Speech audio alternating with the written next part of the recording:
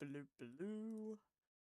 Gotta test if the streams were blah, blah, if it works. Okay, yeah, it works. Yummers. Okay. So,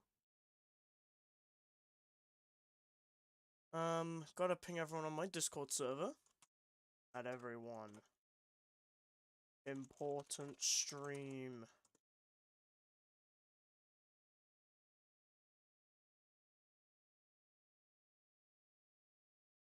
Okay. So, gotta put up my, layout thingy. Just one moment. Hotkey. Okay, shift com. I keep forgetting that. Like an old man. Okay, so. Hello everyone. Welcome to this stream. So, what am I gonna be doing today? Well, this is gonna be a little interesting because I'm not, like, I have the friendship route up, but I'm not gonna be talking about that. I'm actually gonna be talking about Undertale Shattered Moralities and Urnix DustTrust. This is also my current script as well. But yeah. So basically, what I'm going to be doing for this entire stream, which I'm mostly doing for myself, but doing for others who obviously haven't really sent updates and stuff like that about the script. Basically, this entire stream will explain why not only have I not really been working on these projects, but also explaining why they're so hard to write.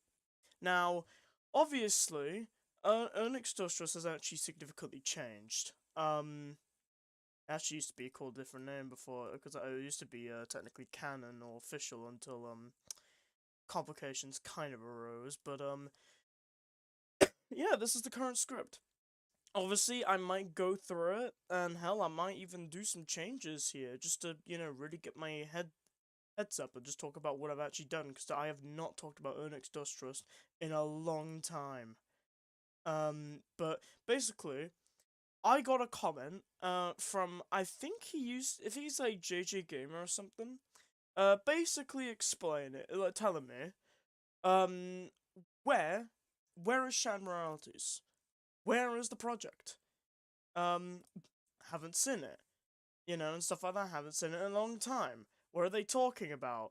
Well, they're talking about this project right here, this little project that I made an animation testing for, because I wanted to do like a test on Vegas Pro, but the whole background thing just, I don't know, I'll have to like see if maybe I could try again, but who knows. But basically, I got a message saying, are you going to continue this anytime soon? Now, this is a bit more of an interesting thing because this is an older project. I haven't really mentioned this, but compared to Urnix DustTrust, this is an older project. I worked on this at September 2020 and finished the first draft at around like November 2020. Well, Urnix DustTrust was late December, going on to late February, going around to February or so, March or something like that. But like, yeah. But yeah, this is like the first draft of it, and I wanted to go through it because I have not been through this first draft in a while. I've uploaded the chapter 1 of this, but yeah, there are more chapters. There's pretty much an entire thing, and it really sucks. But yeah. First of all, I wanted to talk about Shadow Moralities because this is more of an obscure project and actually quite new. I also got an entire drink ready for me. I've got ice, it's literally sparkling water.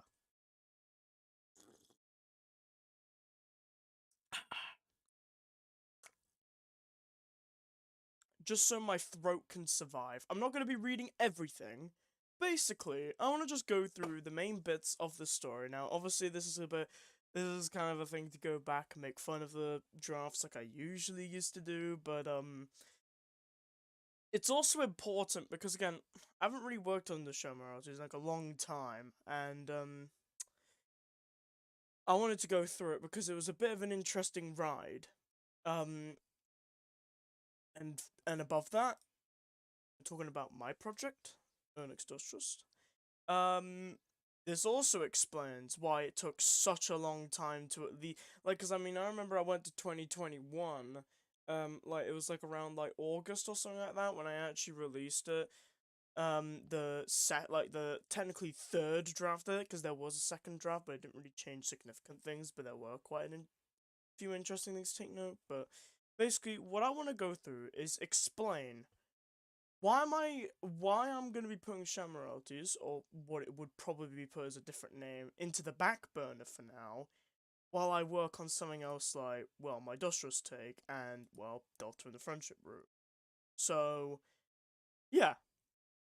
So, as you could probably tell, the way that I structured things in these are very different. It's actually quite interesting how I structured a lot of this stuff. Um, Obviously this doesn't really have scenes, it's just more so the entire script of itself. But because this Urnix DustTrust is an entire project, entire game technically. We're in focusing on one route. But Sham Moralities, so basically let's talk about Sham Moralities first. So what was the project meant to be about? Well, from what I could gather, or from what I remember, it was meant to be a sort of like take on Undertale, specifically with Alphys. So obviously there's gonna be things that are a little different, but it still mostly keeps in line with what happened in the games, or what would happen in the games. So it was technically a take on like Undertale, but like what I'm specifically gonna be reading here is more so a prequel to Undertale. Like it's a kind of prequel story. Which is quite interesting. Which, isn't so bad in concept, but let's just say that things go a little haywire throughout this entire script. So yeah, I don't know if there's anything else to talk about, so let's just get right into this. So, first of all, there's these weird sections involving supposedly Gaster or something like that. It's weird. It's strange because it's like they randomly appear and just disappear. Like there's no rhyme or reason how these parts appear, and it's a bunch of weird poetic shit that I used to do like a crap ton back then for like no needed like reason. Like it was absolutely unnecessary, but yeah.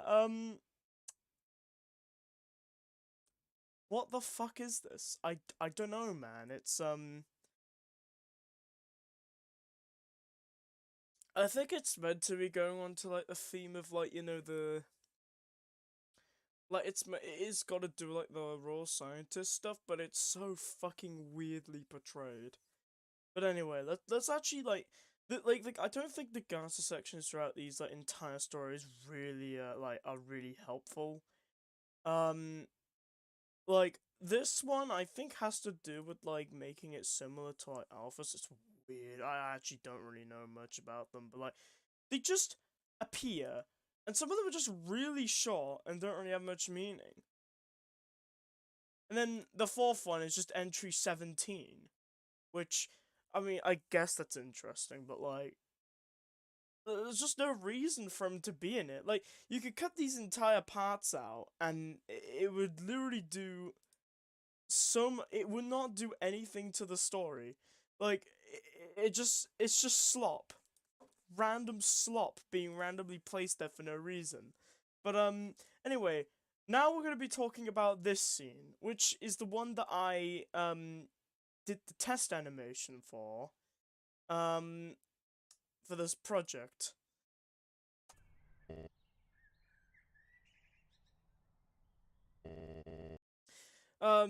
So yeah, in this project, it's Sans is meant to be a raw scientist, or well, not a raw scientist, but he's supposed to be an assistant, or he would be, and stuff like that. Um, but it's just like there's no problem with it. Like it's not a bad idea. Also, his design's a little different because he's like wearing like a different like lab coat. But outside of that, there's nothing much.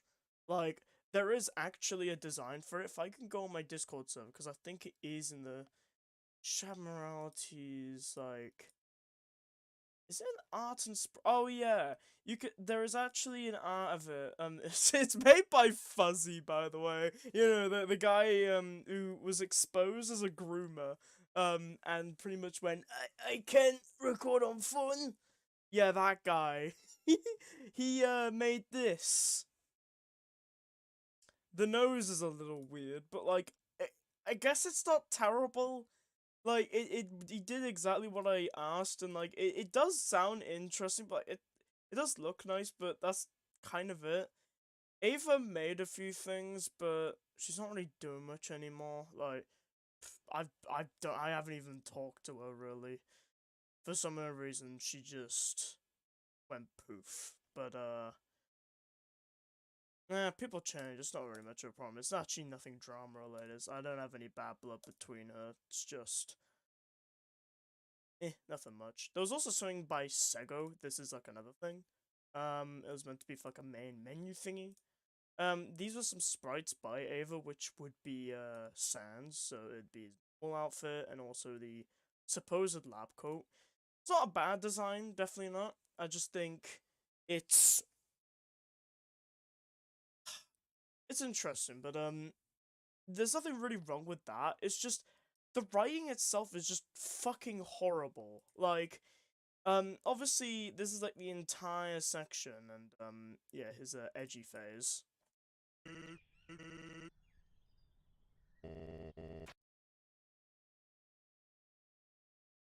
Edgy phase.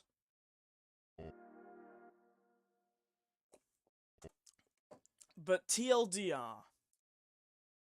That we don't have to really worry about that for now. This is just like, that was just an animation test. Thank God I did not go through the entire script, because otherwise, I'd have just had a huge slop.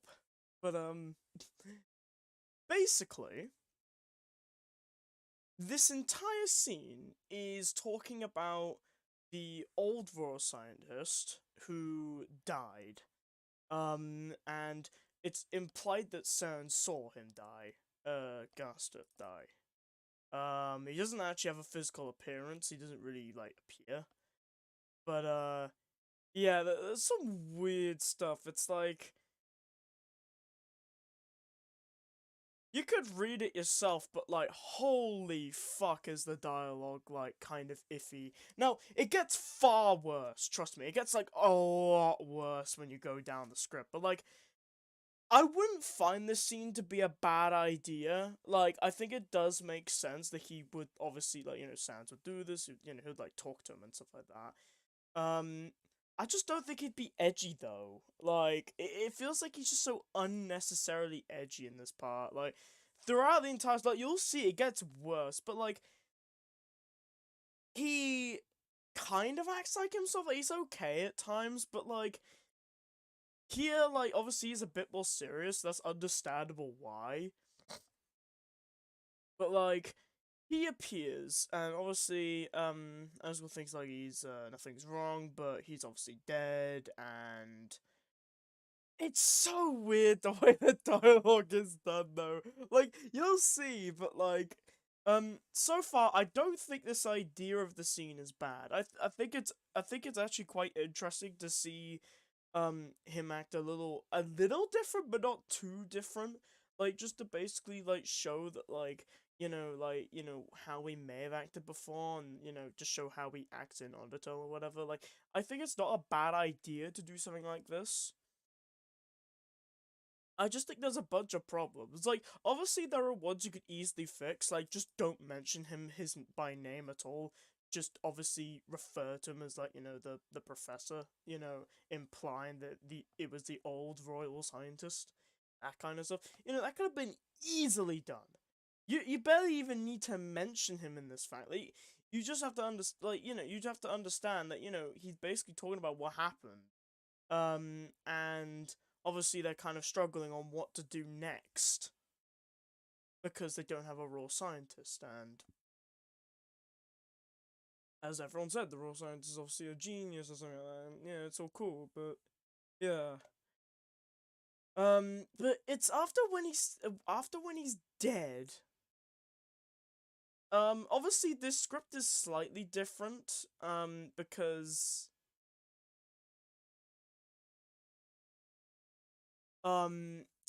this was done on fucking 2 years ago. I didn't even know it was that old.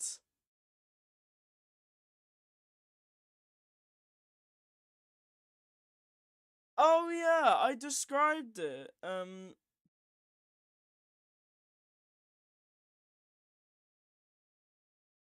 Yeah, I described it as an alternate timeline, but it feels more like a... Oh, it's weird.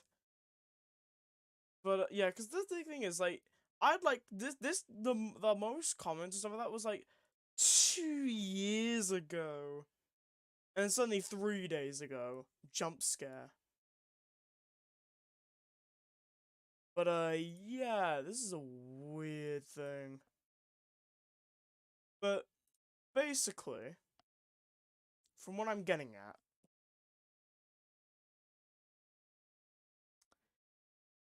let's see how this goes. Yeah, I hate the fact that, like, it takes some time. Like, he just says dot dot dot, and it just says, "Who could replace such genius like him?" It's really stupid. It's like he just immediately like pretends like he just like moves on. It's like, what the fuck, man? He's so weird in this. It's like, and also there's just bad lines like he risked his life to benefit our decaying world, or some weird shit like that.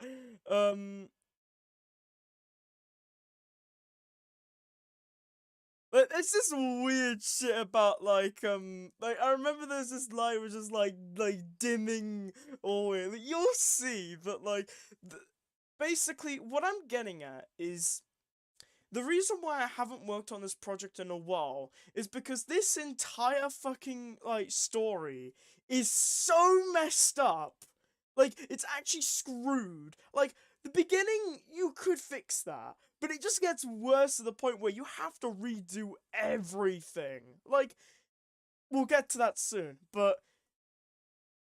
yeah, like, you could obviously read it yourself and pause it and stuff, but like, there's just so many like bad dialogue lines that it's actually hilarious. At least it's better than leaving all of his creations to rot away, just to bring more despair to this entire underground. It's like, what the fuck? It's funny. Yeah, and then this is, I love how I described this as a fucking confrontation. They're literally just talking to each other, and then I describe it as a confrontation. Well, I mean, you'll see how he acts, because oh my god, it's dumb, but yeah. Let's go. I know you bring away volunteers. Please escort them here. Yeah, so Alpha so like fucking appears through like scientific means or like spooky like ooh so cool. This fucking dialogue line is so long. I don't think you'll see any of like my recent projects having lines really that long. But fucking hell. I think I can contribute as the royal scientist show. Anything I can do to show you proof of my capabilities? Like, fucking hell. How long is that? Like, you could simplify it. Like, this is the thing. Even though, like, a lot of, like, bigger issues, like, aren't gonna be solved by, fixing dialogue lines, but Jesus Christ, it actually is funny when all you're hearing to is shit dialogue like this. Oh yeah, no, Asgard's line is so long. It's actually like 1, to 3 lines. Well, I can clearly tell that you have so many views for this role, but in order to solidify your placement as the royal scientist, please go to the hotline. Professor Science will be there to greet you. Oh, I know what that is. I'm going to update your places what Science approved you. Okay. Leaves. And then he just goes on this edgy face, just talking to himself, going, I doubt she will ever be as brave as him. Obviously referring to Gaster in this fact. But it's so fucking weird. Also, the descriptions are so funny. Wow, this is it! Time to truly shine! And, yeah. Again, this so... It's so unnecessary. Why is it described in such a fashion?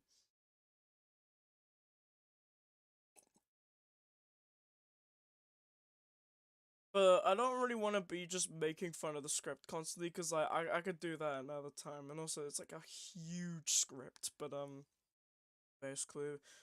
But, here's the thing. This project doesn't have, like, a shit ton of characters like Urnix DustTrust has. Actually, it has, like, it has quite a lot of side characters, but, like, mostly the 3 main characters are Alphys, Sans, and Erzgul. Those are, like, the main 3 characters that you'll see often.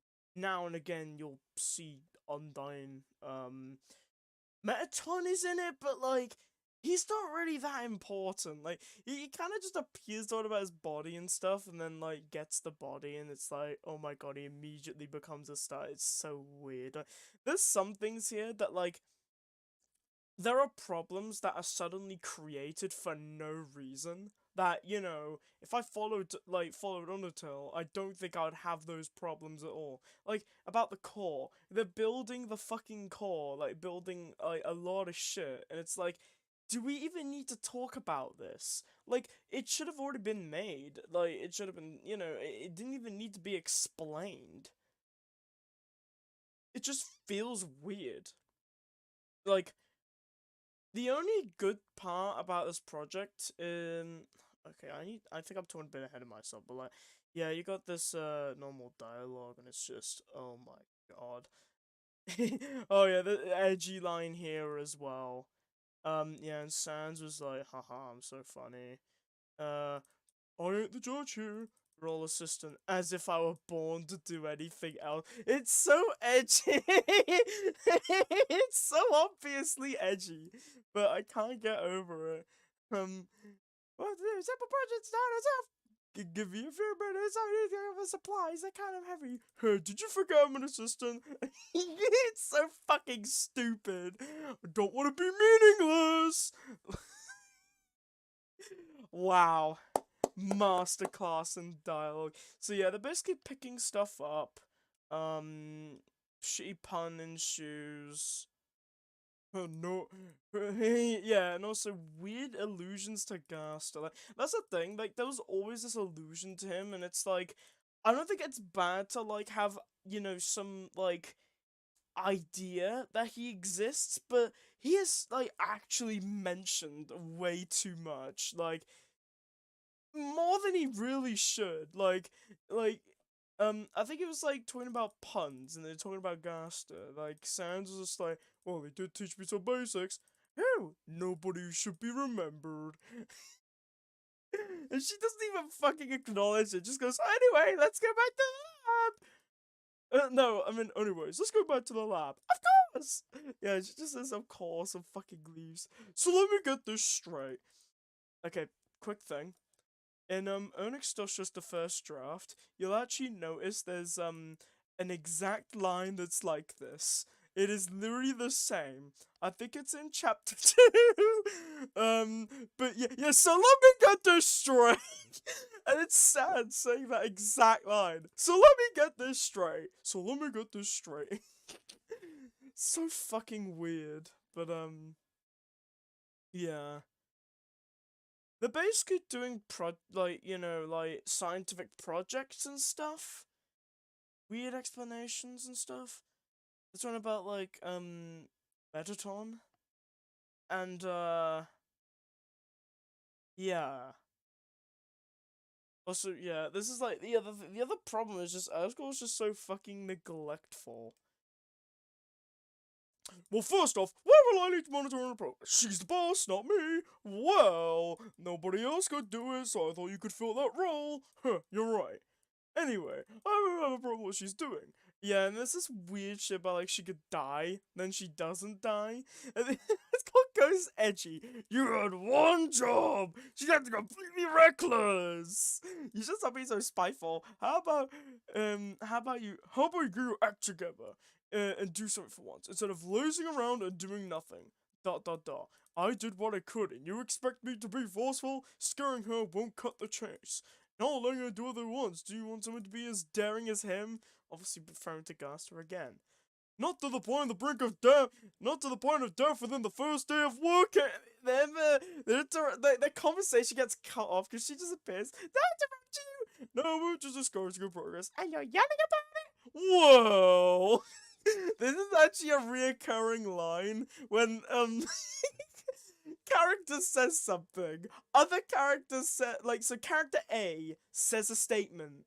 Character B goes, well, actually, I think you meant this. Like, you know, you're doing this. Like, you know, it's like this kind of question.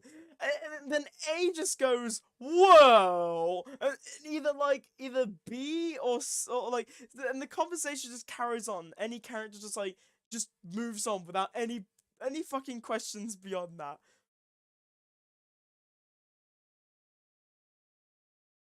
Getting a working battery isn't enough.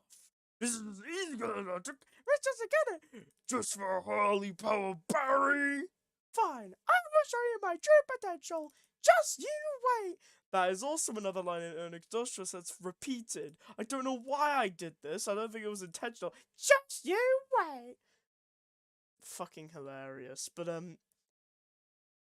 yeah, there's just also this is the line I was on about. So basically, he's talking about, you know, Alpha's like, you know, oh yeah, she's not as good as Gun, so it's just so fucking weird. Cause like I thought Asgore was actually impressed by her kind of like skills or whatever, but I'd have to go back and read up on Alphas again. But yeah, all I wanted was for someone to be just as great as him. The shimmer of light that will revolutionize the underground. And then Sans goes, so by dimming the light, you think you're achieving anything? Like, what the fuck does that mean? Like, I do get it, but it's like, why'd you put it in these, like, poetic fucking, like, stanzas? Like, it's this, like, ongoing poetry thing. Like, this isn't how dialogue works. This isn't how characters speak.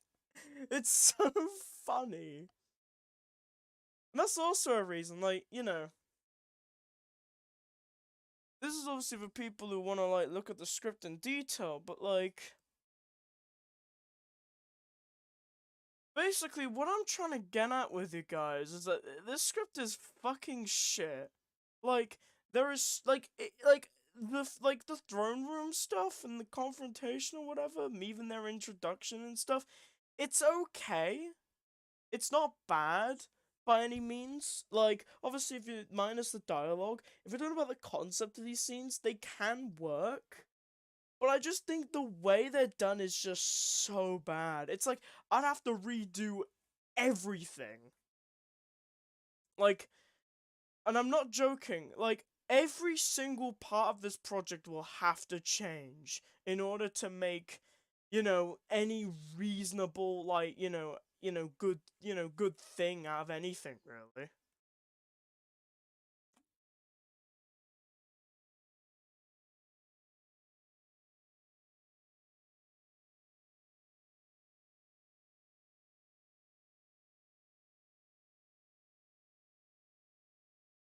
Ugh.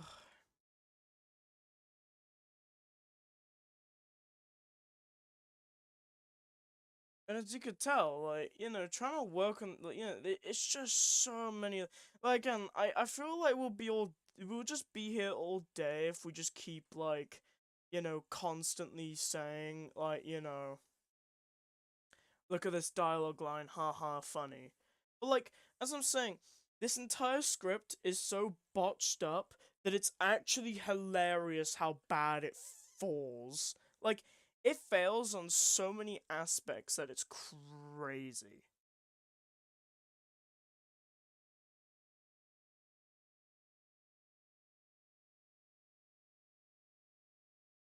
Like, this project just, like, falls and falls on every single level that it's correct. Like, it's actually stupid. Like, obviously, this stream isn't really like a massive, like, formal, like, breakdown of why the project's, like, bad or whatnot. It's just to give you, like, the basic idea of why this is all bad.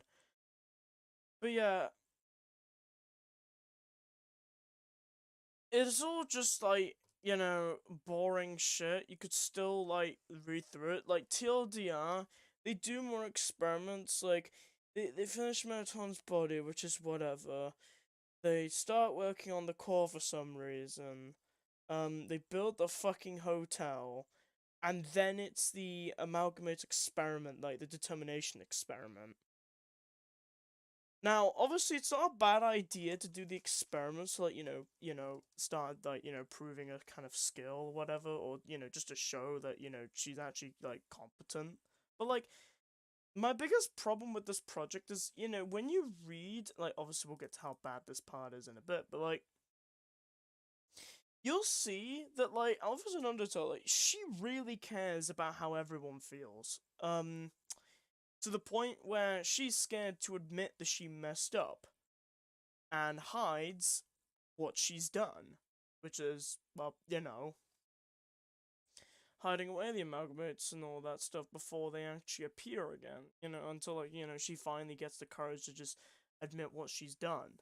Or, that the experiments were a failure, because she feel like it was all her fault and everything like that.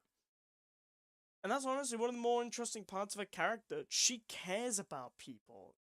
She really cares, and, she wants to be important. She always does her best to try and make everyone happy, or, to try and do whatever she can, but at the end of the day, she has to own up to her mistakes, or otherwise, it's not really, you can't really do anything. Like,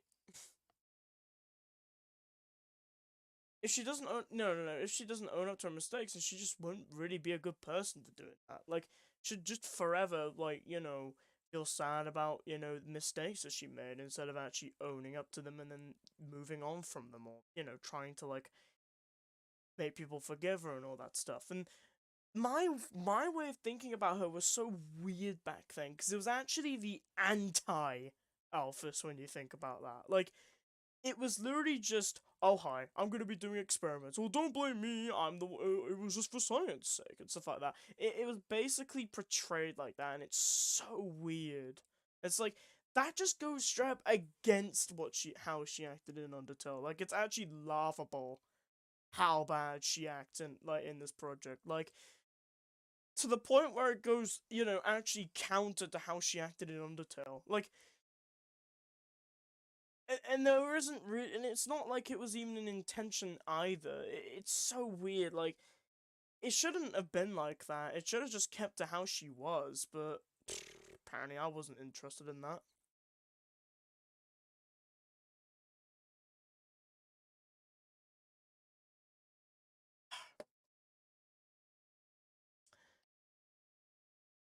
This lab break is so fucking bad. This line especially.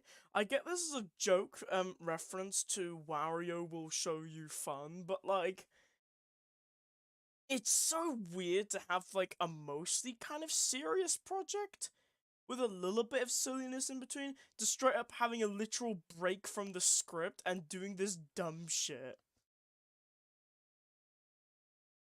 And it actually gets really weird. Like, they even dance as well. Like,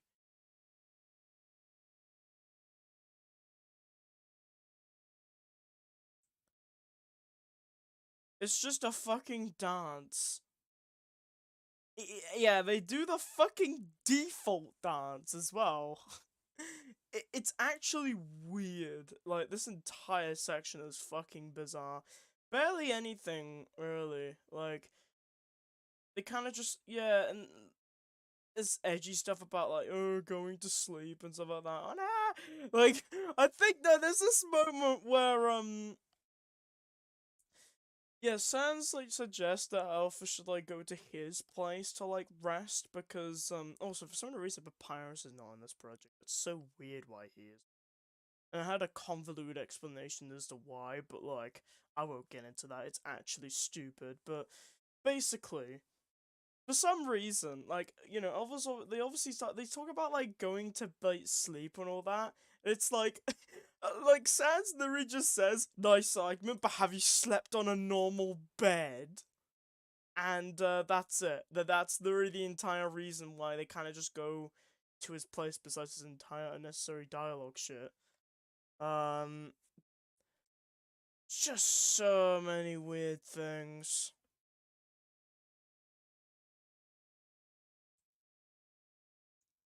Again, you can read this in its entirety if you want. At this point, I couldn't really give less of a shit. But, so many things. Like, you'll see, like, yeah, this song goes to shit. Fucking Mew Mew Kissy Kiri. So weird. And, yeah, no, there's this one fucking line saying, it's tasty nonetheless. They're about like fucking ketchup.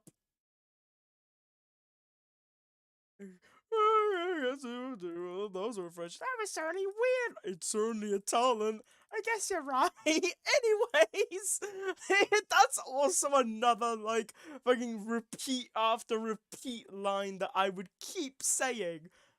I guess you're right. Anyways, it's so funny. But like, I guess like there are moments where like there's this like Bond thing, but it's so weirdly done. Like, it's you can read all this if you want, but like, oh my god, it just gets so fucking ridiculous. Like they're talking about the barrier. This is the experiment. It's pretty much portrayed that it's like officer's fault or something like that. It's like a weird thing.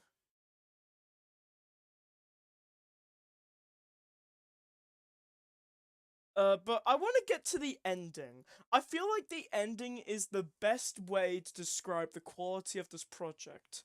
Because this is where everything should come together, where it goes to the, obviously, like, this is, like, you know, what happens, like, this is the final thing before, well, what I would have worked on, the events of Undertale, which was actually something I was gonna do.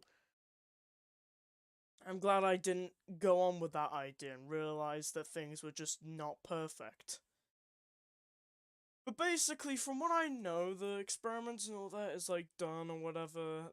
It fails. Elvis is like fucking ashamed. Sans like sees it and like he fucking runs away. Like she's just like, whatever. I need to do. Like he gets unnecessarily serious. This is weird like lines about being a couple. Don't worry, babe. We'll get a see. Oh, so fucking bad. But let's actually get to the serious point. This is when he starts talking about when he worked with the old raw scientist. Maybe someone who shouldn't have been forgotten. Just funny because he literally said like someone who should be forgotten. Hey, get it? Because I crawled back on like a line or whatever from fucking the beginning, and now it's here. Ooh, so scary. Yeah. Then he just wrote everything was completely worthless. He was a great man, it's completely shut it away. Get it? Get it? Because it's the title of the fucking script. But what about you? You used to be very thoughtful about me. Now look at yourself. You got all the credit and never listened to me. You decided to inject all that determination into them when I told you to give them a little more. And you it's literally that one fucking Breaking Bad scene with Mike telling Walt about his fucking ego. Obviously, Breaking Bad spoiler sorta, but let's see. Okay, Breaking Bad, Mike telling like, what, ego, like you and your, yeah, it's this entire fucking scene.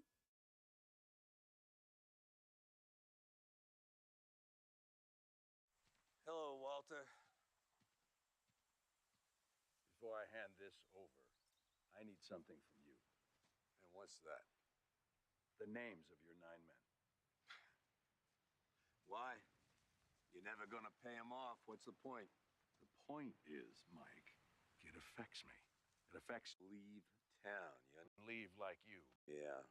Obviously, I'll skip it a bit, but, like, it's literally like this entire scene, because, like, for some reason, there's, like, a moment where she'd, like, develop an ego. Oh, hello, welcome to the stream, first person here. I get it. But yeah, obviously I'll be going through my take if people are interested, but right now I'm going through, like, an older project of mine, because someone talked about it, like, someone mentioned it in the comment section of, like, a video that I had, and I'm just explaining, like, what, I pretty much explained it at the beginning, like, you know, why it's bad, because the script is so fucked up, but I wanted to go through in detail specific parts of the script, because,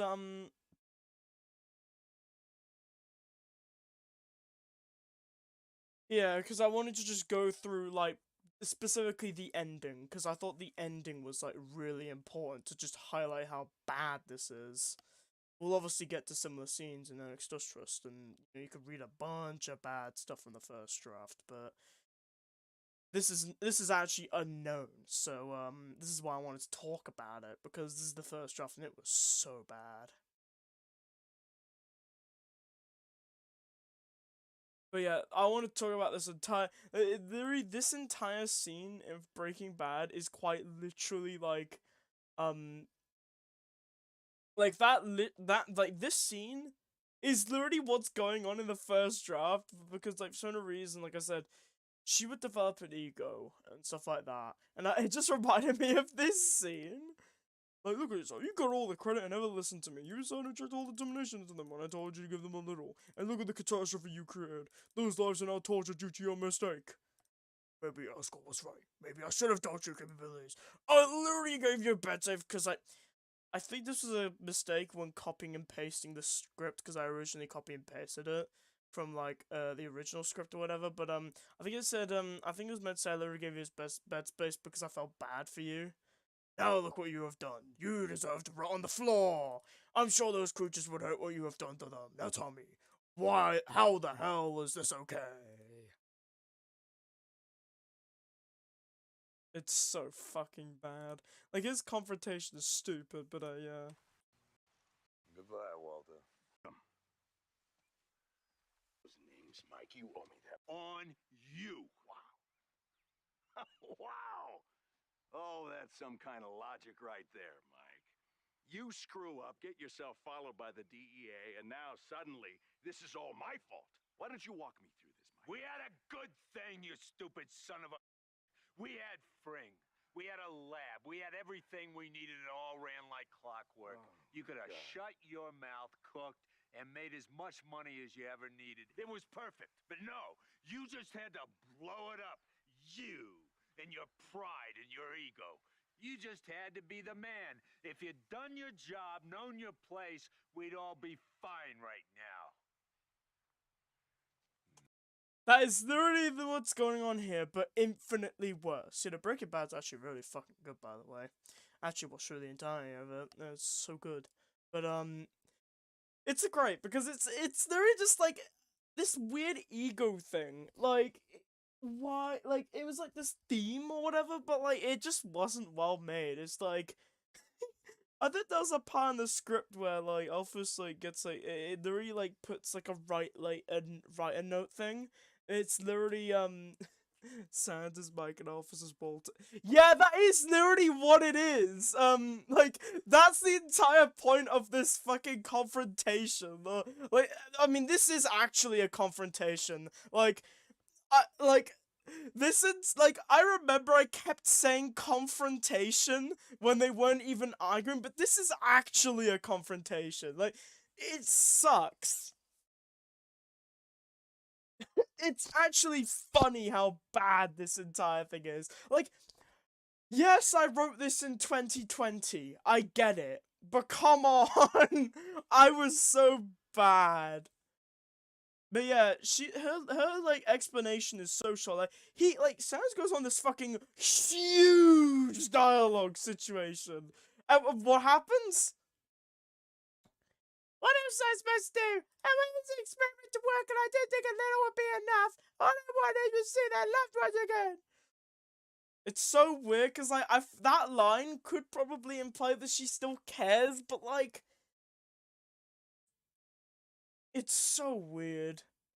If you wanted to work so hard, it's only done. If you wanted to see the one's gonna see them in constant agony. Like, it's just so badly portrayed. Maybe they should have died instead of tortured for eternity. I think that's meant to be a reference to the fact they can't actually die, because, you know, the determination experiment and stuff like that. Maybe we should have settled on someone who had no loved ones. A criminal. A complete deviant. Some dog who grew with nothing. Oh my god. Like, at first, like, I feel like this could have, like, had a little bit more weight if it didn't just, like, constantly have, like, the need to, like, barge you in with the message.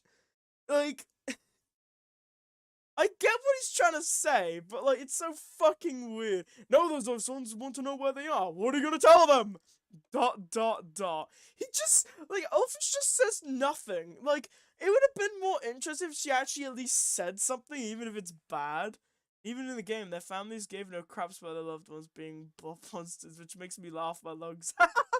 Yeah, that's the thing. Like, here's the point I'm trying to get at, because I said it before. Elphys clearly cares about, trying to help everyone as much as she can. You know, that was kind of the whole point with the determination experiment. Like, she wasn't doing it for science sake and haha, look at me, I'll be so popular. Like, it just makes no sense for it to have such a, like, arc like that. It makes no sense. Like, as I said, I described this, entire story as, like, the anti-alpha story. Because, like, this is not how she acts in Undertale whatsoever. And the way that I thought about her was just actually, like, black and white. There is, like, it's so ridiculously out of a character that you could consider this to be a completely different one, and it's so weird. The point is that she was scared because she, obviously, she felt bad because of the consequences that she could have gotten and stuff like that, but in reality, you know, when she didn't own it, she was just too scared, and actually, in that itself is actually kind of relatable. Like, you know, when people stop hating on a character and actually look at the stuff that, you know, look at her, but, you know, she's actually really good. Like, very nice as well. Like, you know, she's actually very nice, very helpful. Like, she's one of the few people to actually tell you, like, you know, the player, that about what you have to do with Asgore. You either have to kill him or not. Obviously, the, you know, pacifist, blah blah blah. Yeah, true buffs, you get the point. But she tells you something very important. It's not out of nowhere either. Like, there are moments in the game where, you know, she does want to talk about it, or she gets very nervous talking about Asgore. It's so interesting. Like, you know, anything. Like, she just wants to help. She wants to be an important part of the human's journey, which is why she and Marathon create this entire kind of, like, story. Like, you know, that, you know, he's gonna do this evil thing, and then she comes in to save the day. Like, she was meant to help. Here, it doesn't feel like that. She doesn't feel like she's trying to help. She's just, oh, look at me, I have science gadgets, and my ego big, nothing else. I'm sick of you acting all cowardly due to your mistake. I want you to achieve your goal. You trampled on it. I want you to truly shine. You tipped yourself to the shadows! Ah! These fucking light, dark, best themes, it's so fucking dumb! I wanted you to break the barrier, yet you... I wanted to help the one that break the barrier, and yet you broke lives! It's so corny! It's so dumb. It's actually hilarious. It's hilarious how fucking bad this script is. Like, they could have been so more, so much more interesting. Like, you know, having, like, Sans be there, like, you could actually, like, have something between them. Because obviously we do get that. But it'll be like, oh, what's this button? Ooh, cannon of face sticks. Yeah. But yeah, as I was saying, it's just weird, like, obviously, I know I'm laughing at, like, this entire section, but this is, like, the ending, and, like, obviously, we're not gonna talk about the Gaza sections, because it's literally just fucking useless. But, yeah. Or maybe you should have stopped me! You're the boss, not me!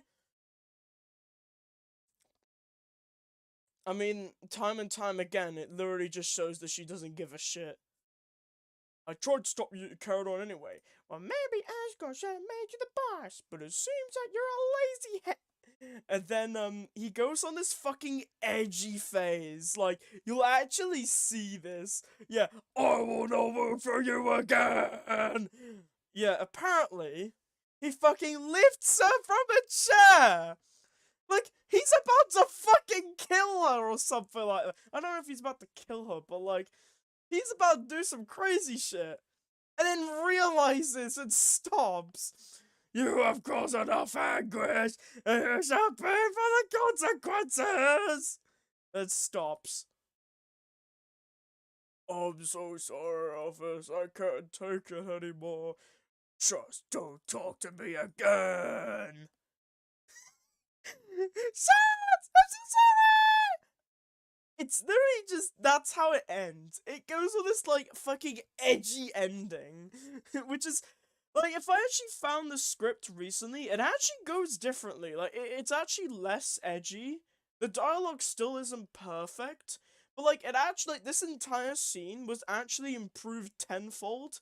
But it still doesn't fix the entire issues with the script. Like, so basically, what happens, in, like, my more modern rendition of it, though that was, like, back in 2021, Sans actually finds her in, like, in the fucking, like, garbage place, or, like, where her home would be, or, like, would be in the project, because it's actually meant to be in, like, a garbage area, and, basically, he, comes up to her and talks to her about how, you know, pretty much just trying to, like, you know, talk her out of, like, you know, like, hiding, and, like, you know, actually tries to help her. So they obviously go to the,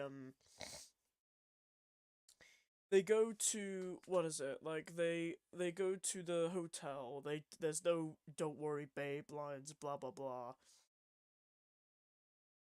But, like, he actually talks to her a lot more calmly about the situation. Like, he's not even angry, like, he's actually just more so concerned for her, that, like, you know, things, like, you know, she has to, like, do, you know, these big decisions, and, you know, it's obviously gonna be a big problem, you know, and stuff like that. And it, again, like I said, it's still not perfect, but it's definitely an improvement from this.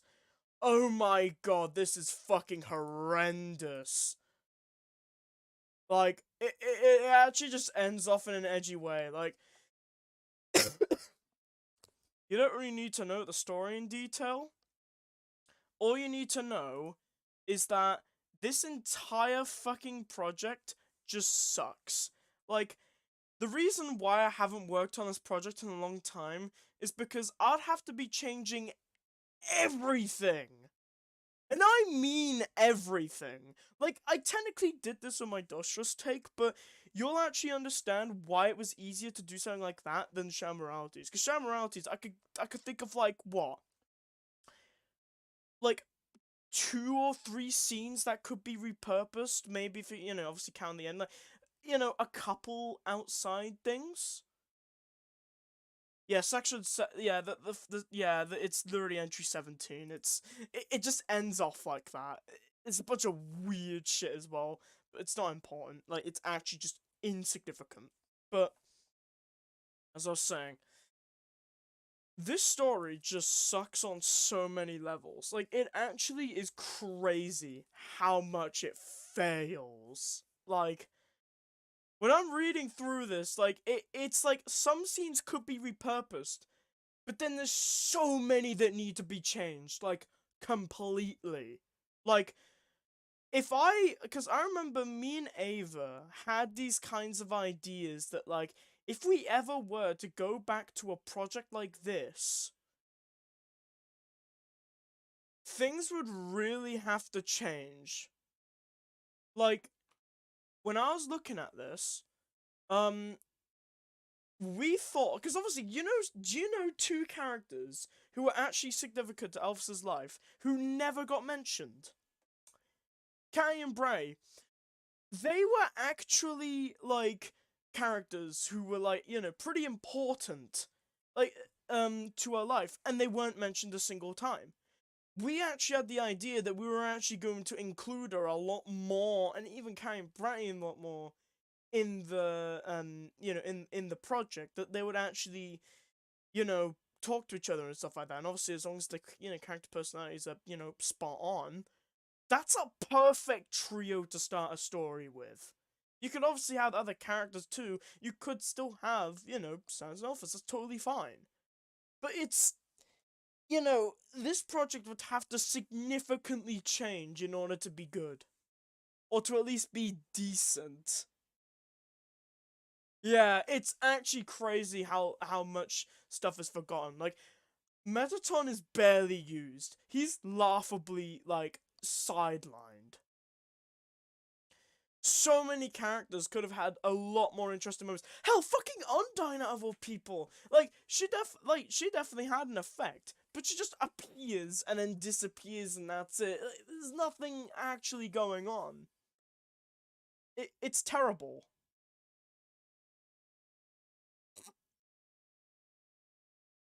But I think that concludes talking about this project, because this is an older project, and I don't know if I'm gonna still work on this.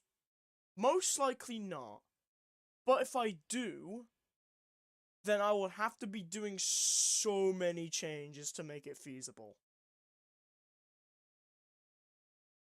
Now, obviously, I don't mind that. If it's better, if it's for the better, yeah, fantastic. It would be, it's obviously good to have that time. Now, obviously, I really need to make a video about this, like an actual like, straight up, like, video that, like, talks about everything, and it's an important one. That basically outlines why I've been so busy and I can't really work on projects, mainly because of university. Yes, I have a life. Said it many times on streams, but I have to still say it. But again, university is a big factor. Obviously, I have my break now, all the way up to September, which is why I'm working on these projects now.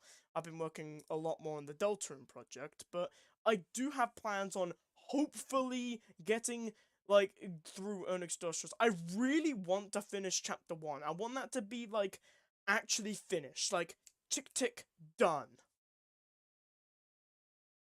Chapter 2, I need to make sure that I have that fully planned, at the very least fully planned, before university.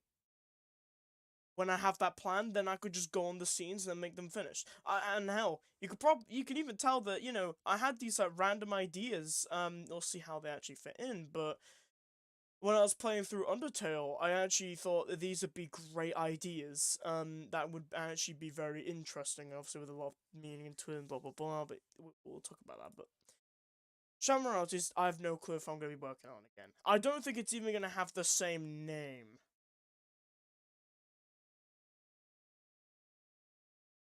Yeah. I'm not saying that being online means I don't have a life. It's just, university is a different kind. Like, there's a lot of stuff that you have to do, and obviously it's good for me. It's not a bad thing. Like, I definitely enjoy it for the most part, but obviously it is tough work. I have to make sure that I get assignments in, meaning that either the progress I would have on my projects would either slow down or go to a halt, because I have to work on those things because they're important to get in and make sure they're all done. But yeah, that's what I have, and for now, Urnix DustTrust, I have a good idea. I'll probably talk about the later scenes because they're obviously important, and especially the really funny Act 3 Scene 4 with Sans and Alphas fucking confronting each other. Yeah, same thing, but swap. But yeah. This entire project, I might work on it again. Who knows? But what I can tell you all for sure is that it's not really going to be a project I'm working on anytime soon. This is like an old project, and it would be nice to revisit it at some point, but I just don't think it's going to be important for now. Like, what I want to do is I want to get the main part of this project done. As well as also working on this project, to make sure that I can actually get everything written down. Because I know people care far more about this project than the friendship route. Which is a little sad, kinda, but I'm okay. As long as I can, as long as I can try and work on projects, it should be okay. But yeah, for now, this is more on the back burner, but I most likely might not go back to it. Either way, it's still an interesting proof of concept and still an old script that really shows progression in my writing. So let's talk about DustTrust. An hour in. I'll even put that as a small note on my Discord server. 1 hour into stream. I wanted to talk about Shadow Moralities first because it was less important, but now let's get to the meat and potatoes of this entire project. So I only have the friendship route on the side in case, but I will probably be looking at the script while I'm making the sprite comic thing, and I have been working on the sprite comic, but I just need to make sure that I'm doing everything right first before. So anyway, Urnix DustTrust. Now, what I'm gonna do is I'm gonna be comparing scenes side by side, because here's the interesting thing about Urnix DustTrust. Some of the scenes that I worked on, or technically Ava also worked on. Yes, pretty much. But basically, the scenes you'll see here, there are new scenes, by the way. Some of them, but you will see that some of these scenes have been majorly repurposed. So oh my god, unnecessary descriptions. You'll see my descriptions are a lot more concise and not really too long. Unlike within the small pit echoing the howling of the wind above, covered with the darkness that kept growing, a light broke up upon bed, it was days of the woody stuff, innocence and gall. You get the point.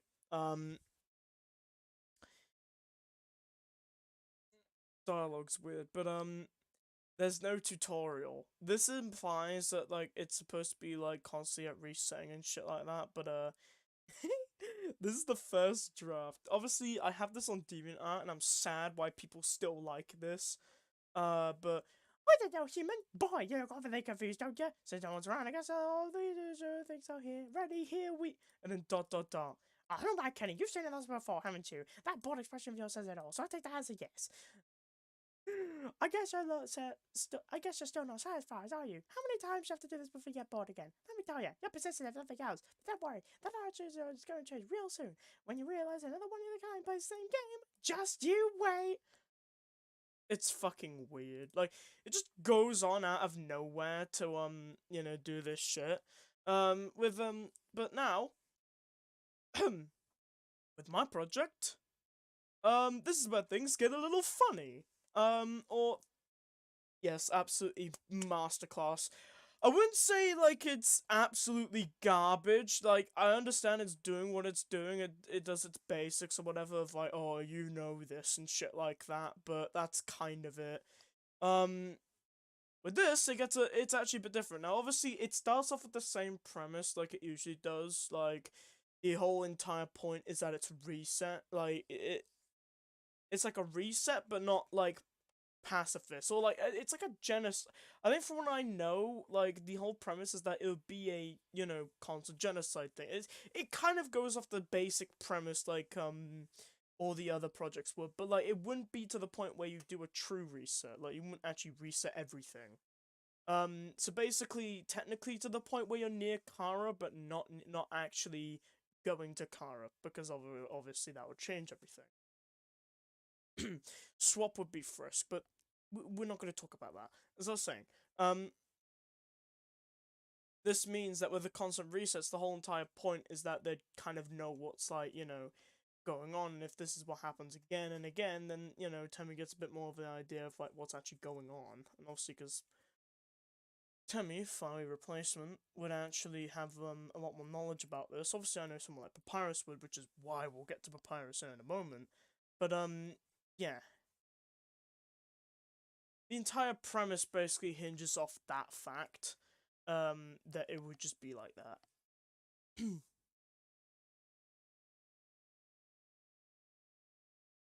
You still have the Breaking Bad tab open? Yes, I do. Jesse, we need to cook.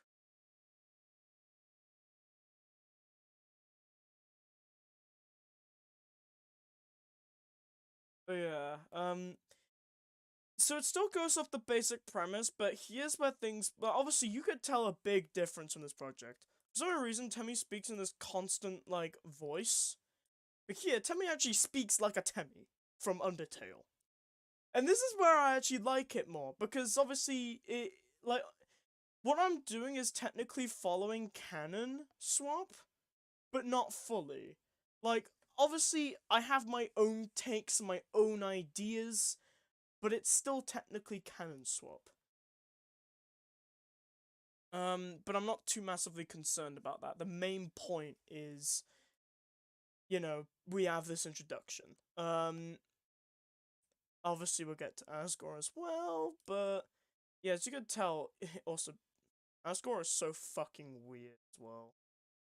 Like, his dialogue, like, I'll go down, like, you can read it, like, whatever time, but it is actual slop.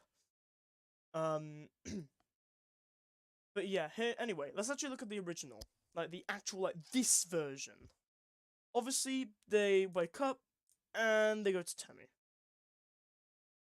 I was doing some, like, thing where, like, I'll do this, but I actually didn't, I realized I don't need that. So, obviously, this is the Temmie. This is usually the dialogue that would go, in the games.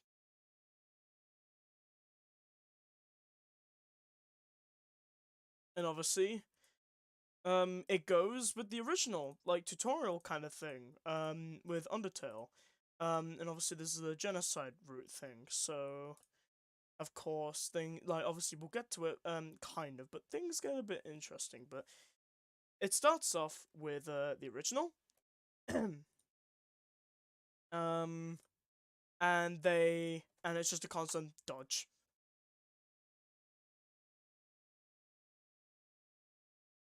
Did I just see Papyrus saying, "Where's Papyrus?" Yes, because that was a joke. You'll see if you actually read the dialogue that, he's wearing, like, those, like, those kinds of, like, stranger masks. It's supposed to be a joke. A weird joke at that. But, yes, you do see that. And it's pretty funny, how it all goes, because it's so strange. It disappears and go, "Hey, did you take a look at that guy?" And that's it. Obviously, we'll get to, this is yeah, he's a bit popular in this part, but, we'll get to the second scene, because the second scene I'm actually pretty proud of. One of the scenes I really like. There's actually many, but you'll see. This is like a big improvement, but yeah, you get this. Obviously, they dodge, and this is actually a Temmie line in Undertale. Thought it'd be funny to add that there. And basically, it kind of, here's the thing. I feel like this does more by doing less. Well, actually, I'm not really doing less. I'm actually, obviously, making, new dialogue based off, like, the original stuff, also taking Undertale as well. But basically, when, she, like, obviously when all that fails, this was actually Ava's idea, but I really liked it. She just says, "Well, can't blame a bug for trying, which is obviously an Undertale line. That was a perfect placement. And I remember, before, like, we were still trying to, like, edit something, we were gonna have her say something afterwards, but I just feel like this does more. And obviously, underscore appears. Because obviously, this is the moment in which Tammy would realize that, you know, things that they do know what's going on, stuff like that. And obviously it will transition into the second scene, but we'll see about that. But yeah, I just feel like it does a lot more by doing less. It doesn't need, like, you know, some edgy statement about, like, oh, so you're here again doing all this thing over and over again, well, this time it's gonna be different. It doesn't need to do that, and I think it's kind of like show not tell in that sense, so I feel like doing this was actually a lot better. Obviously, the Asgard lines are changed up. He acted so weird in the story, but yes.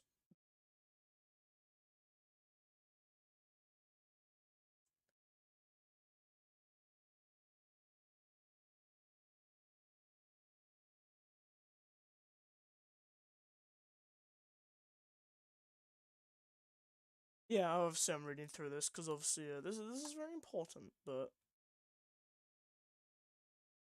yeah, these are basically some of the puzzle stuff. Obviously, it's a kind of change up for, like, Undertale, sort of, but, like, also it's,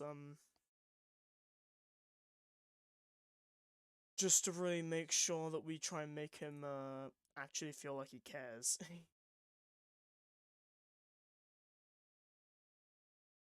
Obviously, these dialogue, like, lines aren't massively important, but I feel like it is better to just make sure that you're going through everything to make sure they're right and not off.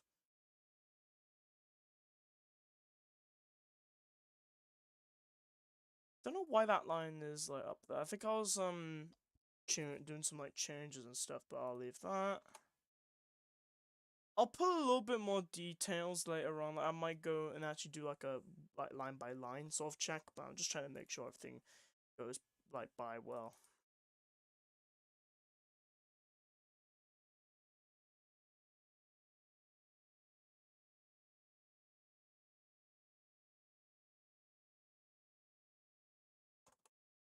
I might change this up a little.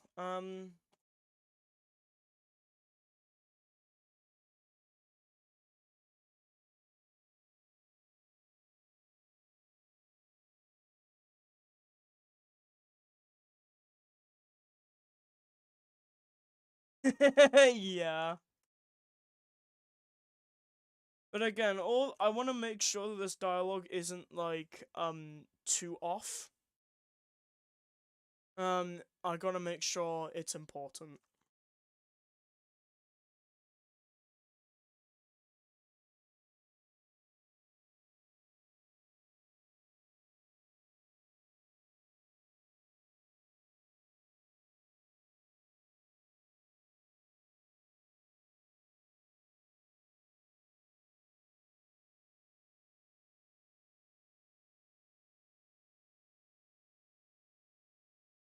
I don't think he needs to say that. I think, yeah, they could just carry on like that, and I think that's fine. Oh,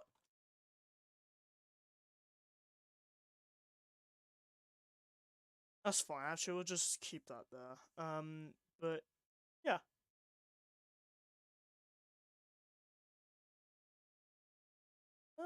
What else do we have? Obviously, I need to do this. So that was a minor change. It wasn't a huge one, but I think it's okay.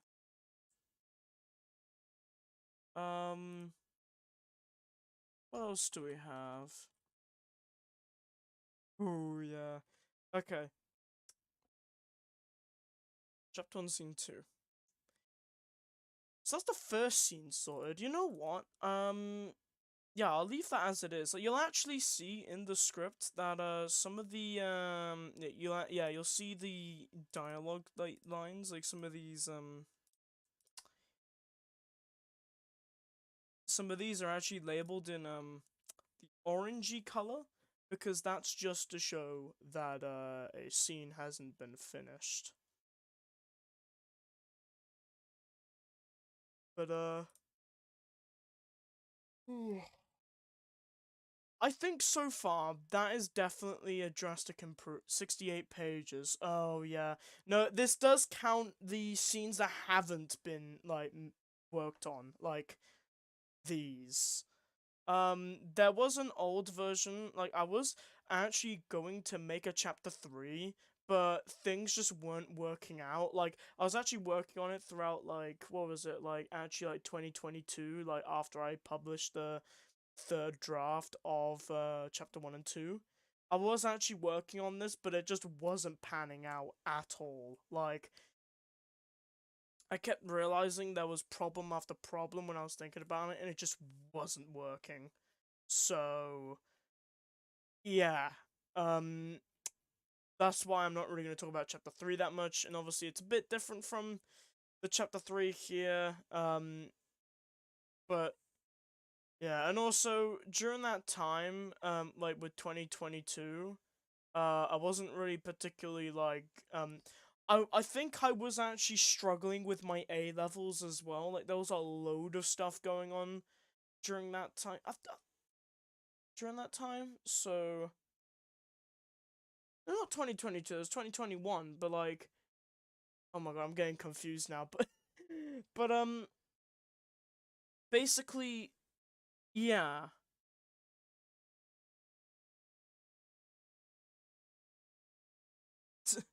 Yeah, it's like a huge play or something like that.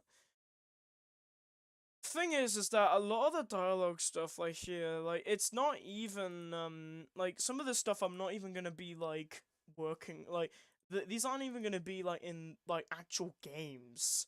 Like obviously the game stuff will be the major fights, but the reason why I'm doing all this legwork is to show how it progresses from beginning to end. You know, obviously providing a basic setup for this is what happens, and, you know, this is what would be very important. Like, did I need to make, like, an entire full comprehensive story? No, I didn't need to, but I think it's better doing that. Which is, well, my kind of idea that I was doing throughout, like, the, you know, the first draft and stuff like that, and even what I'm doing here right now. Like, a lot of this stuff isn't even going to be used for the game, or if there will be, like, a sort of game-ish thing, like, I don't know, like, if anyone was interested, but, like, yeah, it's how it is. But yeah, chapter 1, scene 2.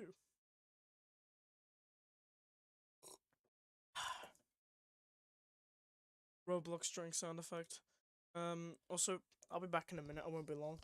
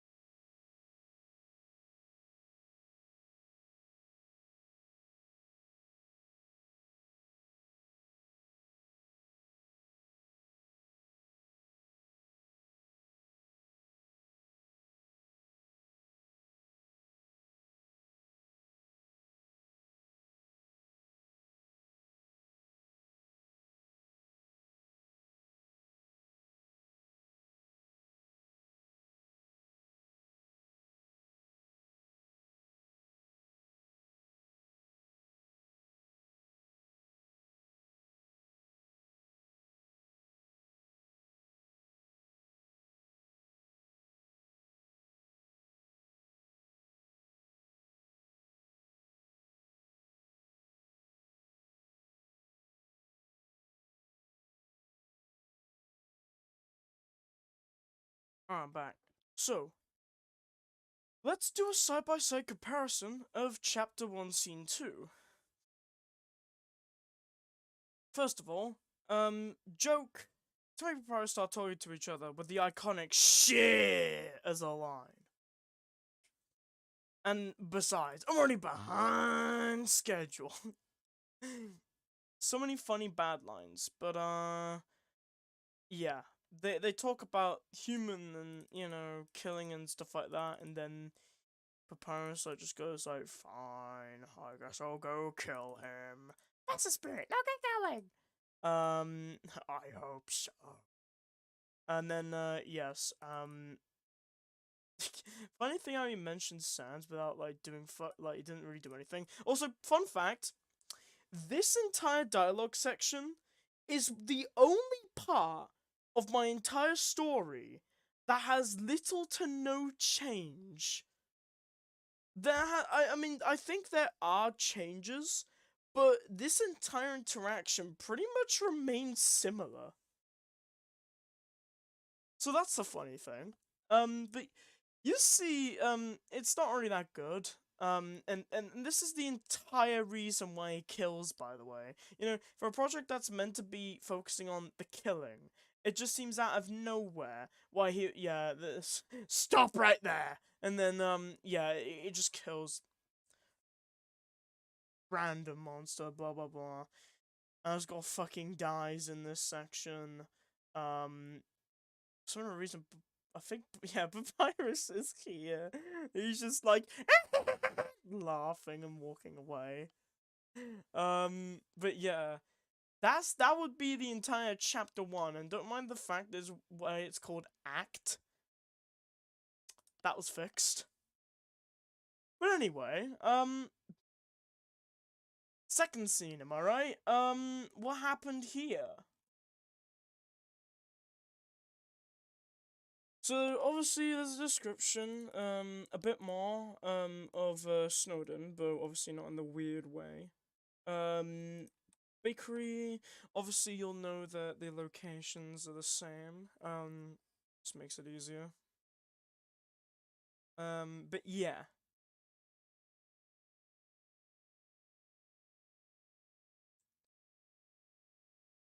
We got a funny, silly joke,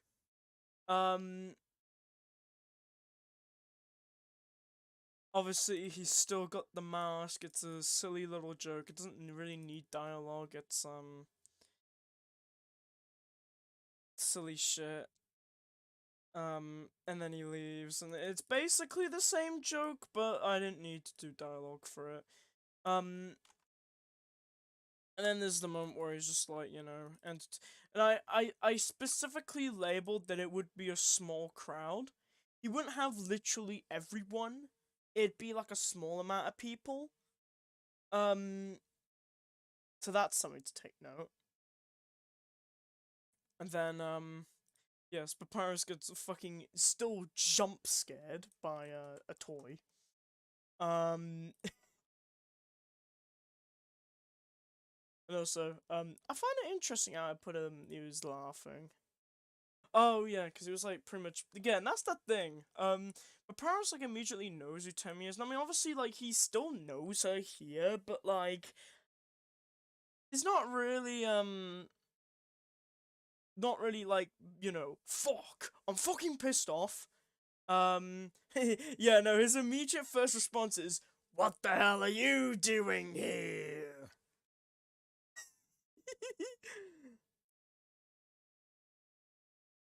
I know you're not here to talk, so why don't you stop wasting both our time and get to the point? I think it was meant to say, why don't you stop wasting both our times, not both of our time, and get to the point? It's such a minor mistake, but it just adds to the hilarity of this fucking story. But yeah, here it's different.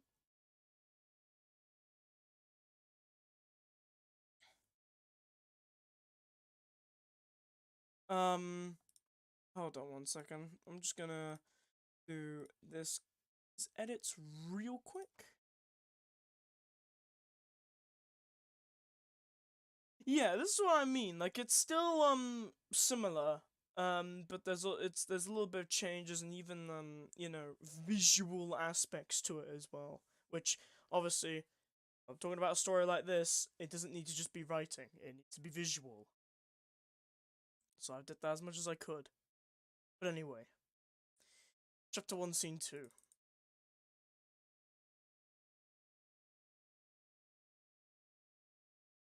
So, let me, read this. So, yeah, he makes a joke, that he's not on, like, a list.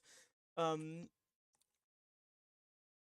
on they're in the backstage right now. Not in the back rooms, they're in the backstage. But basically, yeah, he pretty much makes a joke about the fact that he's not on the list, and there's a silly thing about you know, him, just his name and face just being like all over the place on the like on like some list. It's really funny. Like it's just a basic, and that's the thing what I like about the story. That's like that's such a basic thing to do, but I think it really does kind of like add to it. Like, and obviously, like, initially he's not on board with it. He's not really serious. He doesn't just immediately go serious mode. Tammy obviously acts a little bit more serious about this because she wants Papyrus to try and like actually get on board on what the hell's going on. But yeah, I don't know if she needs to say she wants to talk. Maybe she just like.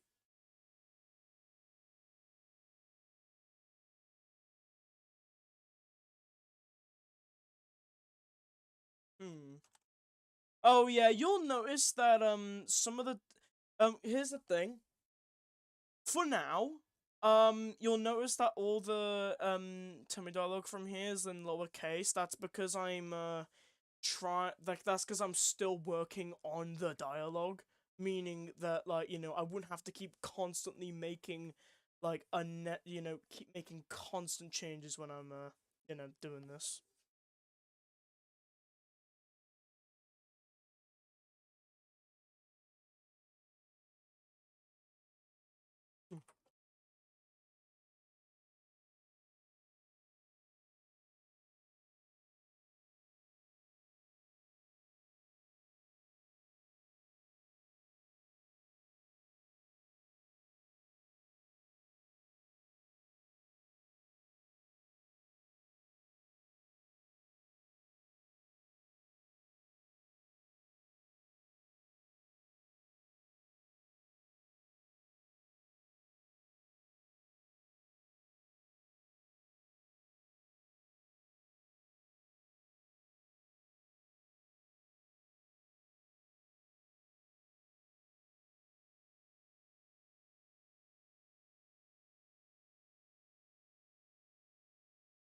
Actually,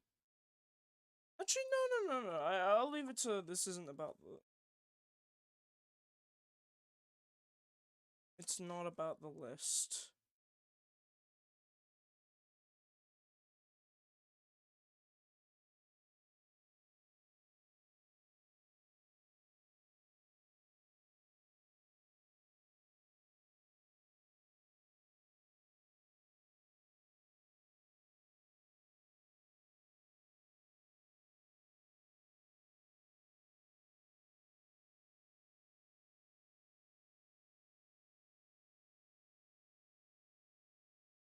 Okay, Papyrus like strolls in. Um, yada yada yada.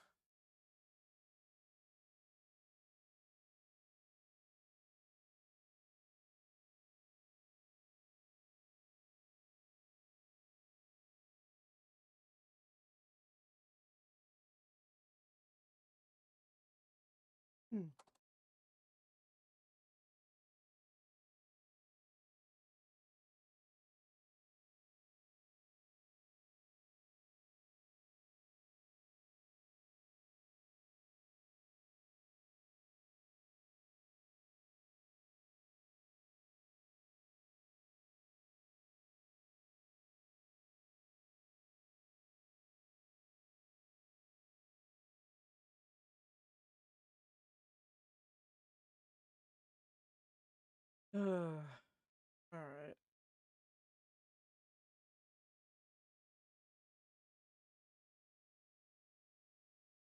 We should stay.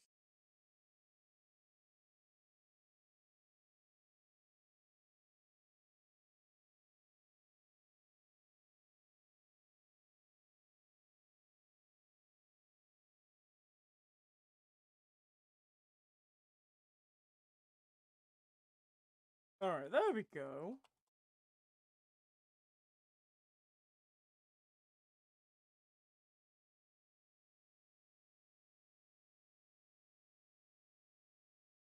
That's great. Yeah, yeah, there's just some minor things I had to change, but I'm liking this.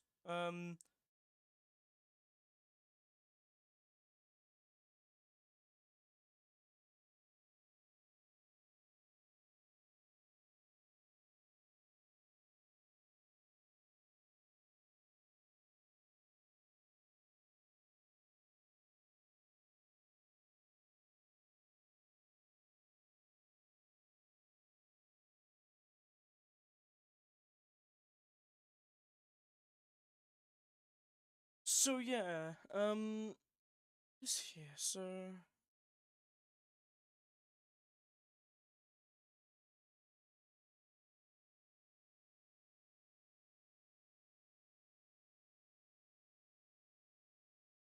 I don't think Tammy needs to say that.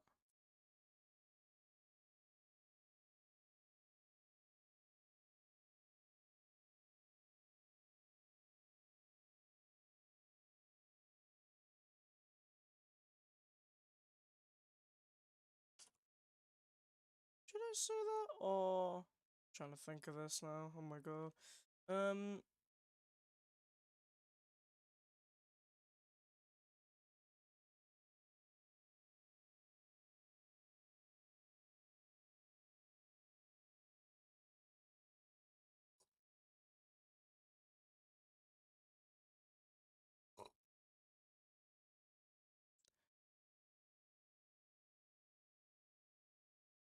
I don't know.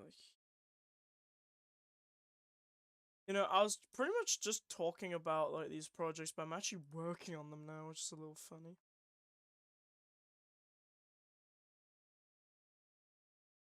So what I'm trying to get is basically she's talking about that she found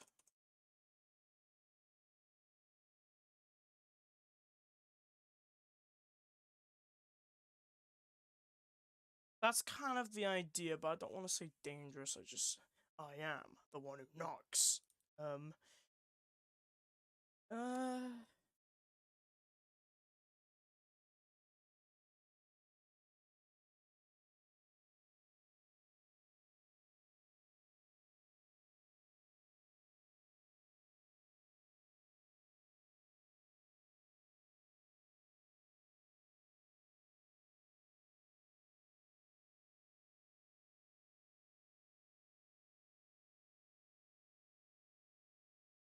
maybe we don't need this.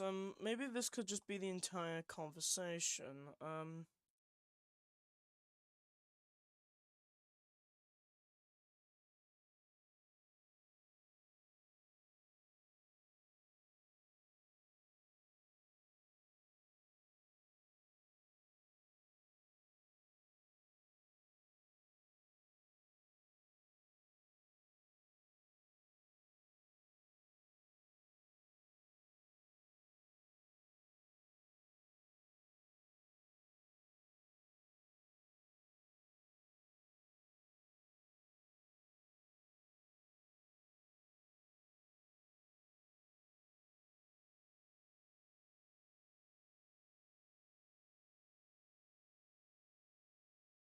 I don't know about most welcoming. It just sounds weird.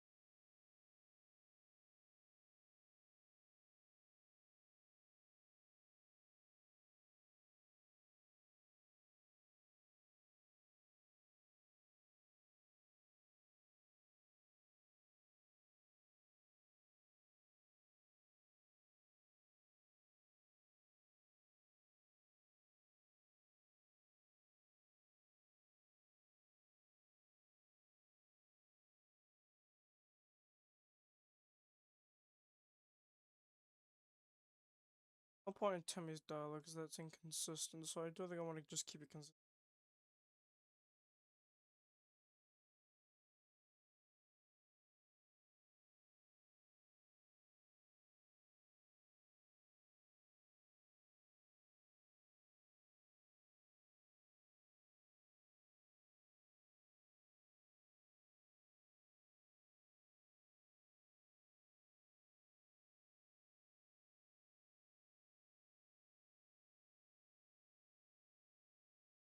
Yeah, so here's the part where he gets skeptical.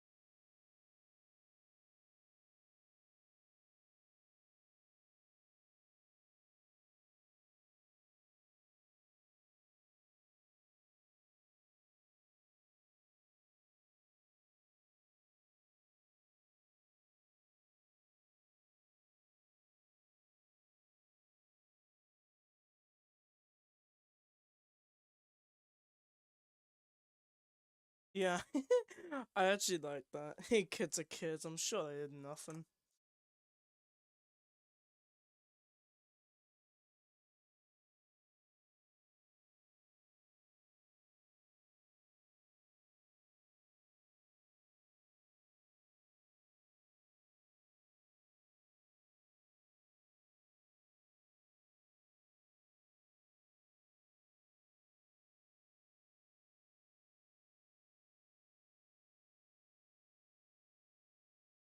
Maybe I should say it.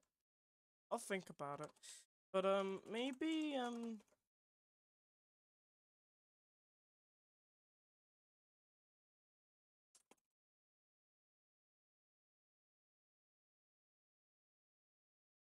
yeah, actually that's good.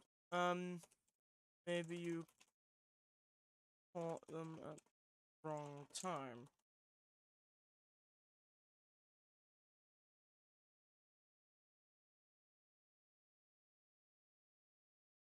Maybe I'll leave that and then yeah.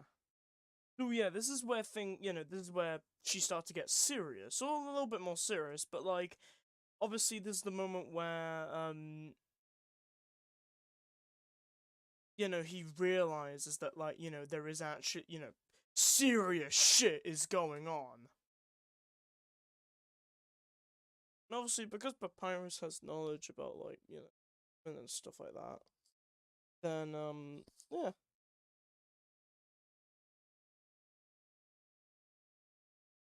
So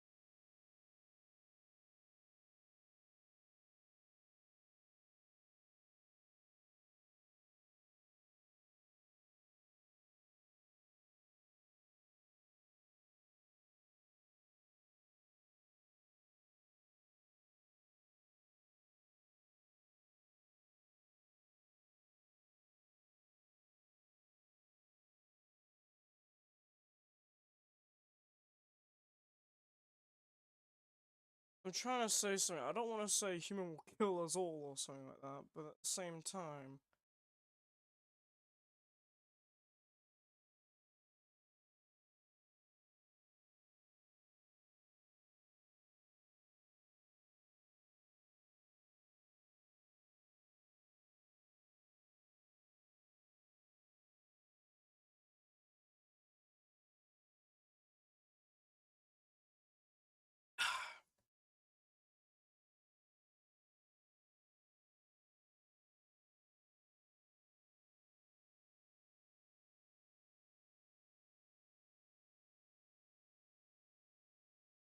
Hmm.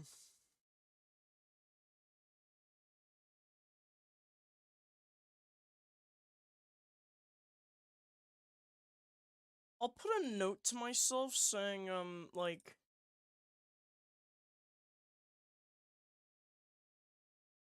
because the whole point is that she's trying to get him on board that they're a problem. I don't need to.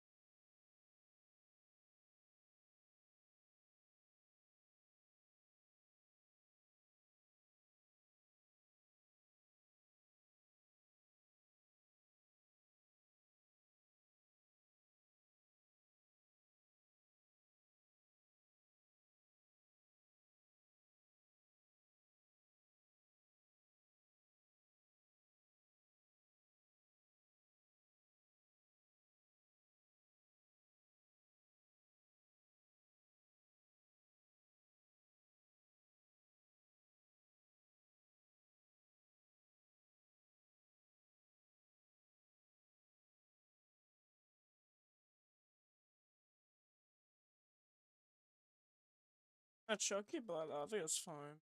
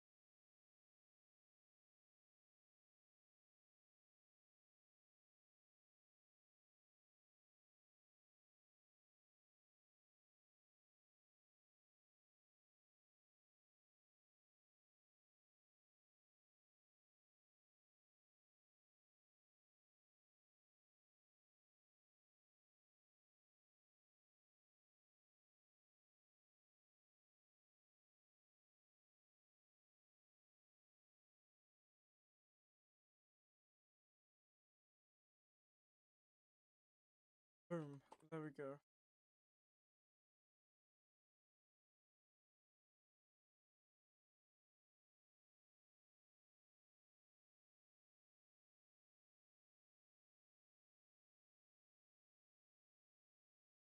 There.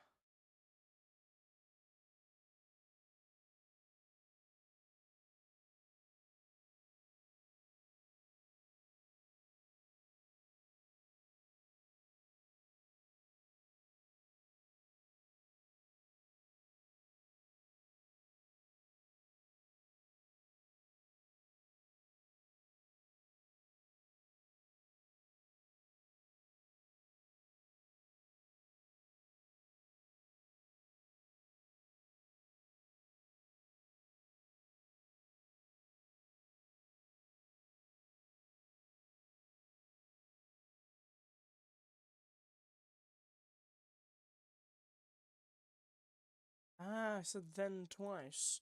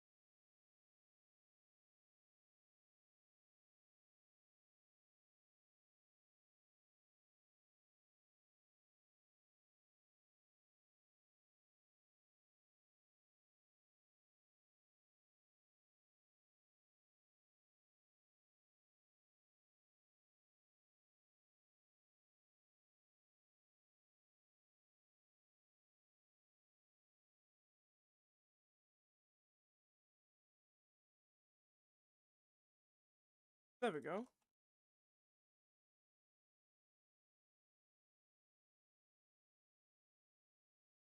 And then obviously that's the entire prepare section. So basically, describe what's going on. Temmie's trying to get on board the human that there is a human going around that's actually killing monsters. Paris actually knows the dangers behind what happens if you don't do anything like that. See, because Sans rule. But what happens is initially he doesn't believe it. He just thinks that it's not really a serious thing, at all. But Tommy obviously goes ahead and explains that, you know, basically what happens. Well, technically, I guess, like, it's like she's kind of trying to make up a story, but she knows for sure what's going to happen. And obviously, Papyrus isn't sure of it, but, obviously when she explains that, Papyrus then starts to actually realize that it's actually a little bit more serious than they all thought. Which means that in order to actually do anything about this, they will have to, they'll have to do more than what they're initially asking. Now, the whole point of this is to eventually get to the point where he realizes he has to kill other monsters in order to kill the human. That's the entire premise. Now,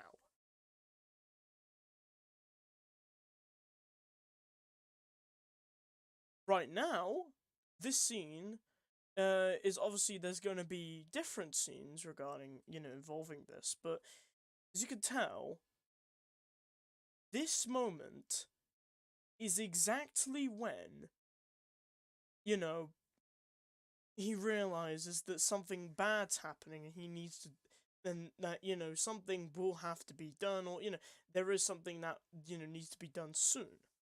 So, he leaves. And, you know, I think in the initial script, I mean, we didn't even have this. There was no fucking interactions between them. It was kind of just like, oh, hey, so, nothing happens. He kind of just says, I'ma go see Sans, and then proceeds to kill everyone. Now, this is an original scene. This wasn't actually in the first draft, or the second draft, or hell, even the third draft. Technically, this is still the third draft, but Jesus Christ, it's taken me such a long time to work this. I understand. And to be fair, you're considering one person to write an entire project like this. Yeah, I had Ava, but, like, she's gone now, basically. I don't really talk to her nearly as much as I used to. Things have completely changed in some regards, and, you know, in terms of friend groups that she talks to, and no. Meaning that I'm pretty much alone on this now, which is a little sad, because, let's say, I feel like I have such a huge burden on me to try and get this huge project completed, and I have, like, little to no help getting this done. Could I do this by myself? Script-wise? Maybe, but it's gonna take a while. And that's the problem. I only have a few months before university starts up again. And what's gonna happen? I feel like I'm just gonna get worried about everything over again, and I'm just gonna keep doing this over and over until something happens. And, like, DustTrust was popular back in 2020. Like, this is way overdue than what it should have been. Like, if it potentially revives the excitement, I have no clue if that would even happen. But if it did, then, maybe. I mean, the thing is, I know people care about my project. They care about it far more than even current projects that I'm working on. Even though projects like these are far easier to make.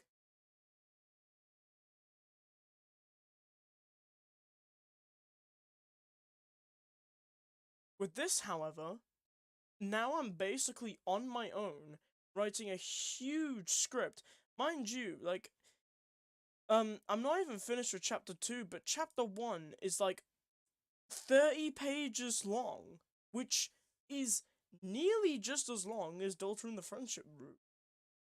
Which, take that into consideration, that this entire script, like, you know, this is the entire script, there's, like, you know, other things, but, like, basically, there's a lot of stuff going on here. But with this, there's actually a shit ton going on. Like, there's a load of characters. Like, I was gonna, like, make something, but, like, basically, this project hinges on a few characters. 3 main characters, along with side characters, like, well, though she does get a bit of importance. Susie's a bit more of a side character. Queen is more of a side character. But, like, and there may be others, but, like, again, the 3 main characters of this project revolves around Chris, Rosie, and Birdley. 3 main characters. And none of this, like, really switches, like, you know, protagonists either. Like, at most you get, like, you know, Birdley, who kind of, like, you know, who joins in. Not later did, but, like, you know, joins in, with the gang, but that's kind of it. There's one original, arc in that sense, like, the original character dynamic, but that's it. The more important situation here is we're talking about an entire original story with so many characters in it. Like, who have I already introduced? Temmie is a main character. Anasgor's technically a side character, if you will. But he does definitely have his importance here. Papyrus is a big character. Sans is also a big character as well. Temmie's Alphys is also a big character. We've got Undyne and Napsaton. So, and, you know, we've got Azrael, and that's 8 characters! And so many of them do play importance. And that's a load of characters to introduce, considering how much that I'm trying to get done. And that's a big thing. And I feel like, to be fair, if I really want this project to be alive or people to, like, still see what's going on, sometimes I feel like I should release, like, the, like, chapters, like, just only as, like, chapter 1, just to show how much I've done. Because if you compare it to the first draft, or hell, even the third draft that I had before, chapter 1 is completely different, like, completely different. Like, no argument. Like, it's actually crazy how different this is. But yeah, chapter 2, pretty much done. And yeah, this is a completely original scene. Um,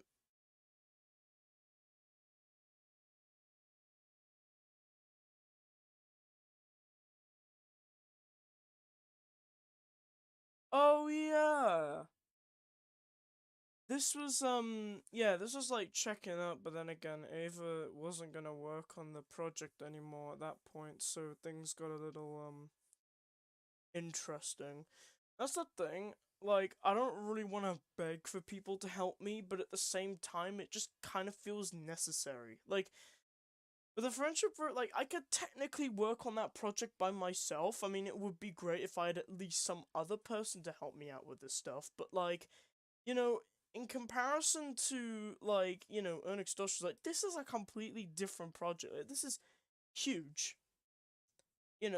New scenes, completely, like, obviously, there are similarities to the way the characters act, because they're obviously, like, Undertone and, and all that, but, like, we're also dealing with other concepts, like, under Swap, so things are a little different. Talking about the Dust Talk concept being in there, and a Disbelief concept being in there. So there's so many different things that I have to look at while making sure that each of the characters, makes sense. That they come to an actual conclusion. Oh yeah, and this scene, is also different. I just wish people understood that, because it's not easy to write a project like this. This project is comparatively huge to the other things I've been working on. This is probably the biggest one yet. This is the one that people care about the most, but I have little to, like, no way of telling people how I can get help with it.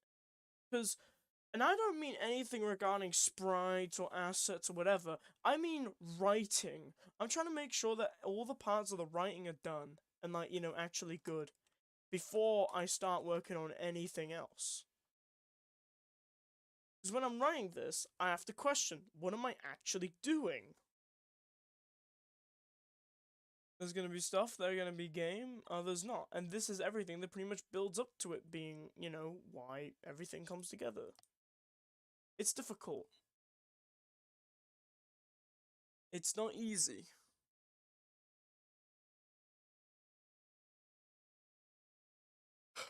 Yeah. So this is the moment where the person sends.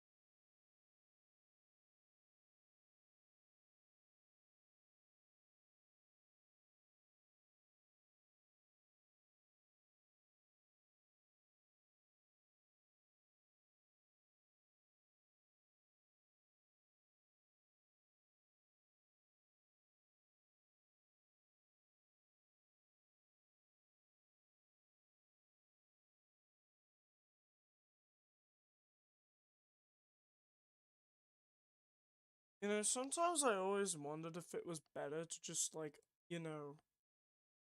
write for other people's projects instead of writing for my own.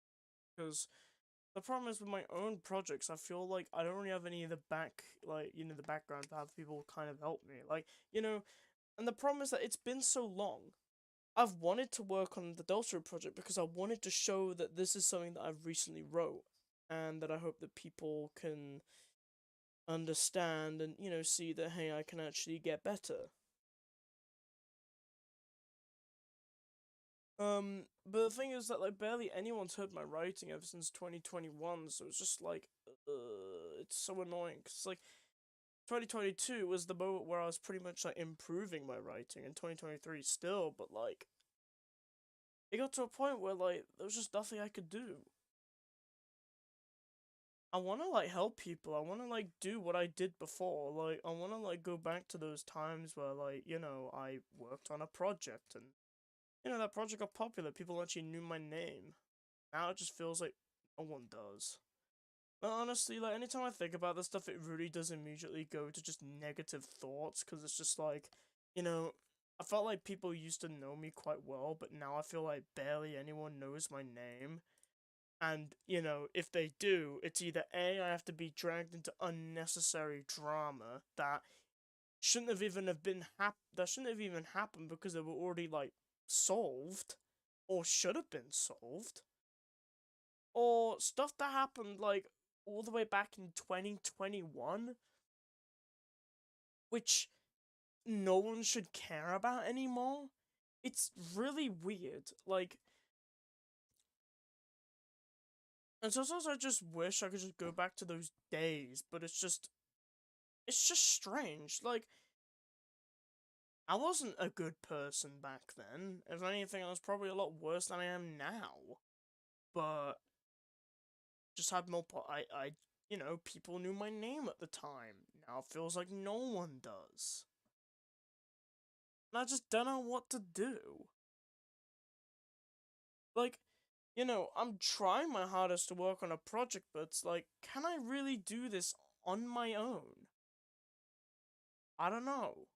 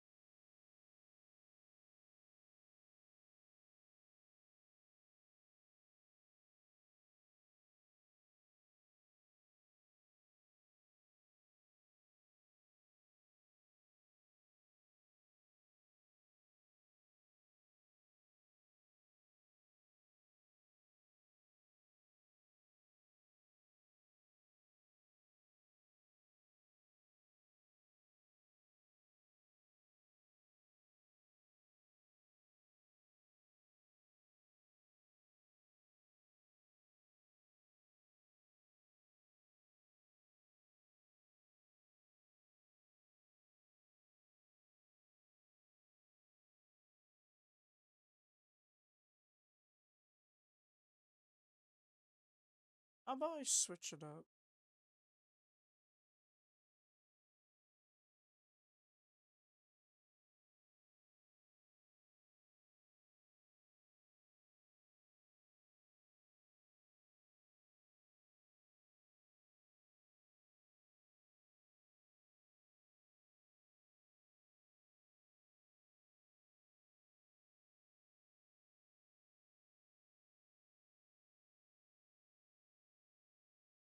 Oops.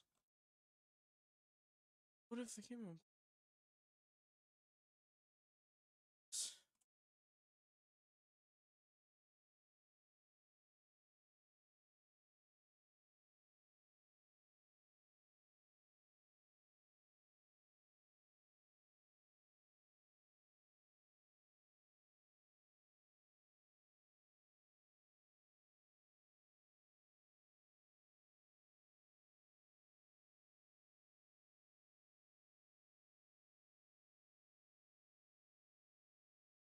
Okay, there we go.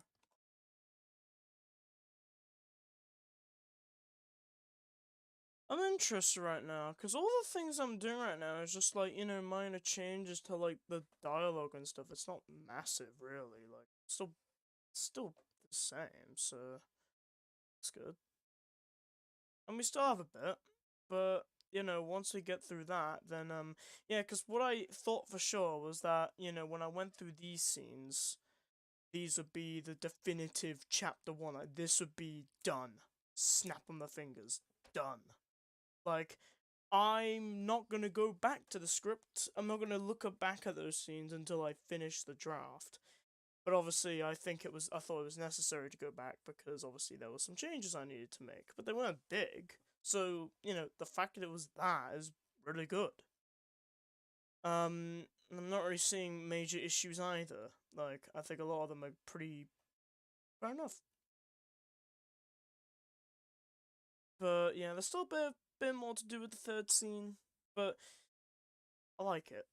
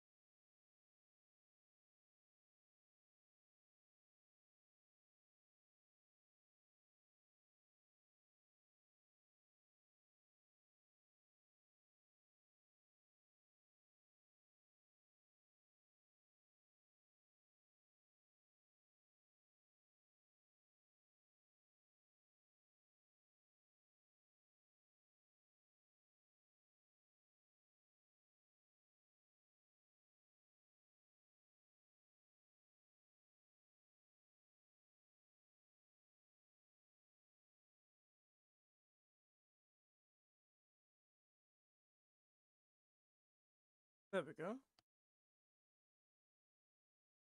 Huh. You know what? This is pretty interesting. You know, if I kept up this rate, then... Because what I want to do is when I finish chapter 1, I want to make sure that I start planning what goes on in chapter 2. Obviously chapter 1 as well, but basically just do a plan. And then have... You know, because obviously when I have chapter 2, then...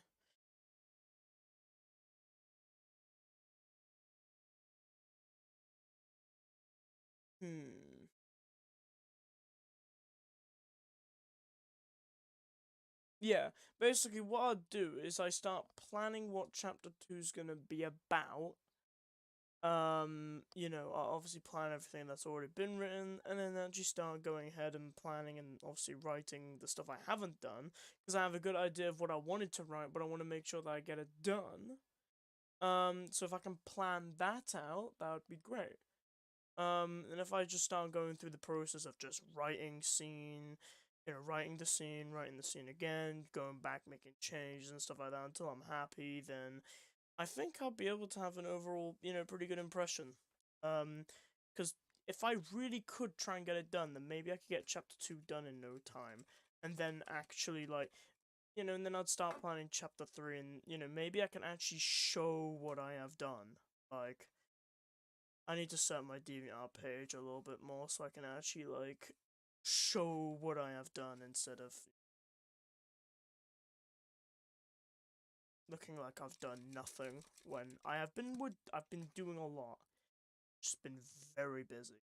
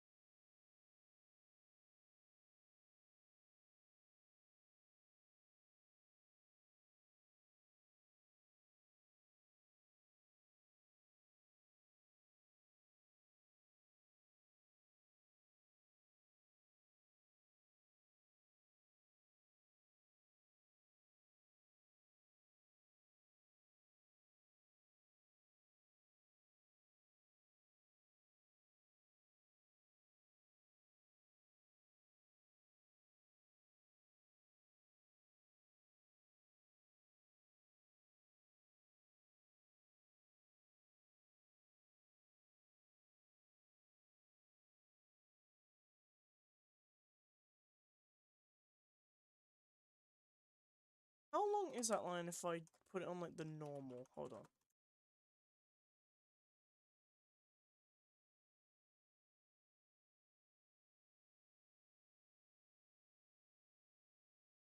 Yeah, because obviously because it's, like, capitals, it's gonna be, like, bigger, so it looks bigger than it actually is. But, oh well. That's actually fair enough.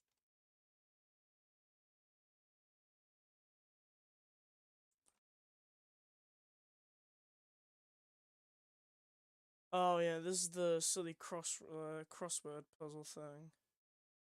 Um, Strap.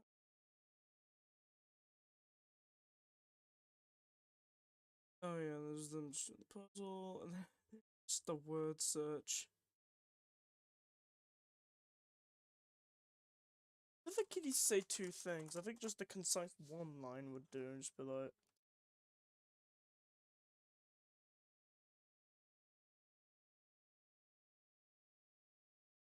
just complete confusion.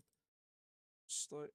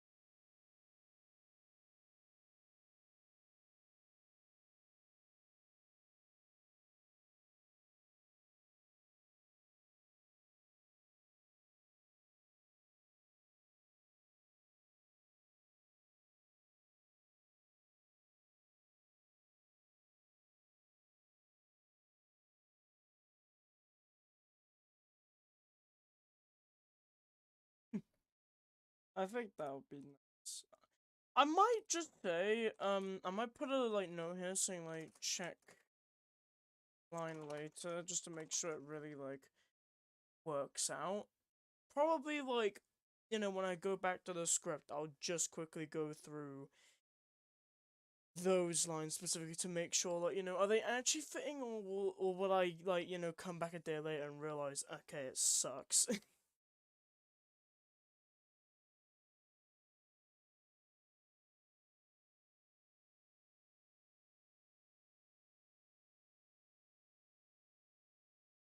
Maybe I could change that to,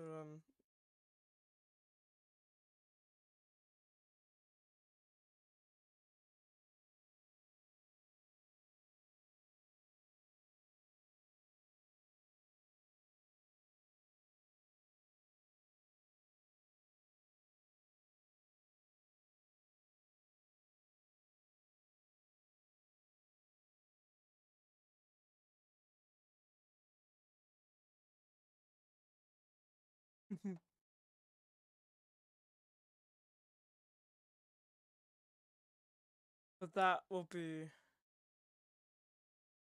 yeah, a silly line, but I think that could work. Again, I have to check.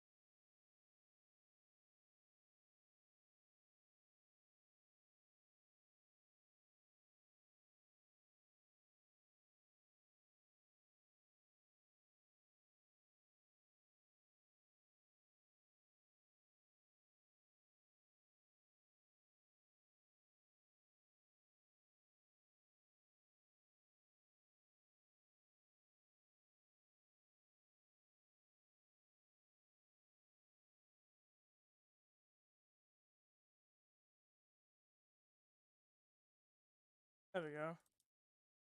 Do do do do do do. I think 3 scenes is actually pretty good for what we have now. Because that's 1, 2, 3. That's like 11 pages already done in one day. I think, or you know, within what is it, like, it's 2 hours now, so around like an hour and a half or something like that. And that's actually pretty good. And again, those are the scenes that I said that I'd probably leave to finish. Obviously, I'll look at the few lines here and there to edit, but like, once I'm done with that, I'm done. And obviously with these, I just have to check it again to make sure I know what I'm doing.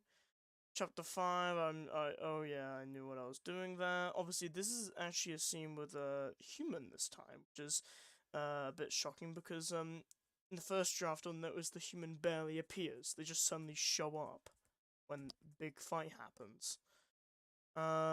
This is the moment where he kills. Oh, even Alphys is in chapter 1, so that's great. Oh yeah, Azrael becomes more important. There's a lot more going on. And yeah, the chapter ends with Asgore being killed. And that's it.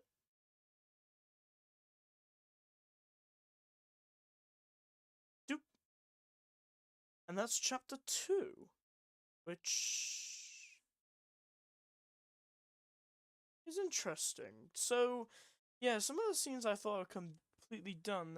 While there were others that I thought needed to be like checked again to make sure we're done. Well, I mean, we can surely do that at some point. For now, let's have a break. We've done a lot. Obviously, we talked about Moralities and the complete failure that game has transpired upon everyone. So yeah, I don't know if I'm particularly gonna need to like make this like a big important thing like stream thing, but like as long as I'm able to explain what the hell I've done, I think I'm happy. Like I'm happy I was able to do this chapter 1, completely get that done. Well, those scenes done.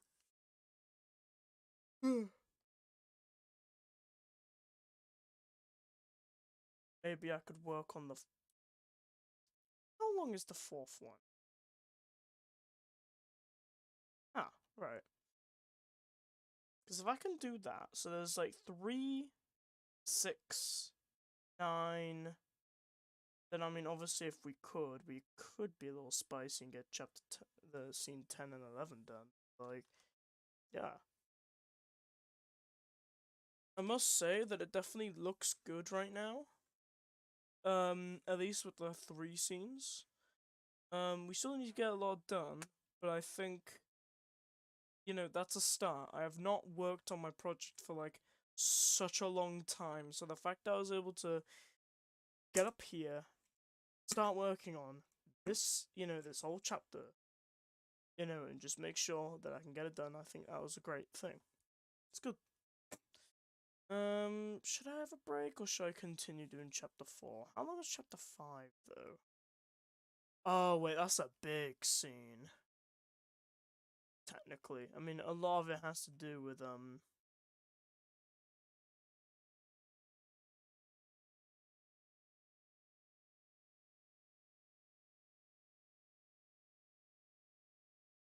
yeah, this is like the moment where like the parents actually goes like, oh yeah, I have to kill. This is the moment where they're killing monsters. Also, Temmie will be involved with killing as well. So Temmie does actually appear. This is the moment where Papyrus kills, and Papyrus and Temmie talk to each other about the plan. Scene 8 is when Alphys appears, and oh yeah, Kai and Bray appear. And we made our explanation that because obviously they're swapped with like the rock guard thingies. We made a logical kind of conclusion that the reason why those two would appear in like the snowed-in areas, obviously because this is more of a serious situation. Like, considering how we go back, yeah, this is the scene in which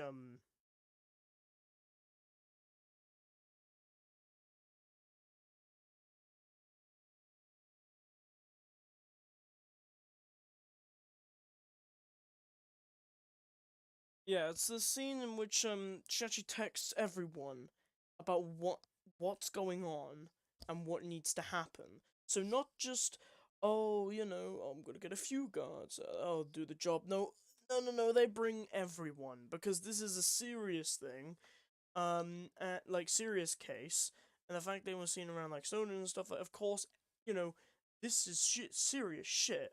Things need to get done, not just the entire guards in a certain area. Literally everyone, or like obviously I know not literally everyone's gonna leave and there'll be no guards around the area, but like most of them will have to, they will have a priority to get big important people involved. So that's why those two are still here, and yeah, they actually have more going on than what they did in the first draft. It's actually fucking hilarious.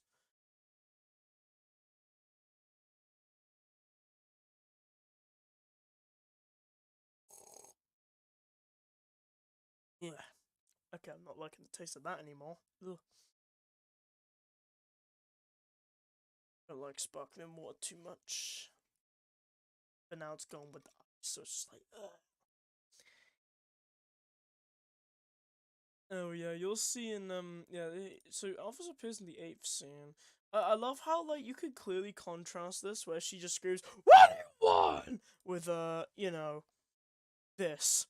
Like, she's actually a lot more caring and helpful in this situation than she was before.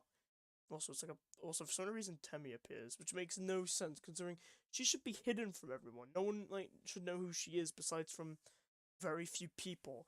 So the fact that like that happens is hilarious. He pretty much just tells all the pirates about like killing it. So fucking dumb. There's no way you can have the potential to kill anyone. Also, there's like so many iconic bad lines that we just mock like profuse. Like to this day, I find them funny. Like there's this one where he screams like, "What? Why are you praising such a criminal act?" And I can't get that out of my mind. There's so many funny lines here that it's just too good to count. Like we just break down in laughter whenever it happens. Still funny that day when we were like reading it. It was just actually gold. But yeah, as I said, maybe I could work on the fourth one. Hopefully there's nothing too much that I need to do. But yeah. Yeah, this is when they're actually talking to each other, making jokes, and yeah, this is actually the moment where Asgore actually notices this concern. Like, you even see in chapter 1 where he's like, obviously he has that like nervousness.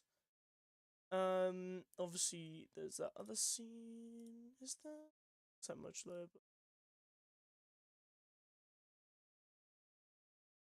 Oh yeah, that's like right after, but like, yeah, he already notices that there's stuff going on.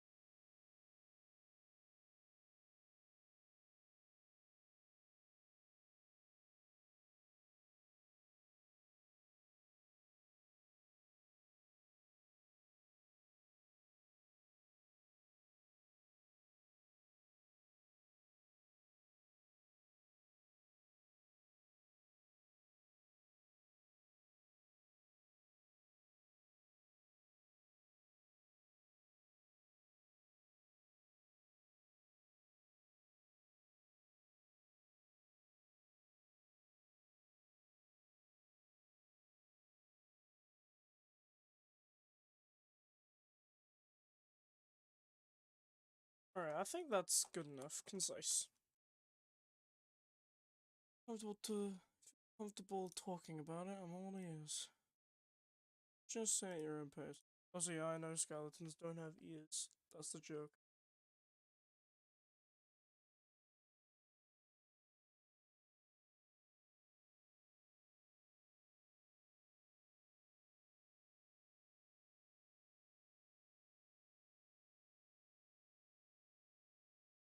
I'll just go, I'll try my best.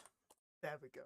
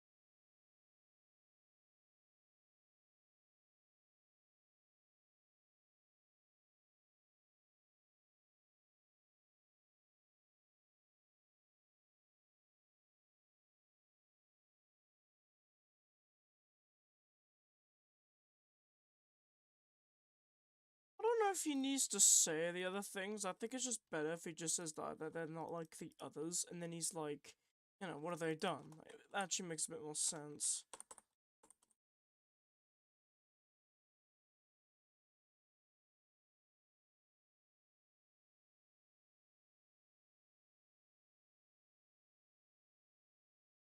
There, that makes yeah, there we go. See, I feel like it makes a lot more sense saying that he actually saw them rather than just saying, "Oh, they've been killing monsters." I know that technically implies that he saw it, but I feel like, you know, in order to really get him to realize what's going on, or like you know, to really like, you know, hammer that in, he'd just say, "I've seen them kill monsters," and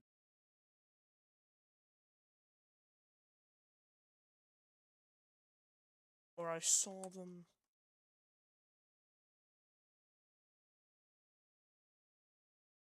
like that. Obviously, this is a person that he trusts, someone that completely has like barely any clue who they are, but like someone who he kind of like talks to. So to hear this, you know, this entire description from someone who he trusts, that is what gets him to trust. Tell me a little more. Now you trying to see where I'm getting at. Like, you know, when, like, to, obviously, when anyone's watching the stream afterwards, because I know no one is watching the stream, you start to realize that, oh, initially, he, you know, Paparos doesn't really believe in Temmie whatsoever. He doesn't believe in any of the stuff like, oh yeah, are they really doing it? Like, he has a suspicion that something's going on. Why would she randomly come up to him just to say that? But he's not sure. That's why he goes out, to pretty much just walk around and make sure he sees anything. So, when he does his usual thing to, meet Asgore, or an Undertale Sans goes up to the door to tutorial, hearing that there is a human, and talking about their exact promise about, protecting them, and then realizing that, this actually cannot be done, and that it would be better off if they were killed. Or, well, not exactly that way, but, like, that something needs to be done, that promise just doesn't feel like it fits anymore. That completely changes his mind about everything. Straight up. Like, everything that's going on.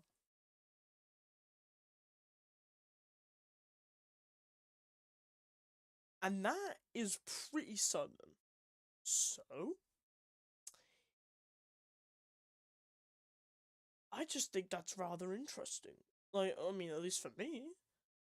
I just think it's logical as well. Like, he initially doesn't believe. Then he talks to someone who he trusts, who starts talking about this very thing. And he's just like, oh shit.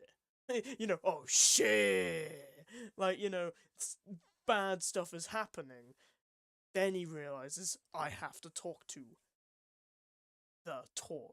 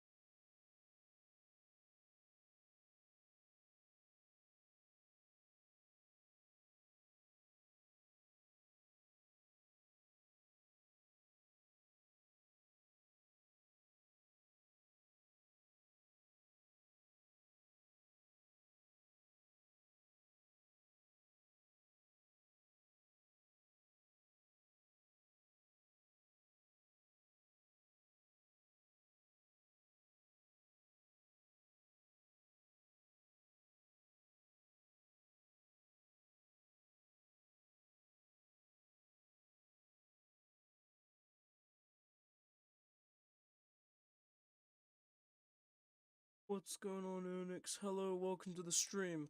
So, I was actually talking about, initially the stream was going to be talking about my DustTrust take and Shadow Moralities, because I was going to be, I talked about Shadow Moralities already in the first hour, because someone asked me about it, or it's an old project, whatever. But, now I'm going to be I was talking about my take on DustTrust, the thing that everyone seems to care about, for me. Or that's the only thing that people seem to care out of whatever I do. Which I don't mind.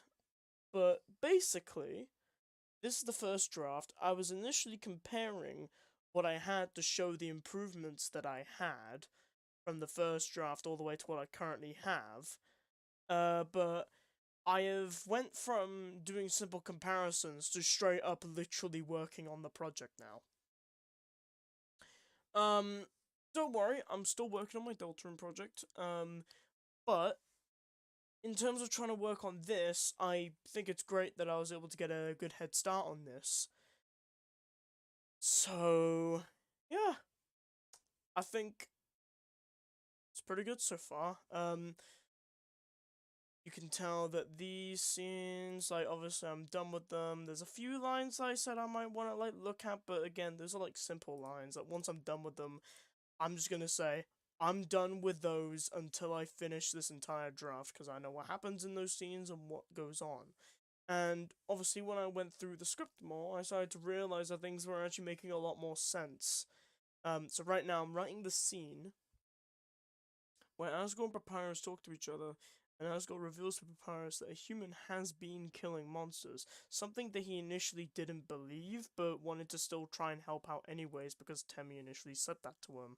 And obviously, considering their past, and Papyrus doesn't really trust Temmie in a lot of that sense. They don't really trust each other, but he knows that it could potentially benefit if they do something about it. But again, he doesn't really do much in this scene. He's very skeptical. But again, he is willing to help. But yeah, this scene, this fourth one, this is when the moment where he realizes, oh shit, someone who, the shit, like on my fucking first draft. Shit. Basically, like when it's just a moment where he realizes that, someone who we trust literally just revealed to him about something big about killing monsters. So, that's what Temmie does. He goes straight in. Has my... It's called me. Nope, no. But yeah. Doing pretty good. I was just gonna work on this scene and then finish just to go on Blues. But yeah.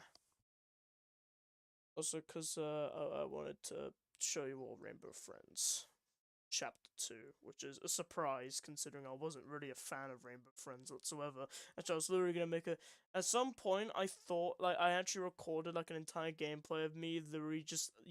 literally molding, not because of the game itself, but molding that people were so bad at the game that they died. It was so funny. Because I was just, like, going around doing everything so easy and everyone was just dying instantly. But safe to say, Chapter 2 actually did a lot more stuff better than Chapter 1. Is it a fantastic game? No, not really. It's not fantastic, I'd say. But, like, it's definitely a step up from the first chapter. I still prefer Doors, though.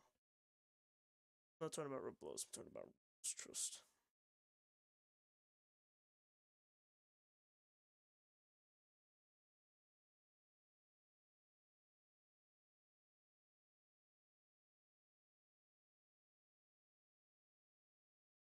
Oh, I've noticed that. I think it's just people resetting just to leave, but I don't know why they could just leave the game. Like, I've noticed that for some reason, people would just randomly kill themselves during the cutscenes. It's like, why are you doing that? Like, why? It makes no sense. There are still some stupid people, but I have been noticing that at least one person sometimes survives. But most of the time I do still notice that people literally just kill themselves. Or I get to a point where I'm playing the game and I'm literally the only person alive. But, oh well. It's worse on Chapter 1. Chapter 2 has been a little better in that sense, but that's not really down to the game itself. That's kind of just down onto the players.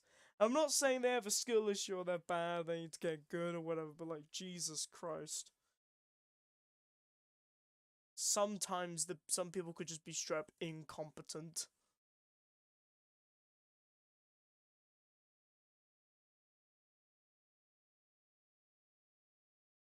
Low tier god reference. Oh my god, no way.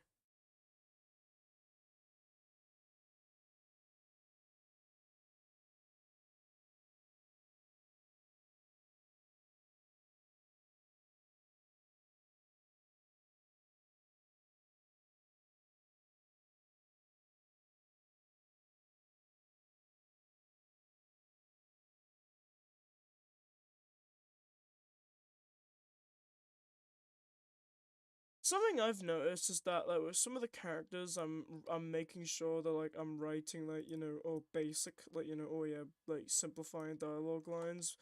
Also, sometimes with Asgard, like I am kind of simplifying it to some extent, but like I'm still making sure it's like he really does like make sure that like he cares, but not in a stupid way.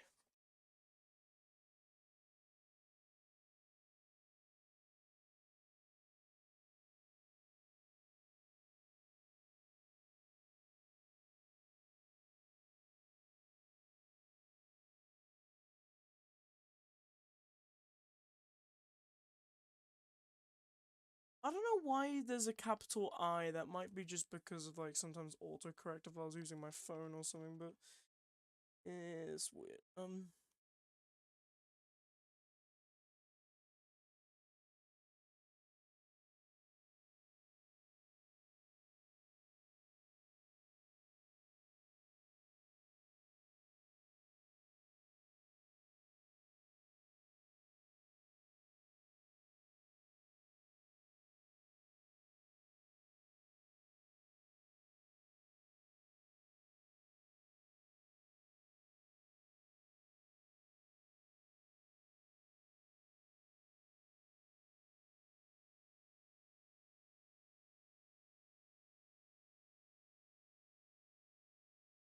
I'll just put that as a simple one. Yeah, because obviously I'm trying to like make a character. No, character doesn't even speak in uppercase. It's not a major thing. Like, if that was like an error that was like sin while like you're placing dialogue in for like or an animation or something or even a game, that would just be easily fixed. But obviously, I want to make sure I'm not making those mistakes still.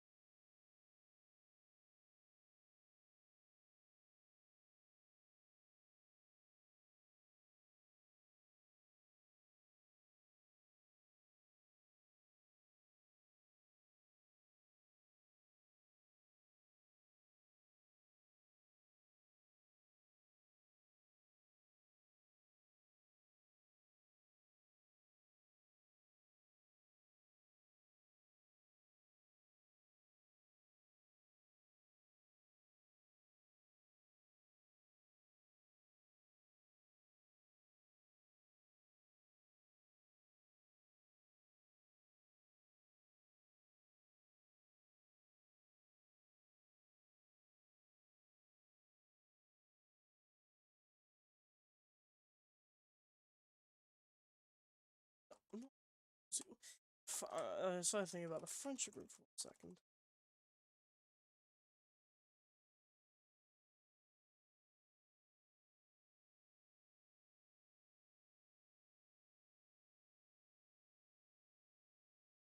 Yeah, I've heard they've been doing a lot. I mean, the thing is, I haven't really been caught up on DustTrust recently. Like, I'll be fair, like, ever since, I think the ownership was given to Dilly, like, initially, like, I was, like, on board, but I haven't really heard much from it. I haven't really been much involved with the Undertale community as of late, like, again, I'm also working on a Deltarune project, but, you know, that most what I'm doing is, like, a sprite comic thing, which I've been starting to get something done with. I still need to get the first scene done, but with this though, it's like I haven't really been involved with the Undertale community, and it's really hard for me to get back into it because I just don't know where to start. Like, there's just so many angles in which I could take it. It's completely ridiculous. And as I said earlier, you know, people used to know my name and stuff, you know, for working on that project all the way back at 2020. But now it just feels like nearly nobody knows me anymore. It's like, thing is, I'm glad to have close friends though. It's not like you know, everything's lost, blah blah blah. Like, you know, sometimes it is good to just, you know, not focus on the popular stuff 24/7, but at the same time, you know, things tend to get a little, you know, I just start thinking of negative things when I start thinking about the popularity thing. It's like sometimes you know, want people to know who I am. You know, that I don't want to just be known about stuff that, you know, like obscure things like, oh, you know, that I stole a suitcase full of coke, stuff like that. I just want my name to be known a little more than it, you know, than it is like now. Like, kind of back what it used to be. Like, I'm not saying insanely popular, but like just something to start, you know, getting back into the community again. Like, I don't want to see it as like a competition. I just want to enjoy, you know, being in a community again. Because I had that, and now it's basically gone. Like, partially, yeah, it's got to do with university. Big thing. Said it many times, I'll say it again. But on other times, it just feels like it's so hard for me to get into the Undertale community, and I don't even know how to describe it. Like, the only projects I'm actually excited about is Papyrus's Belief. But that's just because, no, it's not just because, but like, that's because Kassem works on it. I know who Kassem is because I talk to him quite frequently. Obviously, I'm gonna have a little bit of interest with that project. I really like it. I really like Frank. Frank is funny as hell. Um, I still need to. Oh fuck. Um, I still need to get into the project more, but it's like it's so hard for me. Like, for some reason, it feels like it takes so much energy just to like kind of be in a community like that. It's not like I've stopped loving Undertale. Like, no, hell no. Still like as much as ever before. Probably even more when Deltarune comes out. You know, with the more chapters and probably even the finished game. But like, well, sometimes I do miss the moment where, you know, people would actually appreciate what I do or whatever. It's just sometimes I feel like I don't get that. Like, at most, I could probably just, like, what, shit out, like, a video that, like, gets a lot of views within, like, a millisecond because, oh my god, it's Undertale or Deltarune content, something like that. But, like, I just don't want to. And my problem with the Urnix DustTrust was that, like, I felt like no one actually cared about the quality of it. Like, why have I been working on it for so long? Because I wanted to actually make it feel good and make it feel like I'm ready to actually release it. When I'm just working on a project and then I have, like, people, like, you know, if I'm working on the friendship route, for example, when I suddenly have people going ahead and then saying, oh my god, where's Urnix DustTrust? Or where's Moralities of all things? I suddenly just start thinking, you know, I feel like no matter what effort I put in onto the friendship route, I feel like no one's gonna care about it. And hell, even with Urnix Trust, like if you know, even if I use the first draft of the project with like what like line improvements, I guess, and just did that and nothing else, I feel like people would still care about it and still really like it. And it's just like, no, I don't want that. I want something more than that. I don't want people to, I don't want to come back and realize, oh, I'm a fucking failure and stuff like that. Like, I just want something, like a project that has my name attached, or just in any way possible, and then doing something from there. But at the same time, it's really hard to do that. With the friendship roots, it's already really difficult. Like, let alone an entire, let alone DustTrust, which is an entire, project in of itself. That's what I've said before, I'll say it again. I just don't even know what to say anymore.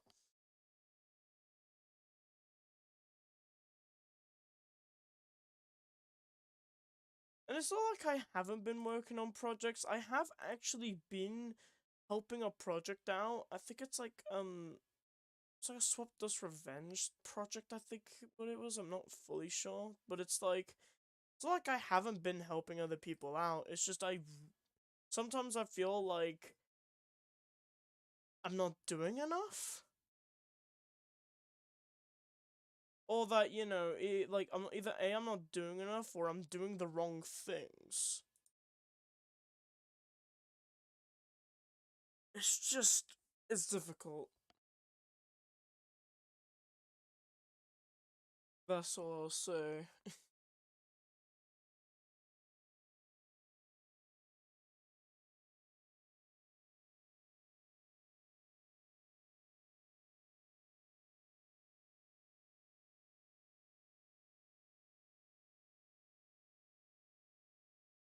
Oh yeah, I was gonna...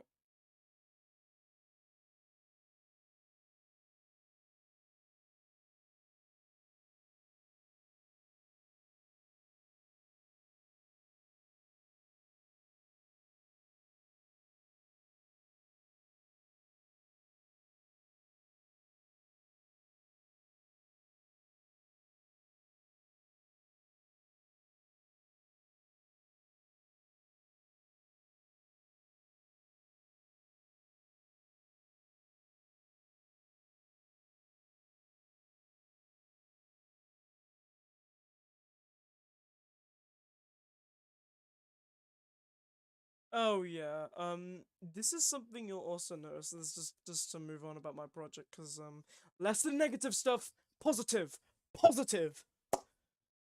So positives. I have done 4 scenes in chapter 1. Went through edits. And maybe I should remove that because things there. But okay, let's think about the positives. I have finished 4 chapters today, and I wasn't even expecting that. That was completely accidental. And 4 scenes is a lot.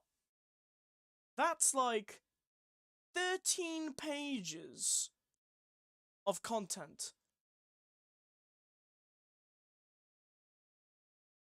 I have this scene to work on, this scene to work on tomorrow, this one, and the moment where Alphys appears. If I can do that tomorrow, and then do 9, 10, 11, maybe work on a little bit of chapter 2 at, like, at that day, I could finish chapter 1 very quickly. And honestly, what I want to do is I just don't want to work on those scenes anymore. I want to do it until I finish the entire story. I do that. That means I can move on and just focus on chapter 2. Chapter 1, tick complete. Obviously, it's not finished yet, but it looks like if I can keep it up somehow, maybe I can actually finish chapter 1. I'll be happy.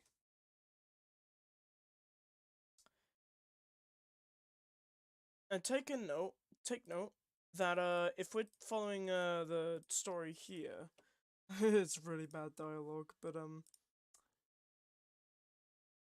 the moment when Asgore is killed.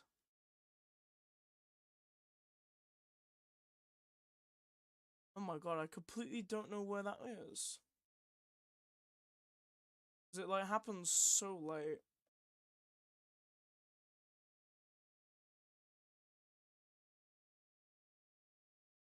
Oh my god. Where the fuck? Oh wait, no, it's because it happens in the first draft. Definitely weird, but basically, I've done a lot from here.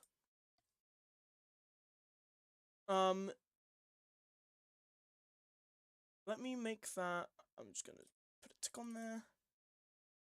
Black. I'm gonna make. So yes, like I said, besides from checking a few random lines, which I'll hope that would be good enough, but if not, then I'll try and edit them. Those are 4 scenes done. This is obviously. Let me go through this again. 5 is when Papyrus realizes that he needs to actually kill monsters. 6 is human stuff plus more Asgore stuff as well. And 7 is Papyrus killing a monster and then also talking to Temmie about like because some of the match you saw, and also we get an introduction to Asriel. Scene 8, Asriel actually speaks, who's actually the person with Monster Kid, and Alphys is here to help.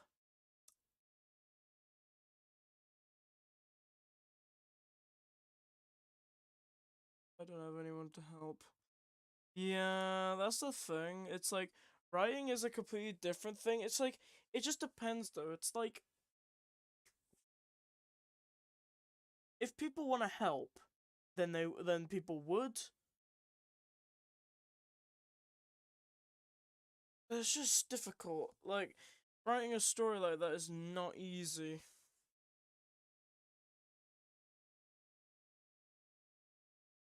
But hey, I've broken it down. That's like, well, there's no 12th scene, so that's definitely over a third already, basically done, and that's within one day. So if at max, as long as I can get this done, then I'm happy. Like,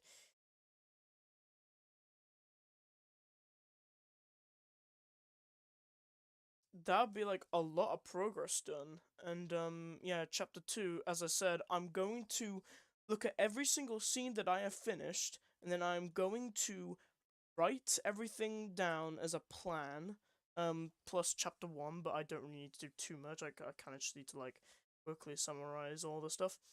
Then what I can do is just work on, what is it? So I've finished that, and then chapter 2, plan, and then obviously plan the extra scenes that I want to get done, and then boom, done. And then I could just start writing, and then I'll be done. And then chapter 3 will be the same process, but it'll be completely different. Hotline will be the same, and obviously, hopefully, I can get all this changed.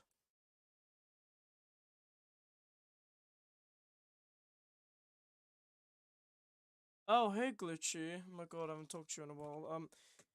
Yes, I'm doing good.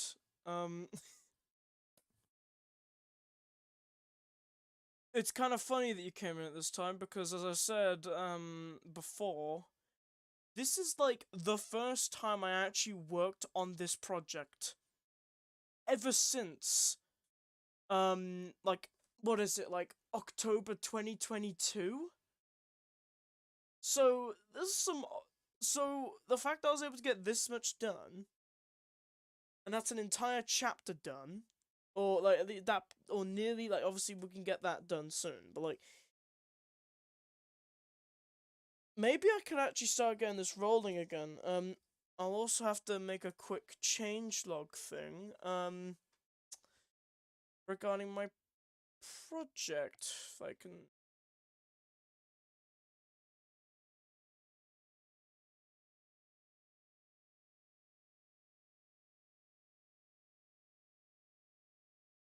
So 5, 6, 23.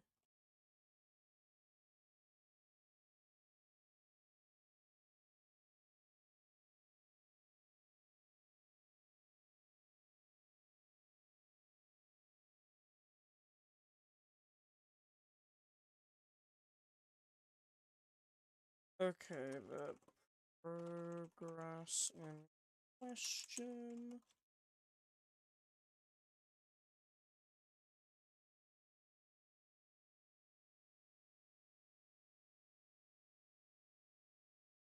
No, no, DustTrust is still alive. That is actually no joke. That project is up and running and still alive. Alright, see you later, have fun. But yeah, this project is still alive. I have no clue. I don't think it's finished yet, still. Like, there's just so many, like, owners just passing it on. It went from, like, you know, like, it went from Sorsk to, like, just a few, but, like, you know, like, Kasim and then Dilly. It's so confusing. I haven't really been massively involved myself because it takes so much energy. The only thing I've ever been interested about was Papyrus's belief, but nothing else, and that's it. Like, I think there were, like, other things, maybe, but, like, that's kind of it. I remember making fun of some, I mean, we're not making fun, I was making a joke about some guy's, OC, in Under Event who kind of looked like a certain character from a certain Roblox game that I play. But that's kind of it. I don't really know much about, like, Under Event and stuff like that, and, I don't really want to, because, I'll have to constantly hear about Jevil blabbing on about random shit that I honestly do not care about. I don't really want to talk about Jevil because I have not talked to him, even though we should have, and, stuff happened between us, that's all I'll say, but pfft. Oh no, there was a situation, it wasn't just me anymore, like, I don't really care too much about it, but it's still stupid. Yeah, Casima's completely dissociated from Jevil now, from the looks of things. Which, to me, I think is a good thing.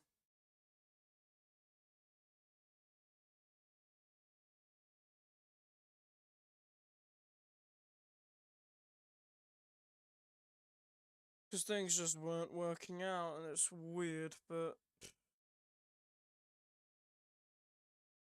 I don't really have much to say anymore. That, and to be fair, like, I just don't want to be threatened with, like, copyright strikes and stuff for, like, no reason other than, like, thumbnail changes and shit like that. It was such a weird situation.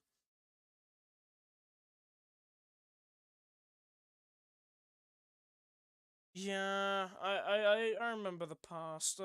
Honestly, the past was such a weird situation. Like, everyone was just bullying you. I mean, everyone was fucking stupid. Like, myself included. It was already a mix of everyone being stupid, but I feel like the stuff that happened in 2021 has directly caused, like, consequences to what happened now. Even though, yeah. Oh yeah, Joel. I haven't really talked to him that often. Like, I don't think, like, he wasn't really part of the situation that I had between Jevil, but, like, no one was really helping me. I don't know. It's like, I don't really want to talk about it because the situation was technically solved. But, yeah. Oh my god, sulfuric acid. Sulfuric acid! No, Joel's cool. I'm not mad at Joel or anything. It's just, like, I think he had problems with me and he didn't mention them to me whatsoever. It was like, again, I won't really, like, go into the details of it because it was a really weird, like, situation that happened recently, but TLDR, basically, basically, it felt like everyone just started bullying me for no reason. And suddenly I started getting a list of accusations that had very little to no proof of, and stuff that, like, that were, like, even said weren't even as bad as what they were saying. So basically, I'll list this down as either A, transphobia, which was the biggest concern I had, and why was I being called so basically, I was called transphobic over a statement that could have been taken in a transphobic way, but it actually didn't mean that, and I never meant it to sound that way, and I was a bit emotional at the time because I was talking about a close friend who I used to be friends with. So that was a bigger thing, but from the looks of things, we're actually okay with each other.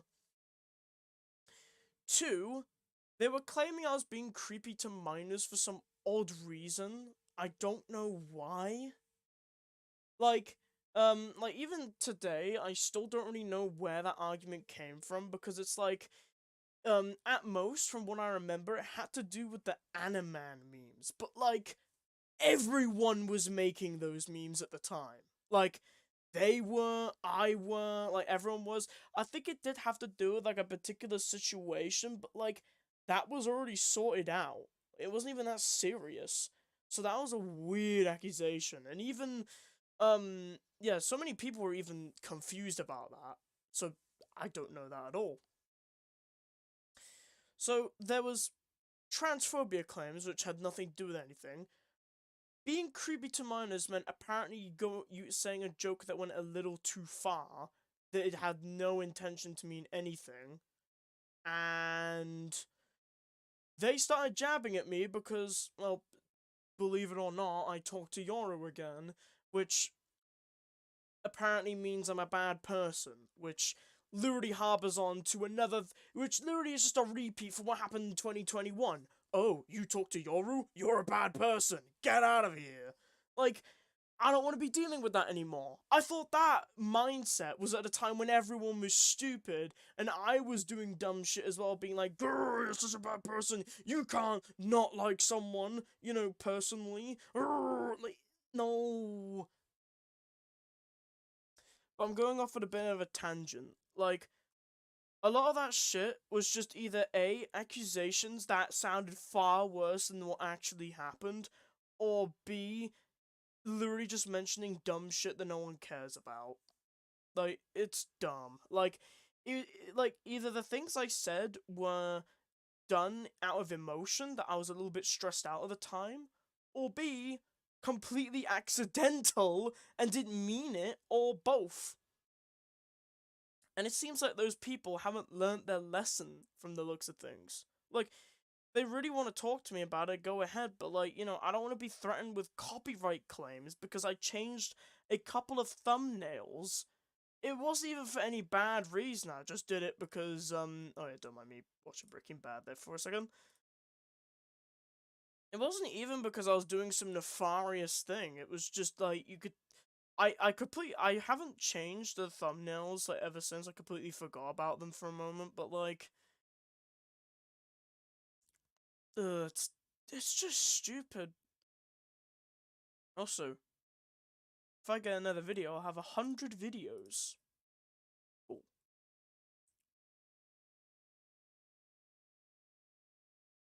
It's so weird to think that a lot of this was, like, 2 to 3 years ago. This is like the oldest thing that started all. It's like, oh my god.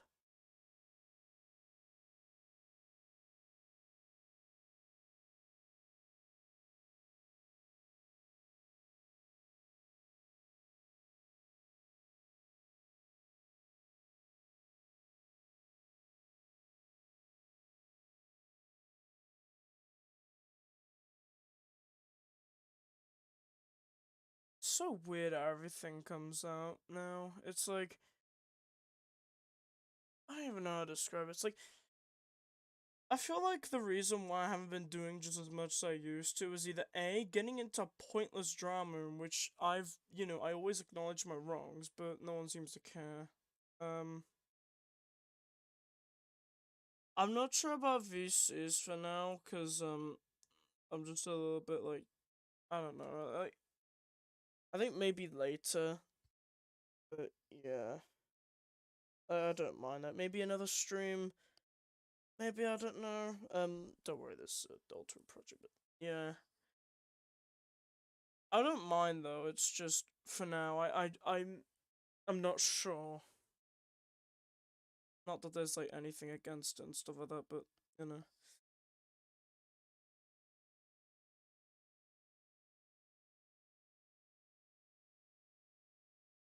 Can I tell you something? I always forget. Are you George?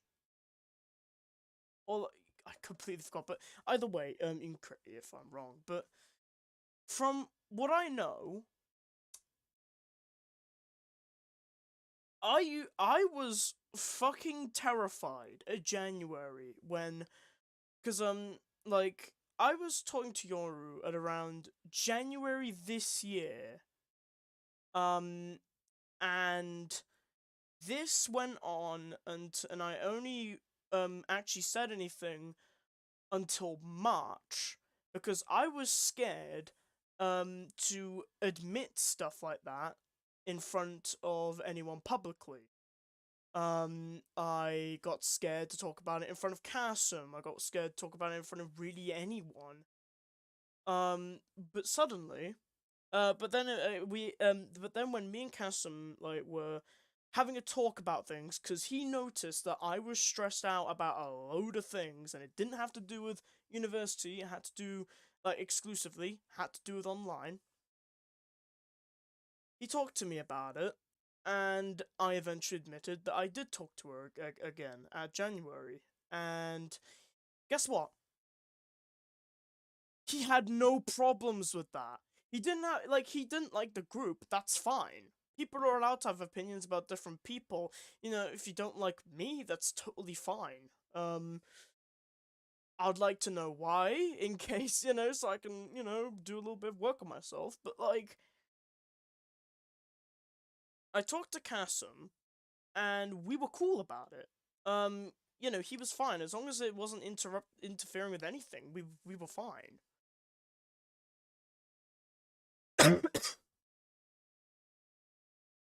But yeah, apparently Jevil and everyone else had a problem, and that was weird. Again, like, when I'm talking about a lot of these situations, take note, a lot of this happened between March and April, so this isn't really much of a thing to, like, be concerned about anymore. And I mean, I hope they don't take it as me trying to shit talk them, because I'm not. I still, like, I don't want to be best buds with them. I just want them to understand that they have done wrong as well. They can't just pretend that I was the only one in the wrong for saying stuff that either didn't mean it or was said during the time when I was stressed out. Because university was definitely a big factor. Not an excuse, but a big factor of being stressed out, as well as, being, entered into DMs aggressively rather than, with Kassem actually calmly talking to me about things. Like he always did. Like, even in situations like that, Kassem actually talked to me and did really well. Like, that's why I still like him. It's fine to not like him. That's okay. But, for me, he really was a big help in these situations. He wasn't trying to, like, pretend that, one side was right, the other one was wrong.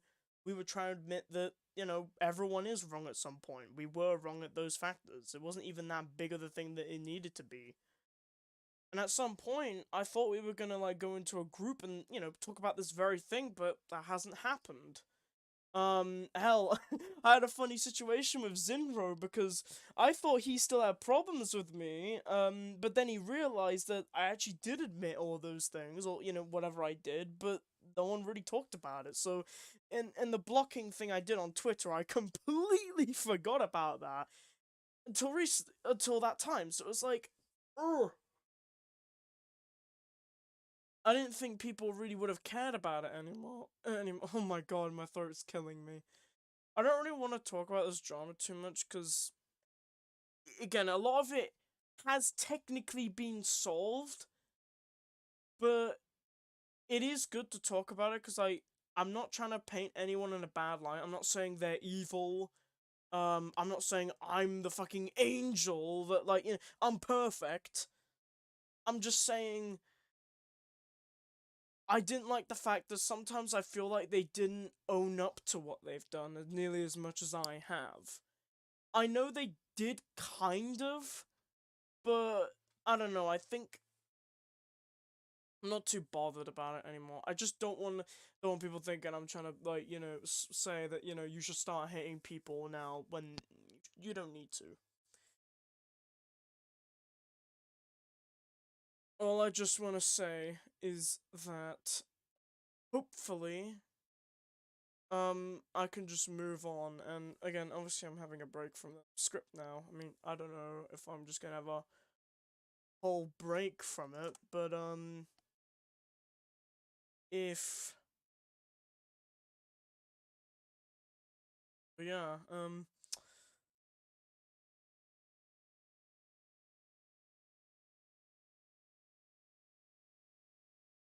all I'm just gonna say is that, like, you know, if you don't like the friend groups I'm in, that's totally fine. Um I just want people to know that, you know, you don't need to like people. It's not an absolute, you know, necessity like I used to, you know, do, which was absolutely stupid. But at the same time, it's just, please don't go ahead and target stuff like my friend groups because it's not really. I just don't mention like there's some evil people because I'm not gonna agree, and that's not gonna stop me from liking, you know, my friends because a bit unrelated. Oh yeah, I see what you're saying. I'll be the. Oh, look at this. I'm gonna say is that I was in a. This is a completely different situation. I'm not really too worried about it anymore. But like, this is a little bit more like I care about it a little bit more than the. Or was it the thing with like Jevil or whatnot? Because it doesn't really matter anymore. But like, basically, there was a situation where I was in a VC, and I think I was like talking to like a few people from like a particular server, and there was some random drama who I used to like, you know, have with people, but like when I was talking to them in like VC, they were pretty much like like being very passive aggressive about the fact that I was talking to Yoru again. Like pretty much just saying how bad of a person she is, how bad Ulrich is, and blah blah blah other people, and it's like I don't agree, but I'm not saying it's bad to have those opinions. If you don't like my friends, that's fine. I just don't want to constantly hear you blabbering on, trying to, you know, spread this message that they're actually like, you know, you're trying to spread like they're terrible people, and it's just dumb. 2021 to early 2022? Yeah, exactly. That's the period. I'm glad I'm not the only one who thinks that. But yeah, let me actually read what you said. I just didn't like it.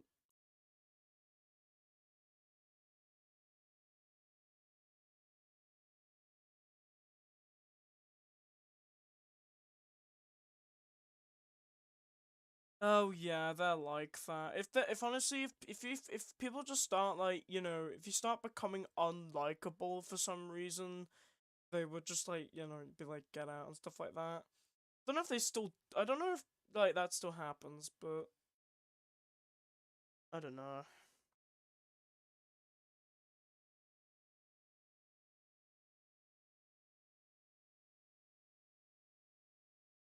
It's just sad because I feel like because of the way that I and everyone was acting in 2021 and early 2022 to some extent, I feel like that's brought a lot of like bad blood between like me and definitely like a few people who I used to be friends with before they pretty much completely dissociated with me. Um which is a little bit sad because it's like I still think about some of the old friends who I had in the past. A lot. I don't really mention them. I won't really mention their names because I don't think it's really needed. Like people may know who I'm on about, but it's like, man, do I miss those times? It may just be the time more than anything. I don't know. The time when, well, no one had a problem with me.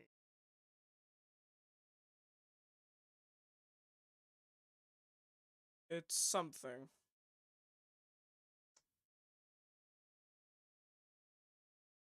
Yeah.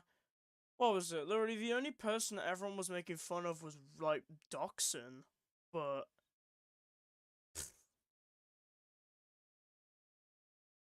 yeah.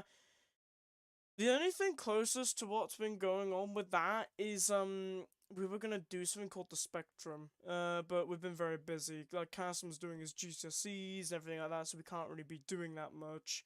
But, hopefully, if I can get back to it, there is a Terraria video in progress.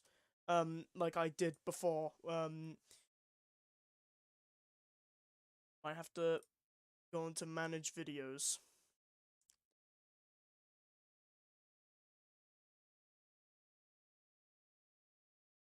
Podcasts?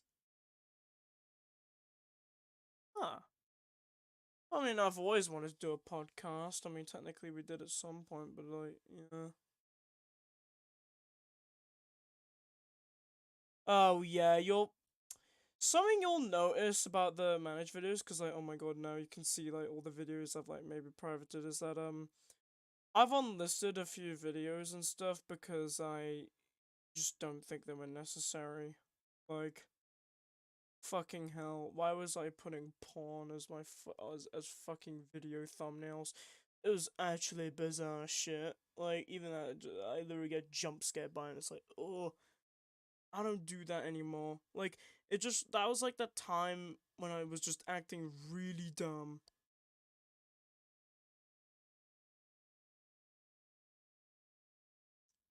For some reason, my biggering video is getting popular. I don't know why.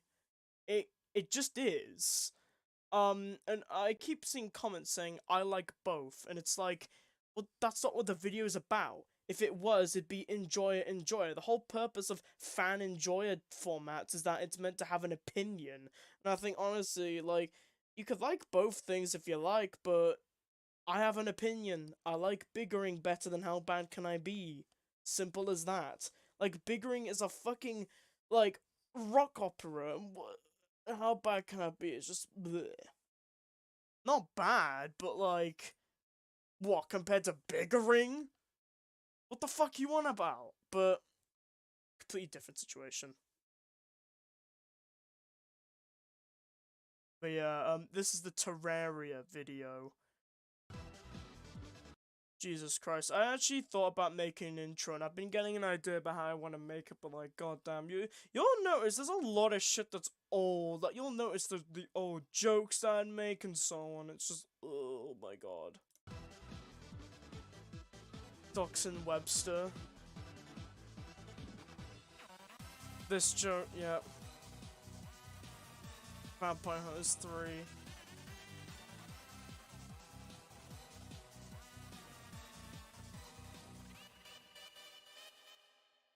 Like, goddamn, this was old. Like, it's just sad, because, like, it wasn't like anything wrong was happening. It's just suddenly...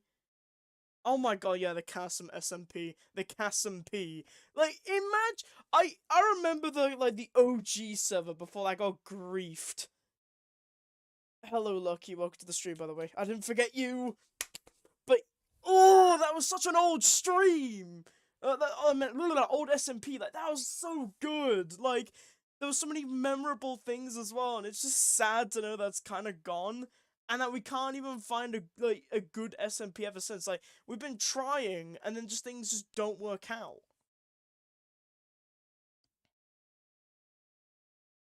Oh my god. Oh man.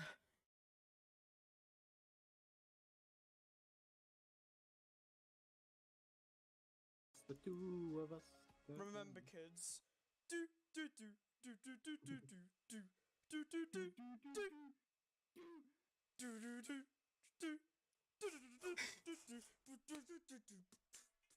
do do.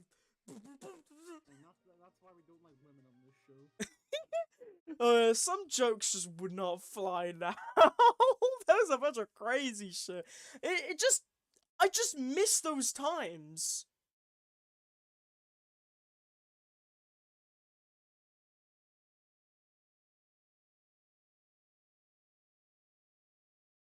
Damn Nice.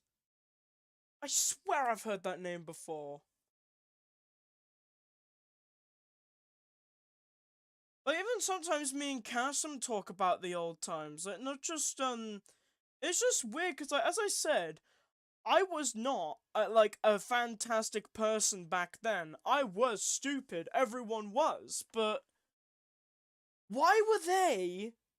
It's strange. It's like, I feel like the simple solution was just, we were all cool with each other. So, things just...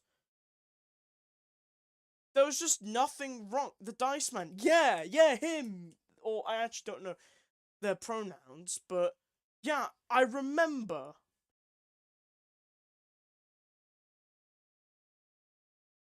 Oh my god.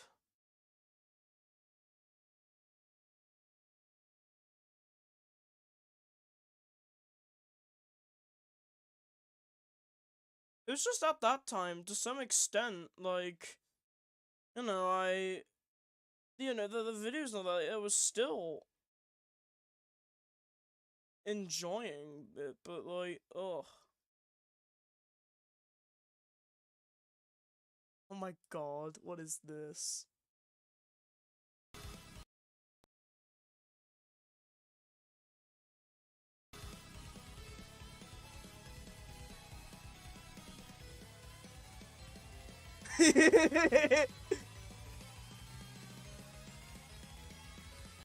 That's amazing. Like, I just remember those times where I'd literally just upload a shit post and like that, and then get loads of views.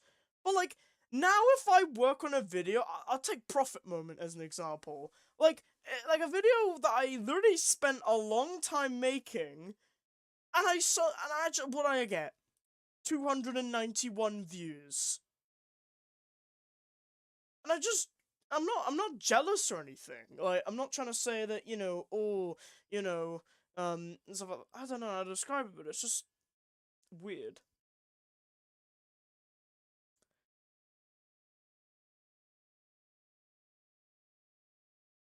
Yeah, oh my god. It's just, we were all stupid. But somehow, thinking about all these times and all that, like, it just seemed like everything was better. Hell, I remember when Yoru talked about it, TLDR, she made like really popular Baldi videos and stuff like that, and it's like, what is it? Like, we were like, it's just like, no one was like making fun of each other, but like, we were clearly more stupid back then. It's so weird. Oh yeah, I had to private some videos because I got really scared they'd get strikes, because I remember my autistic tendency video got a strike. Oh god, yeah, no, you get into the old like videos like with like the old groups of people. Oh my god.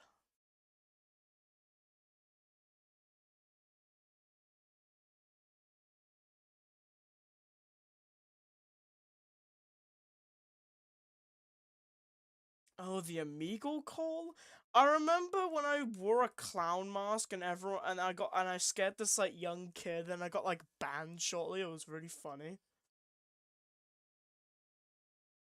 Yeah, some of the stuff I privated because I just didn't think there was a need for those videos to be made, or that, there wasn't really much of a point. But like, yeah. Yeah, autistic tendency. That was my first strike on my YouTube channel because of bloody stream playing. It's fucking ridiculous. Like, man, that's sad. Also, I kept making fun of femboys and stuff like that, and furries. When that's a little bit ironic now, isn't it? What is this? Why are you taking your Oh my god. Oh, not that! No, no, no, no! temple septic for Kool-Aid? No, stop! Stop! Stop! What are you doing? I'm dying! No, no, no, no, no! No, no, no! Imagine if I could recreate. Oh my god, no. my descriptions were wild. I kept like randomly referencing people, like,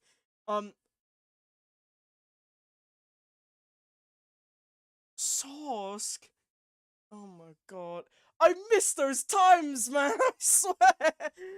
It's not like I can't have that experience again. Like, I do, whenever, like, me and Casper are, like, playing Roblox or doing silly shit, like, with other people, it's fun. But, oh, it takes me right back. The periodic table on my wall. I'm actually in a different room right now. Like, I'm in my brother's room. Which I really wish I could move to my room soon because I keep getting bedbug bites. Like, ugh. I even got a spider bite at some point. It was a small one, but like, fucking hell, this room's shit. Can't even get it sorted out. But yeah, besides that, like, I will finally get stuff, like, the periodic table poster is down, but I'm gonna be replacing it with some Undertale and Deltarune posters, so hopefully my room will look infinitely better than it does now. Cause, good lord, I need it sorted out. Like, my room is, like, it still needs to be clean, like, it's a bunch of things everywhere, like, but it's fine. Sooner or later, things will get sorted. And I really hope it's soon. Because, like, it's been overdue. Like, I remember I got the Undertale posters and Deltarune posters at, like, late 2021, like, really late at Christmas. So the fact that I haven't had it for, like, an entire year, like, year and a half, is ridiculous. But yeah, these are just some old times. Like, these are, like, old stuff, and it's like, I wish...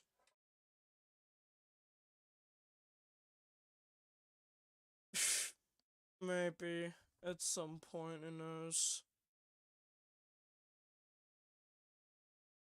Even Zay, but like, he doesn't like me anymore. Actually, if anything, I know that my entire friend group does not like him and like other people. I honestly don't care. I just don't want bad blood between anyone. That's all. But again, it's not really too... The fucking last Breath Zerjox video! That was a classic! Oh!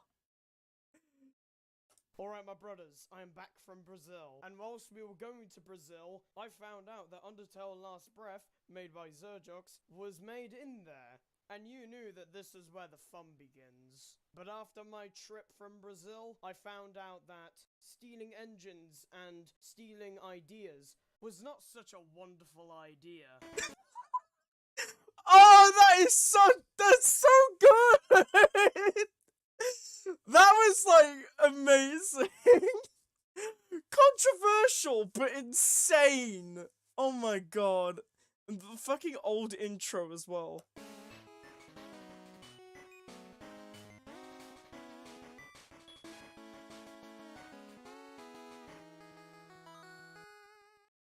Jesus, I need to go back to, like, making some videos like these. Obviously not, like, the critiques one, because honestly, that was a dead thing. Like, I just don't think it's right anymore, but yeah.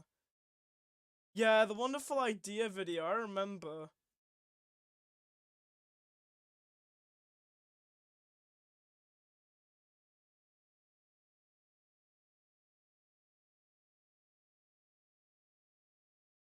Oh my god. What the fuck is this video? What up? Oh, Sonic! What up, Sonic Squad? Today we're doing some Sonic racing. Ready? Let me show you how it's done. Oh no! Whoa, whoa, whoa, whoa, whoa. Come on, almost there. First place. That wasn't that hard. Just let me know when to pick up my trophy. It's a double Yoshi explosion. Is this just like a random meme compilation?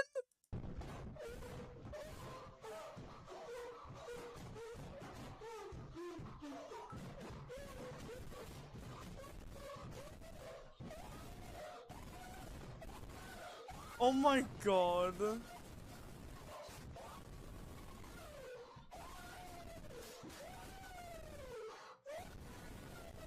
Senzi. Oh, my name is Senzi.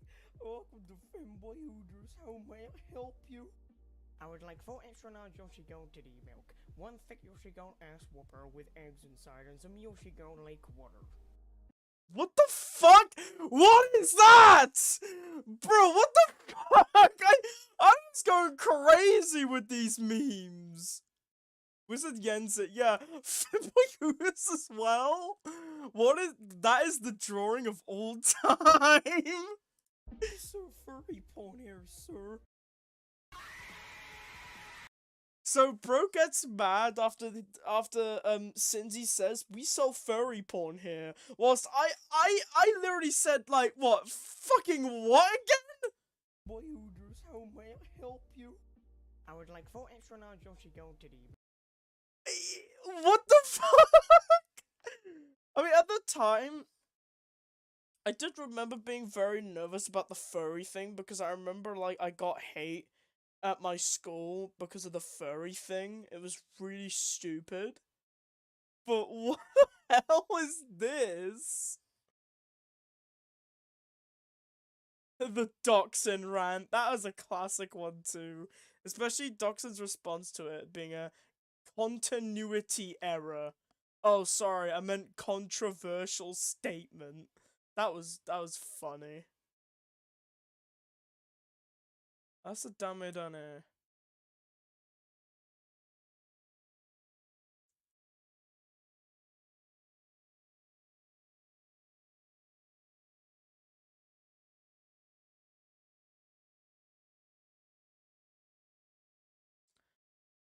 Oh yeah, that was weird. I mean, Dachshund kinda ditched everyone to just go on like VR chat and stuff, but like he kind of like I kind of actually started talking to him very recently. I mean, very recently. It's so strange because it's like I don't really have problems with them, like not really at all.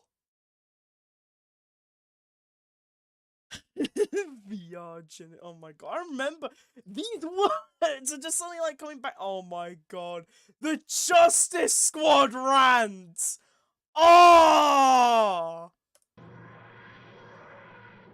It doesn't even exist.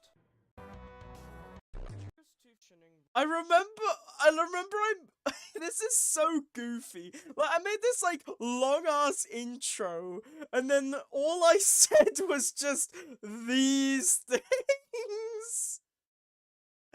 What? It's so unnecessarily long that it's comedic. Oh my god. The goat. Oh my god. This shit is so weird.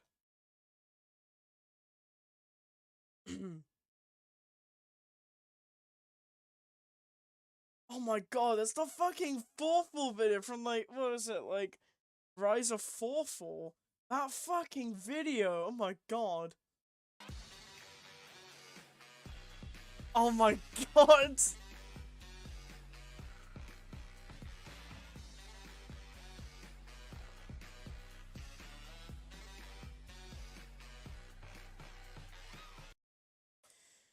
To be fair, yeah, I can understand that. I like the series, it's like, still like, you know, funny and all that, but like, I understand.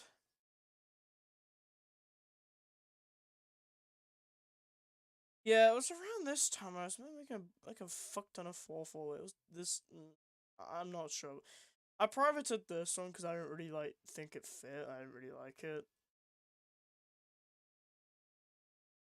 And also, to be fair, it was using kind of suggestive video stuff, so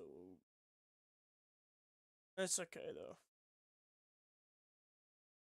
It's just interesting to see how many videos I've made. Like, you compare it to 2021. 2021, I made so many videos, but then when you look at 2022, I made like 1, 2, 3, 4, 5, 6, 7, 8, 9, 10, 11, like 12, though some of them were like privated, so like so weird to see. Like I barely made videos in 2022, but there was like a load in 2021. Some of them are like privated now, but like, oh my god, so weird going back. Oh my, I know what this is.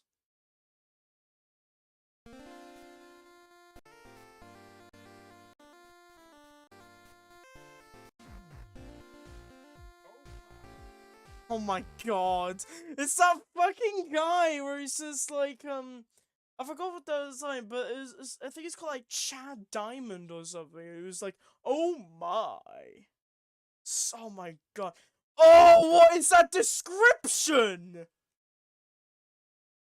Hey yo, oh.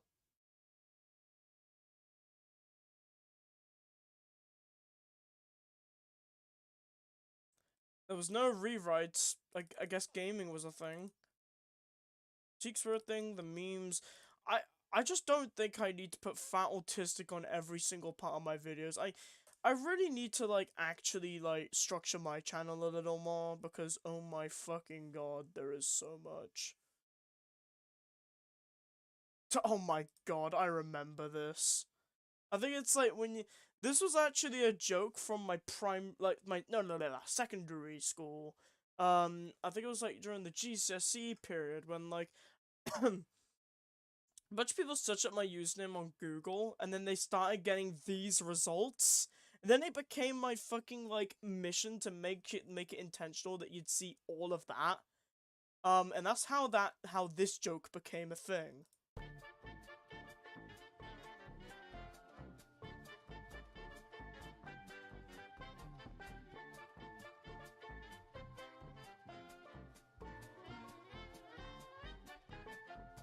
Those DeviantArt likes are wild, but oh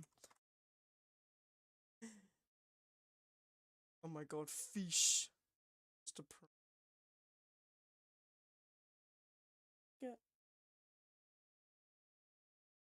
oh, welcome new deviants. Hell fucking no.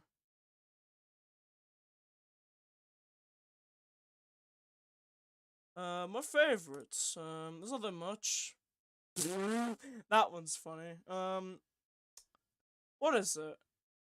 Did I remove a bunch of? Yeah, I removed a bunch of them. It's my birthday one. That's a classic one. But I remember. Yeah. So there's like a bunch of like some random shit. This caused drama, kind of. Because had to do with the Jevil situation, but again, I'm not talking about it because that was basically already solved. But that's like the closest thing you could probably tell from, that's like the closest thing you could get from this. But this isn't even anything bad. This was literally because Yoru was basically drawing him with her clothes. And kind of, and also other things, but that's kind of it. Also, the Deep from The Boys. The fucking Deep. That is a joke that everyone talks about now in my friend group. Everyone has been watching The Boys, and no matter what friend group I'm in, I'm not joking, I've literally been in every single friend group possible. Like, oh yeah, because, and also another thing, she always watched Breaking Bad, so it's that's Breaking Bad, Jesse, to cook. But basically, what I need to say is that for some reason, I could be on your server. I could be in like Zinro's group or something like that. I could be in Kasim's group. And we've all watched The Boys. What is the one unifying thing that we talk about? We make fun of the Deep. We literally make fun of the Deep. Nothing else. I mean, there's other things, but it's still, we just make fun of them. I don't know why it became to be, but yeah, just, it's so weird. And I absolutely do not understand why that's a trend, but it is. I'm basically blacklisted from this. Yeah.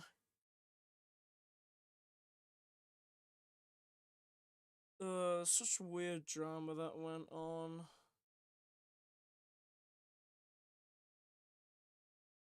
It's fine. Oh my god, me just randomly making videos making fun of Last Breath. Like, this shit is like the GOAT. Like, why was I just making videos clowning on a fucking Undertale project? Like, I get it, it's bad, like, it really fucks things up, but like, come on. I went so hard on this. Yeah.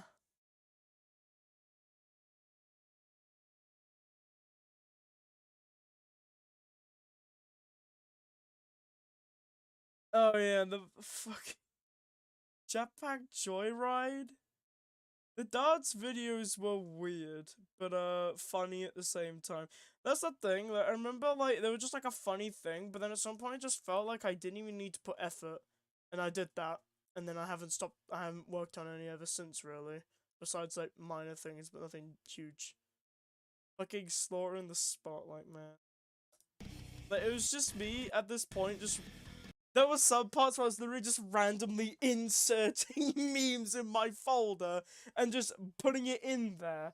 And for some other reason, that was getting more, like, that was, like, a lot more than doing, well, me actually dancing. But trust me, I do want to go back to the dance videos. Because I think they'll be funny. I'm going to post NSFW in general. Oh, God. I know what this is. I fucking knew it.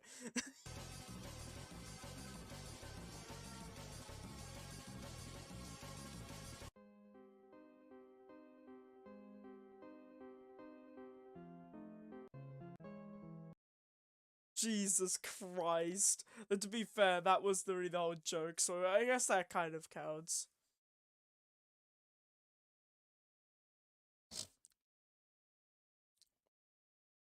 It just wasn't hard to be funny. And then suddenly it just felt like I can't even be funny.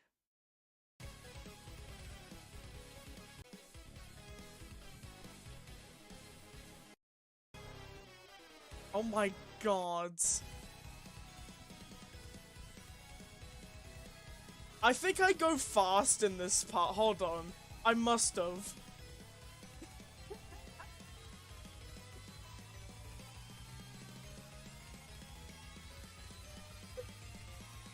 It's not hard to make these videos. I can do them again.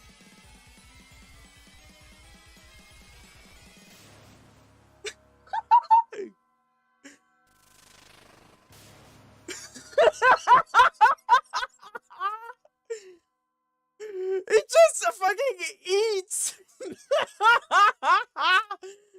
Why was it so hard to be? Why is it so hard to be funny now? I just had so much fucking flair back then. It was like not even intentional.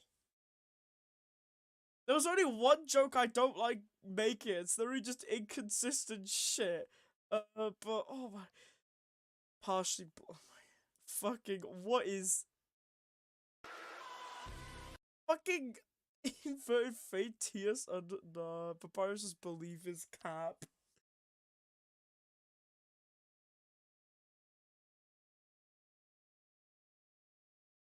Oh, Rick, hello. Yeah, it literally just crunched. That's how it ends. Why is it? It's so hard. Like, I don't know if it's just because partially like memes have just gotten like worse. December? I don't even talk to that guy. No one talks to him anymore, I swear. If anything, the only time I ever hear him being mentioned is when people are clowning on him. Like, what is it? Credits to December for fixing some character.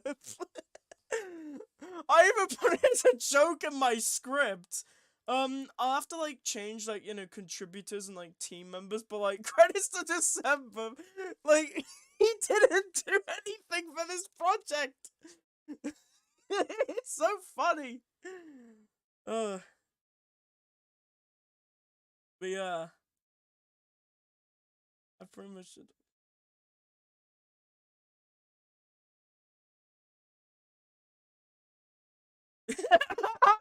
December versus Fuzz!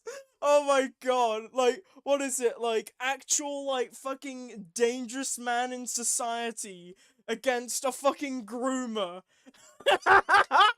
And then, December versus Demo.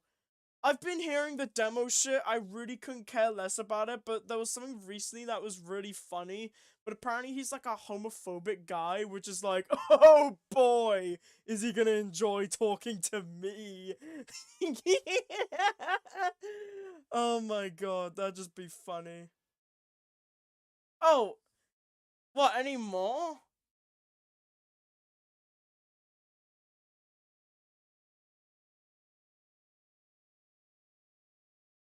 Yeah, okay, I'll be fair, that's true. I mean, I haven't really heard much, because, I mean, we make fun of Fuzz constantly, but, like, you still can't deny that apology video was fucking fire.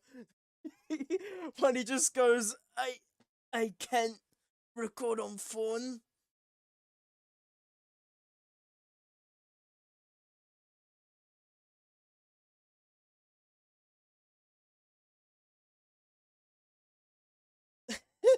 The apology is still funny, like, it's so dumb. Like, but I haven't heard from him, that's the problem. Like, I haven't heard of that guy, and, like, in terms of, like, I haven't actually talked to him. So, I don't really know if he's actually really done much anymore, because, like, I kept hearing from Jevel, apparently he hasn't changed and stuff like that, so that's why I probably still hold that opinion.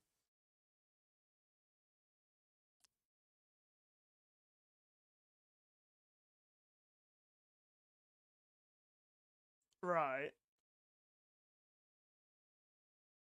You know, I remember. Oh my god, I fucking hate this.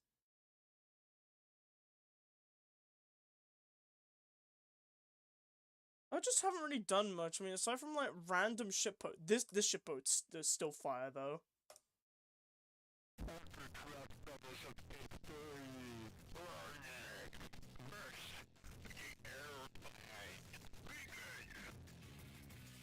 I'm sitting in the front and you're sitting in the back, and I go. It's so good. The fuzzy apology. I actually don't know where it is myself. Like, I might be able to find it somewhere, but I'm not. I don't know.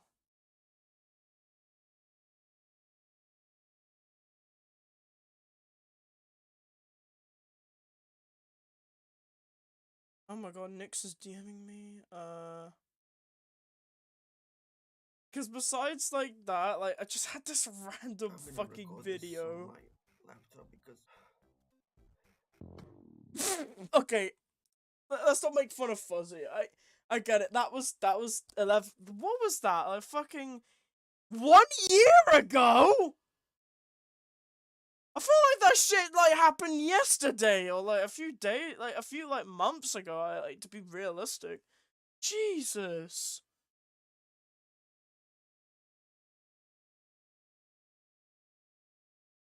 I mean, I know it wasn't just me. Like, it's strange, because that entire Fuzzy situation was the actual reason how I came back to, like, Kasim's group.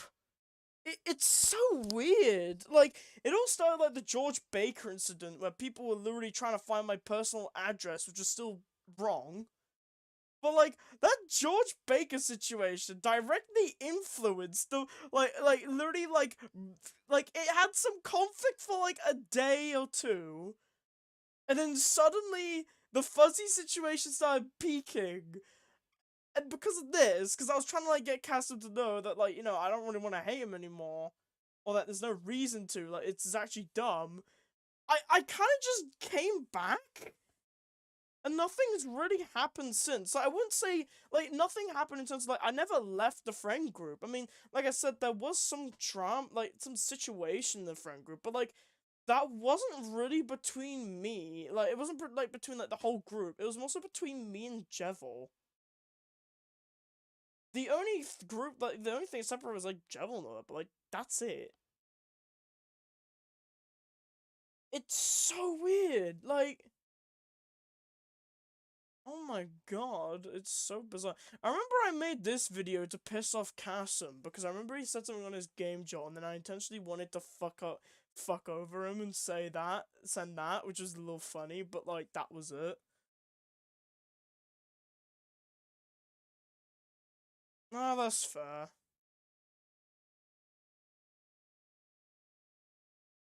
Oh, I actually didn't know. I thought the grooming situation was like a very recent thing, like at the time. Like, it was something that he was like literally doing. Because like, that was like how they portrayed it. So like, when was it?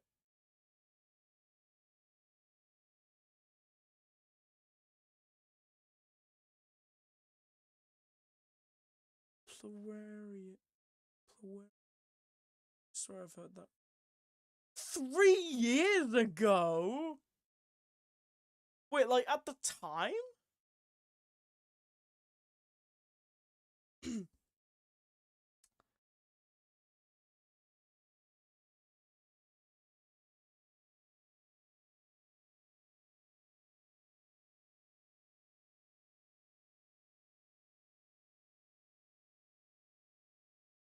Yeah.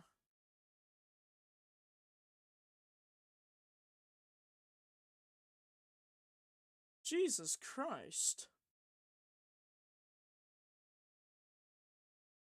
Wait, how old was Fuzzy at the time when, you know, the whole, like, you know, thing was going on?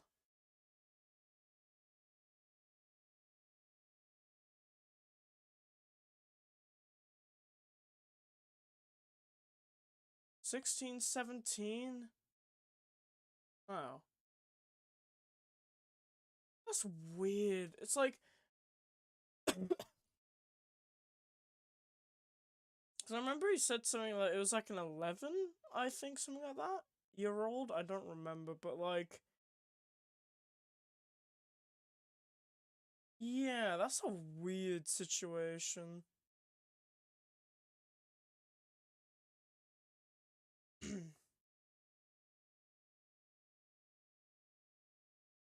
Yeah, no, most of the videos I have recently is either A, world record runs of hours, because no matter how long I've been playing that game, I've been on the grind. Also probably one of the reasons why I don't upload as much. Or it's random ship posts, the glider thing, masterpiece. I played Doors, but I barely got anything, despite feeling happy about the edits that I made. That's kind of it. Like, fucking hell, a lot of this was either like 10 months ago. I just haven't uploaded in a while. Again, that does kind of boil down to university, but like, good lord. Yeah.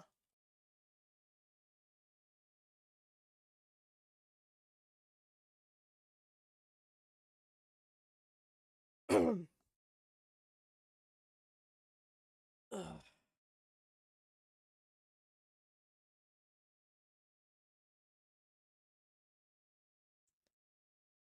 You know what?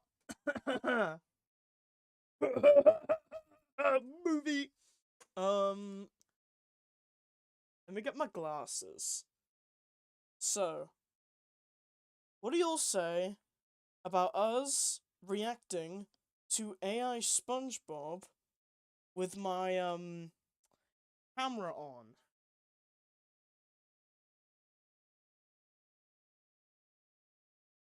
Hope my hair isn't a little too messy.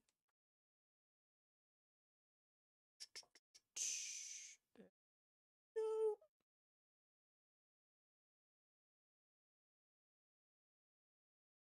Yeah, hopefully.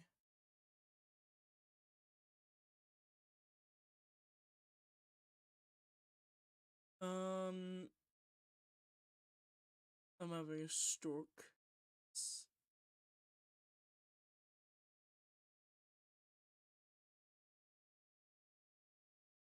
Now, let me try and on Vegas get my camera out.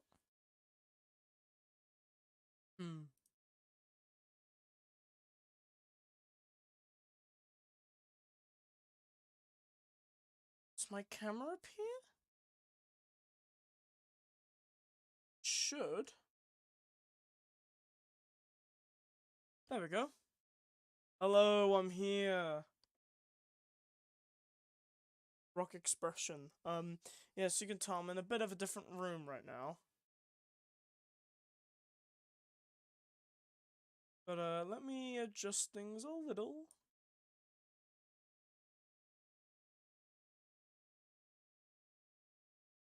Sego? No way.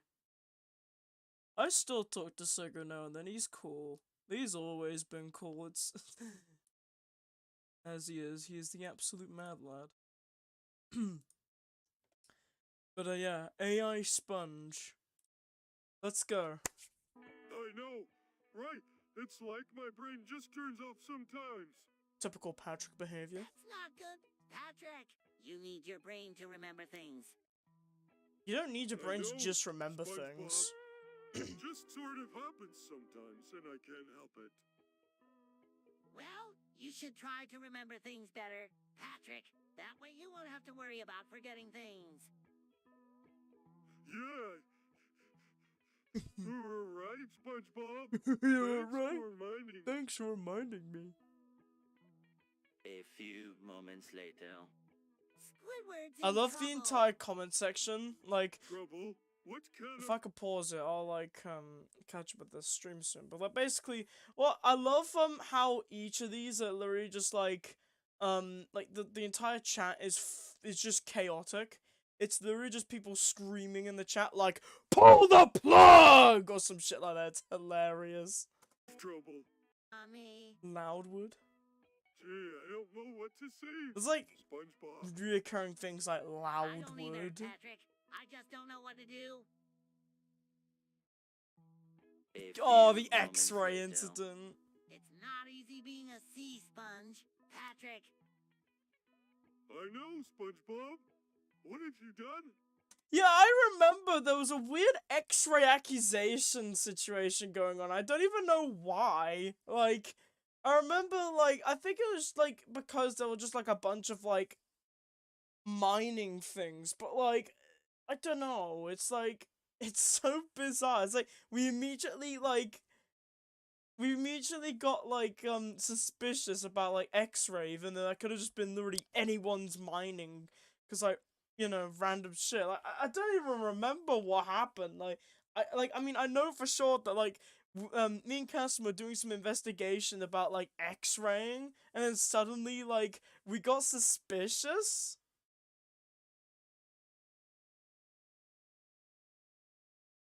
Oh my god. Freaking guy! SpongeBob, you've always been there for me when I needed you, and I know you'll always be there for me.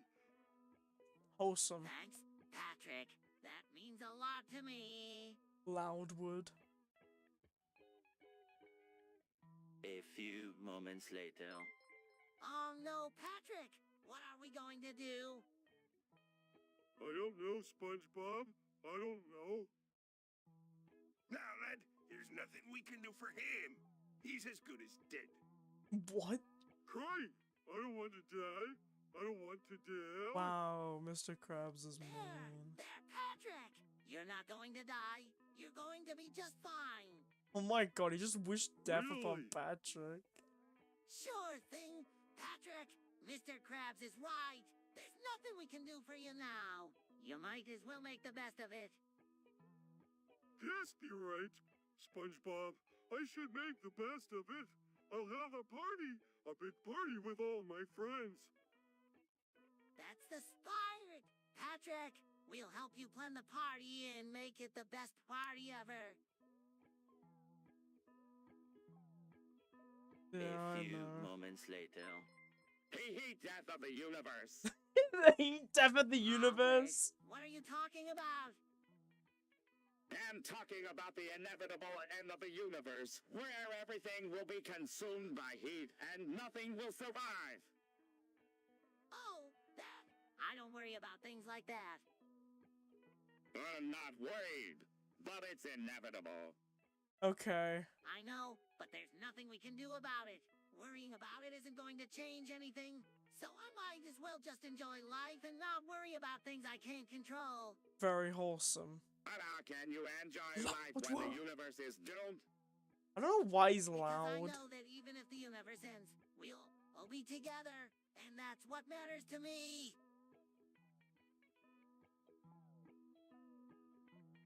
2 seconds later. Mr. Krabs, can I talk to you for a second? What is it, boy?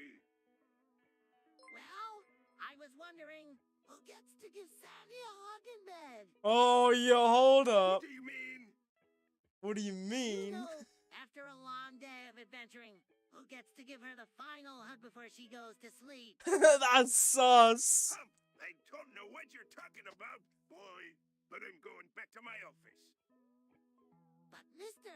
Krabs, Yeah, Don't worry, boy. I'm sure she'll give you a hug when the time is right. Now get back to work.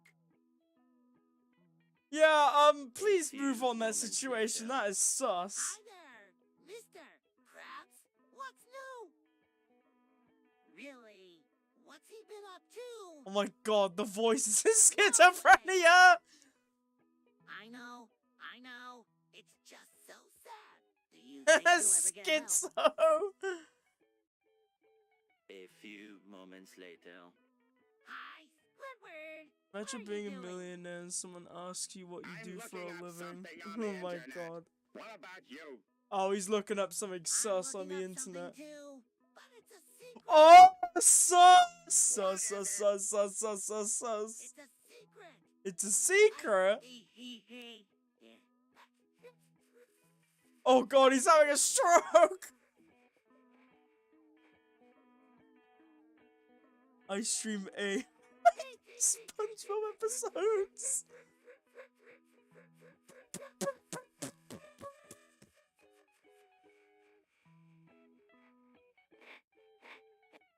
What is happening? Oh, come on, tell me what it is.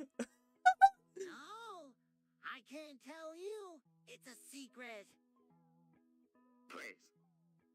He's saying, I can't please, tell it's a you. secret. It's a secret. A few moments later.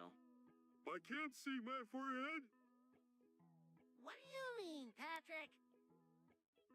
I mean, I can't see my forehead. I can't even feel it. Uh-oh. Let me feel it. Feel But he Patrick's became a forehead. You're right, printer. Patrick. You can't feel your forehead. What does this mean? I'm not sure. I love when the Patrick, random we should go to cars the just like hospital and run the find out. characters over.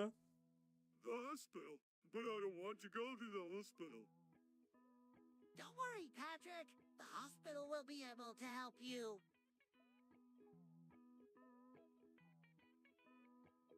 A few moments later.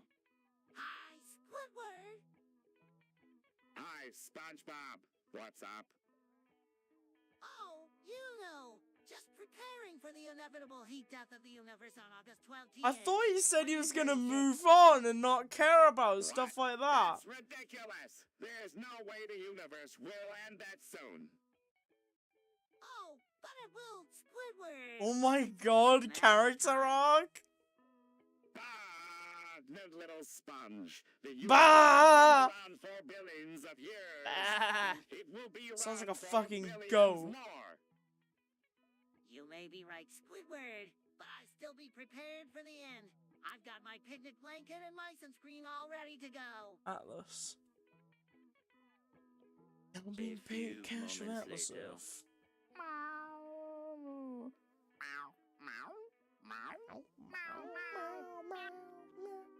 Gary, what are you talking about?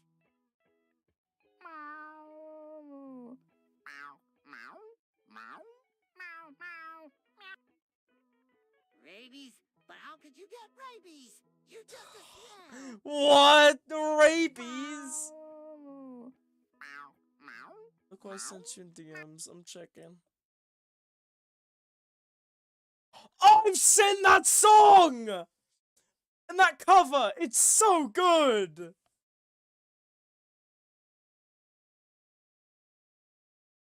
Oh, great heavens. Classic. What rat? Rat boy?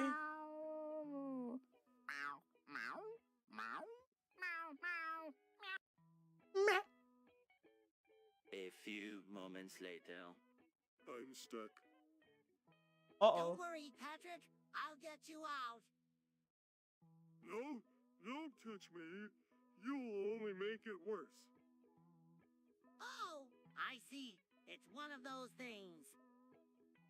What thing? The things where you get stuck and can't get out. What are you talking Yeah, about? it's really good. Oh, never mind. I'll just go get help. 2 seconds later. Hey, SpongeBob. Hey, what are you up to? Just catching some rays. Ayo. Hey, check out this video I found. Patrick, I really don't think that's appropriate viewing material for us. What? What? It's just a little bit of harmless fun. Oh. Harmless fun. Patrick, that's pornography. What? So what? It's still fun to watch. No, Patrick, it's not healthy for us to be watching this stuff. Let's go play some tag or something. But I'm not done watching yet. Patrick, pornography is not healthy for us to be viewing. Now let's go play some tag. Tag? A few moments later. Patrick, I need to talk to you about something important. What the fuck's going on? What is it, SpongeBob? Well, it's about sex. He literally what? It's all about sex! We need to make sure that we are using protection whenever we have sexual intercourse. So they're gay? Why? So we don't get pregnant. Well, yeah, but there are What? reasons why we should use protection too. Like if either of us has STI. STDs! I see your point. But using protection just makes things feel icky and slippery. I know it's not the most fun thing in the world, but it's a lot better than getting He just pregnant gets again run next time. over. We don't want that, do we? Get pregnant! Oh, man! Oh, this is a joke! A few moments later. Oh, hello, SpongeBob. When are you ready? Oh, I'm reading about the planets. The planets aren't the same as the Earth. No, Patrick. The planets are much different than Earth. For one, they're all round. Round? That doesn't sound very different to me. And secondly, the planets are all populated by zombies. What? Zombies, really? No way. No way. Every planet in the solar system is overrun by zombies, except for Earth of course. That's amazing. So what do the zombies do on the planets? Well, according to my research, they just walk around aimlessly, moaning and groaning all day long. It's really quite frightening. And nothing. I can imagine. But it's still pretty cool that we have a planet that's free of zombies. We're so lucky. 2 seconds later. I don't get it. Mr. Krabs, what's so special about this book? He's holding a book. It's the Bible, Patrick. The The most Bible. important book ever written. What's so great about it? Well, it's the story of our world and how we came to be. It teaches us about right and wrong and how to live a good life. Oh, well, I don't How know Christian. about the rest of you, but I could use a little guidance in my life. Maybe I should start reading it. Aye, that's the spirit, Patrick. Yeah, and it can also teach you some pretty nifty sea tricks too. Like what? Well, like how to walk on water for one. A few No moments way. later. Hey, Patrick, have you heard the news What news? What news? I predicted the line. What the about the dramatic turn of events in Bikini Bottom? What happened? What happened? I don't know, but it sounds pretty serious. Apparently, some sort of strange monster has been terrorizing everyone. No way. That's crazy. That's crazy. I know, but it's true. People are saying that the monster is huge and ugly, and it's been eating all the food in Bikini Bottom. That's terrible. What are you going to do? I don't know, but I heard that they're going to try Oh. to catch the monster soon. Hey yo, Even what put up is a happening? reward for anyone who can capture it. They're being attacked by a football. $1 million. That's a lot of money. Up at the I'm new going to go and Folgers catch that on the monster. Oh my god. What is A happening? few moments later. Patrick, what are we going to do? Oh my god. I don't know, SpongeBob. It just all happened so fast. It was like the angry bird was coming right for us. Yeah, and then it just stopped in midair. I don't know, Patrick. Maybe it was a warning from the angry bird gods. Angry Bird Or maybe it was gods. a sign that we're not supposed to go to that amusement park. You're right, Patrick. Maybe we should stay away from there from now on. 3 hours later. Legalize nuclear bombs. Legalize nuclear bombs. SpongeBob, what are you talking about? I'm talking about legalizing nuclear bombs, Squidward. My We God. need to do it for the safety of our country. SpongeBob, you're crazy. There's no way we should legalize nuclear bombs. Nuclear Why not, bombs. Squidward? It's just a logical step in keeping our country safe. What about the danger to our citizens? What about the danger to our environment? We'll Environment. take those risks, Squidward. It's more important that we have the ability to defend ourselves against our enemies. That's insane, SpongeBob. We can't just legalize nuclear bombs because we might need them someday. It's not insane, Squidward. It's patriotic. And I'm Patriotic. sure the citizens of Bikini Bottom would agree with me. 3 hours That's the. later. Oh no, he's gonna legalize nuclear Loud bombs. word. Could you please A stop loud being so word. loud? You're making everyone deaf. Deef. Hat, I can't hear you. I said, could you please stop being so loud? You're making everyone deaf. Oh my god. Still can't hear you. This is hopeless. Walks away. Walks Hey, where are you away. going? I can't hear you. SpongeBob? A few moments later. Greetings, Patrick. Hey, SpongeBob. Hey! Hi, you. What's up? Uh-oh. Just discussing the matter of King Neptune with Patrick here. He's a mighty king, Hamilton. What exactly does he do?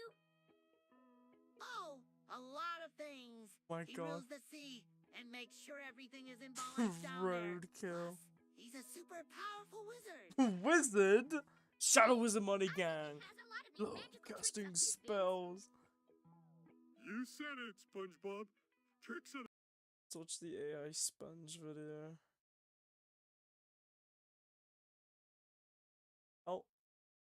does that. Hold on. I can all hear the audio. A few moments later. It doesn't look good. It doesn't look good.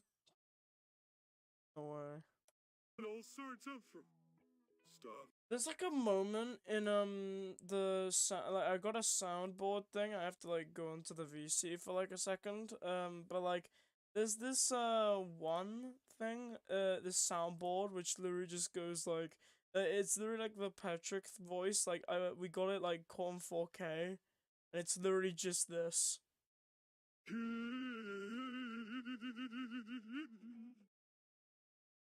Yeah, like he literally has a stroke and then goes into song and then goes. SpongeBob? But it sure is annoying. It's like he's trying to compete with the clams or something. Yeah, or maybe he's just trying to show us how to. Tough or not, I'd like him to turn down the volume a little bit. Yeah, me too. SpongeBob, me too. 3 hours later. Oh boy! Oh boy! Oh boy! Hold up. What is it, Patrick? I just saw the biggest worm I've ever seen. Where? Down by the docks. It was as big as a truck. Big as a truck. No way! There's no such thing as an Alaskan bowworm. Alaskan bullworm. I'm telling you, it was huge. 2 seconds later. You like nice and you shy do see who shy Sean Wendy. What? And why was Shaggy Shunga red? Oh my god, Chinese! I Bing who shoot chilling! Sean when there. A Taiwanese God. square! Oh, Whatever it's who should called. I Ichi-chi. Nanai ninja wiri shunai homo. Homo. Dag ran ki-ai. Naishonao. Nah. Harry sai Nigel woo. Oh, die.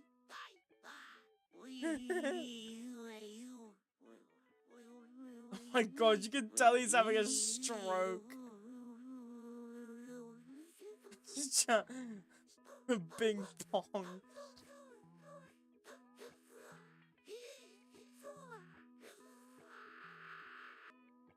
My brain?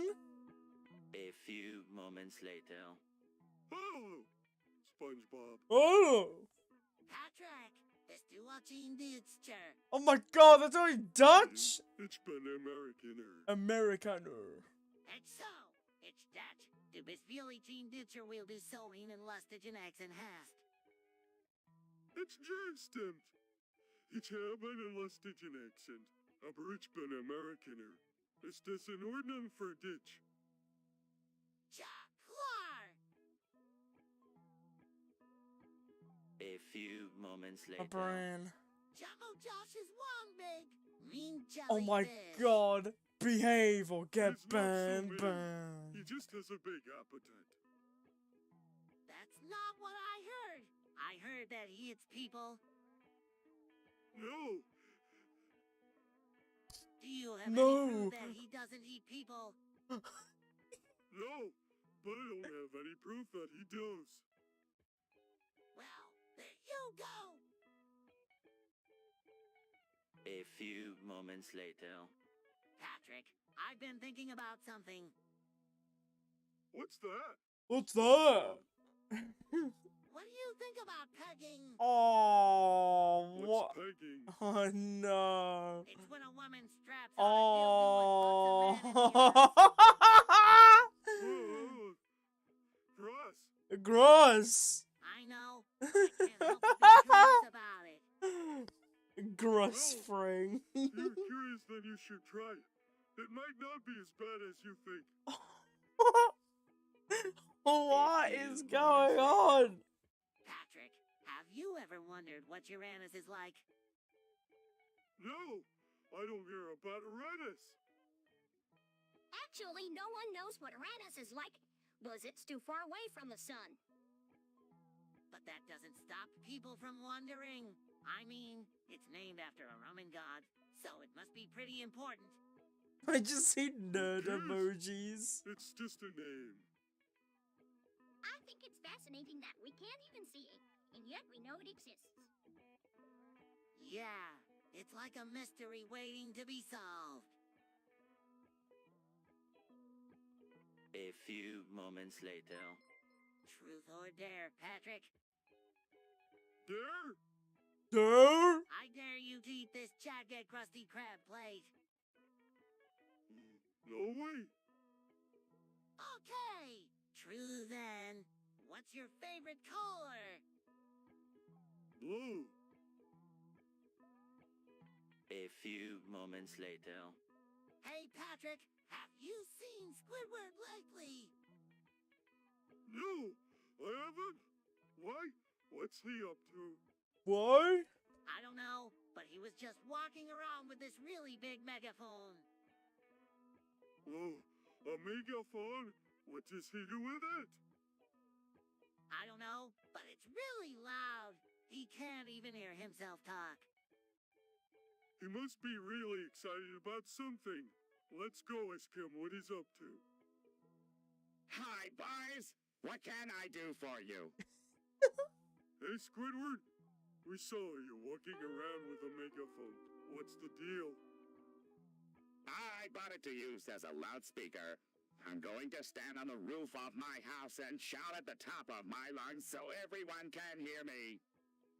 Oh my god, it's That like that sounds one like a good episode. idea. I forgot what it What are you was. going I to know do? what it is. Like he's shouting on like a As megaphone. soon as the wine dies down. It's too windy today. Hold Yes. on. I'm gonna have to find it. It gets DMCA strike. No, it was like Squidward shouting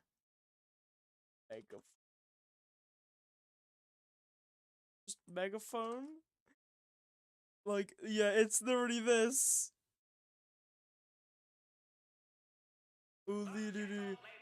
Audio jungle. Audio jungle. Audio jungle. Audio jungle. Audio jungle. Audio jungle. Audio jungle. Audio jungle. Audio jungle. Audio jungle. Audio jungle. Okay, we're safe. You get the point. Seconds later. It's literally I just that. don't get it. He's just shouting on a megaphone. Oh. It's a musical instrument that I invented. It's a cross between a harmonica and a synthesizer. What? That sounds really cool, Patrick. Can I hear it? Sure, SpongeBob. Patrick starts playing his Hyphonics and it sounds terrible. Oh, Patrick! It sounds like you're sucking on a harmonica and blowing into a synthesizer at the same time. No, I'm not. It's supposed to sound like that. Well, it doesn't sound very good to me. Roblox Maybe you should roleplay. practice more before you play it for anyone else. God, A I'm few dead. moments later. So, Patrick, what do you think of Gamby? Gambling? I love it. So much fun. Gambling. I don't know. It just seems kind of risky. Elric. Oh, come on, SpongeBob. It's not risky if you know what you are doing. Well, I guess you're right. I'm just not sure if it's really worth the risk. Trust me, SpongeBob. It is. It just Seconds ends off later. like that. Squidward! What do you want, SpongeBob? I was wondering if you know if SpongeBob has a cock. What? What kind of question is that? I just need to know for science. Does he just not I know have what no he idea, and I has don't want to know. under Now his go away. pants? A few moments later. Not like He's that's not- surprising. Nowadays, you could What did literally you have a say? vagina and still call yourself a I male, said and you he's can have a nuts. dick and still call yourself a female. Oh, I see. But- These nuts. You know, that's besides the point. You got that right, Squidward. These nuts are the best. I don't know about that, Oh SpongeBob. my I've goodness never had them before. gracious, man. Like, what is You're this? missing out, Squidward. These nuts are the best thing ever. These nuts. Well, I'm not so sure about that. A few moments later. Squidward, have you seen this? Seeing what? This. Oh, dear. What do you think happened, Squidward? I have no idea, but I'm sure it won't be long before everyone in Bikini Bottom knows my address. Don't worry, Squidward. We'll figure this out together. No way. A few moments My name later. is Walter Hartwell Patrick, White. You ever play Elden Ring?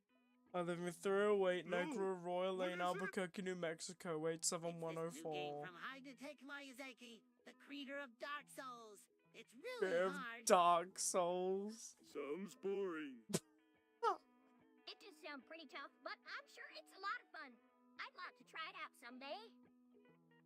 Yeah? I was thinking about playing it, but then I got to thinking, what's the point? It's just going to frustrate me and I'll probably end up rage quitting like I always do. Skill issue. That sounds like a good idea.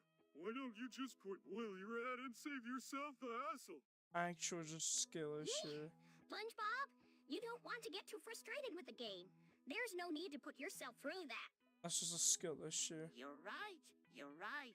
I'll just quit now and save myself the trouble. Thanks for the advice, everyone. Genuine skill tissue. A few moments later. Back on. Someone just mentioned about Femboy You know, Furry is when best you mix Russian vinegar and lang, baking soda please. together, Hey, it makes yo. this fizzy stuff. Right? And it's a great way to clean things up. Whew, I didn't know that. Yeah, it's a pretty common cleaning mixer. But what does it have to do with food? Alright, after this one with the...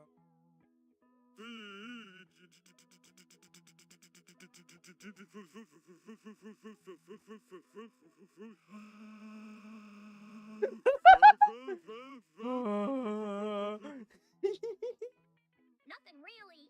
I just thought it was a funny word. A few Okay, that was moments a later. banger. Oh my So, god. Squidward, what do you think of the communist No, revolution? no, we're done. Okay. So, this was a completely weird way to do the stream. I was thinking of doing some other things, but instead we did this. I'm not complaining though. But that was interesting. Well, I did what I wanted to do today. I wanted to stream me talking about why show Moralities doesn't fucking work, and why it's really hard for me to even get into a project like that, because I'm gonna have to basically do everything all over again. I surprisingly got a lot of progress done on Urnix DustTrust very well. I got 4 overall scenes done. I can get more, sooner or later, but 4 is really good, and that being done is great, meaning that I could just, you know, just not worry about that and just get on a fucking roll, because I need chapter 2, working on that one really hard. But yes, that was done. At some point I'll think about the friendship route, but Urnix DustTrust has been something pretty good. I've been working on it. Hopefully I can get it, hopefully I can get chapter 1 done and just get to work chapter 2. Hopefully I can get chapter 2 done at some point. Yeah. Thank you all for watching the stream. And hello Glitchy, I haven't seen you in a while. Bye, obviously, for now. Maybe next stream we can, like, probably VC and stuff. I don't mind, because I haven't done that in a while. But yeah, thank you for watching the stream, and I'll see you all later.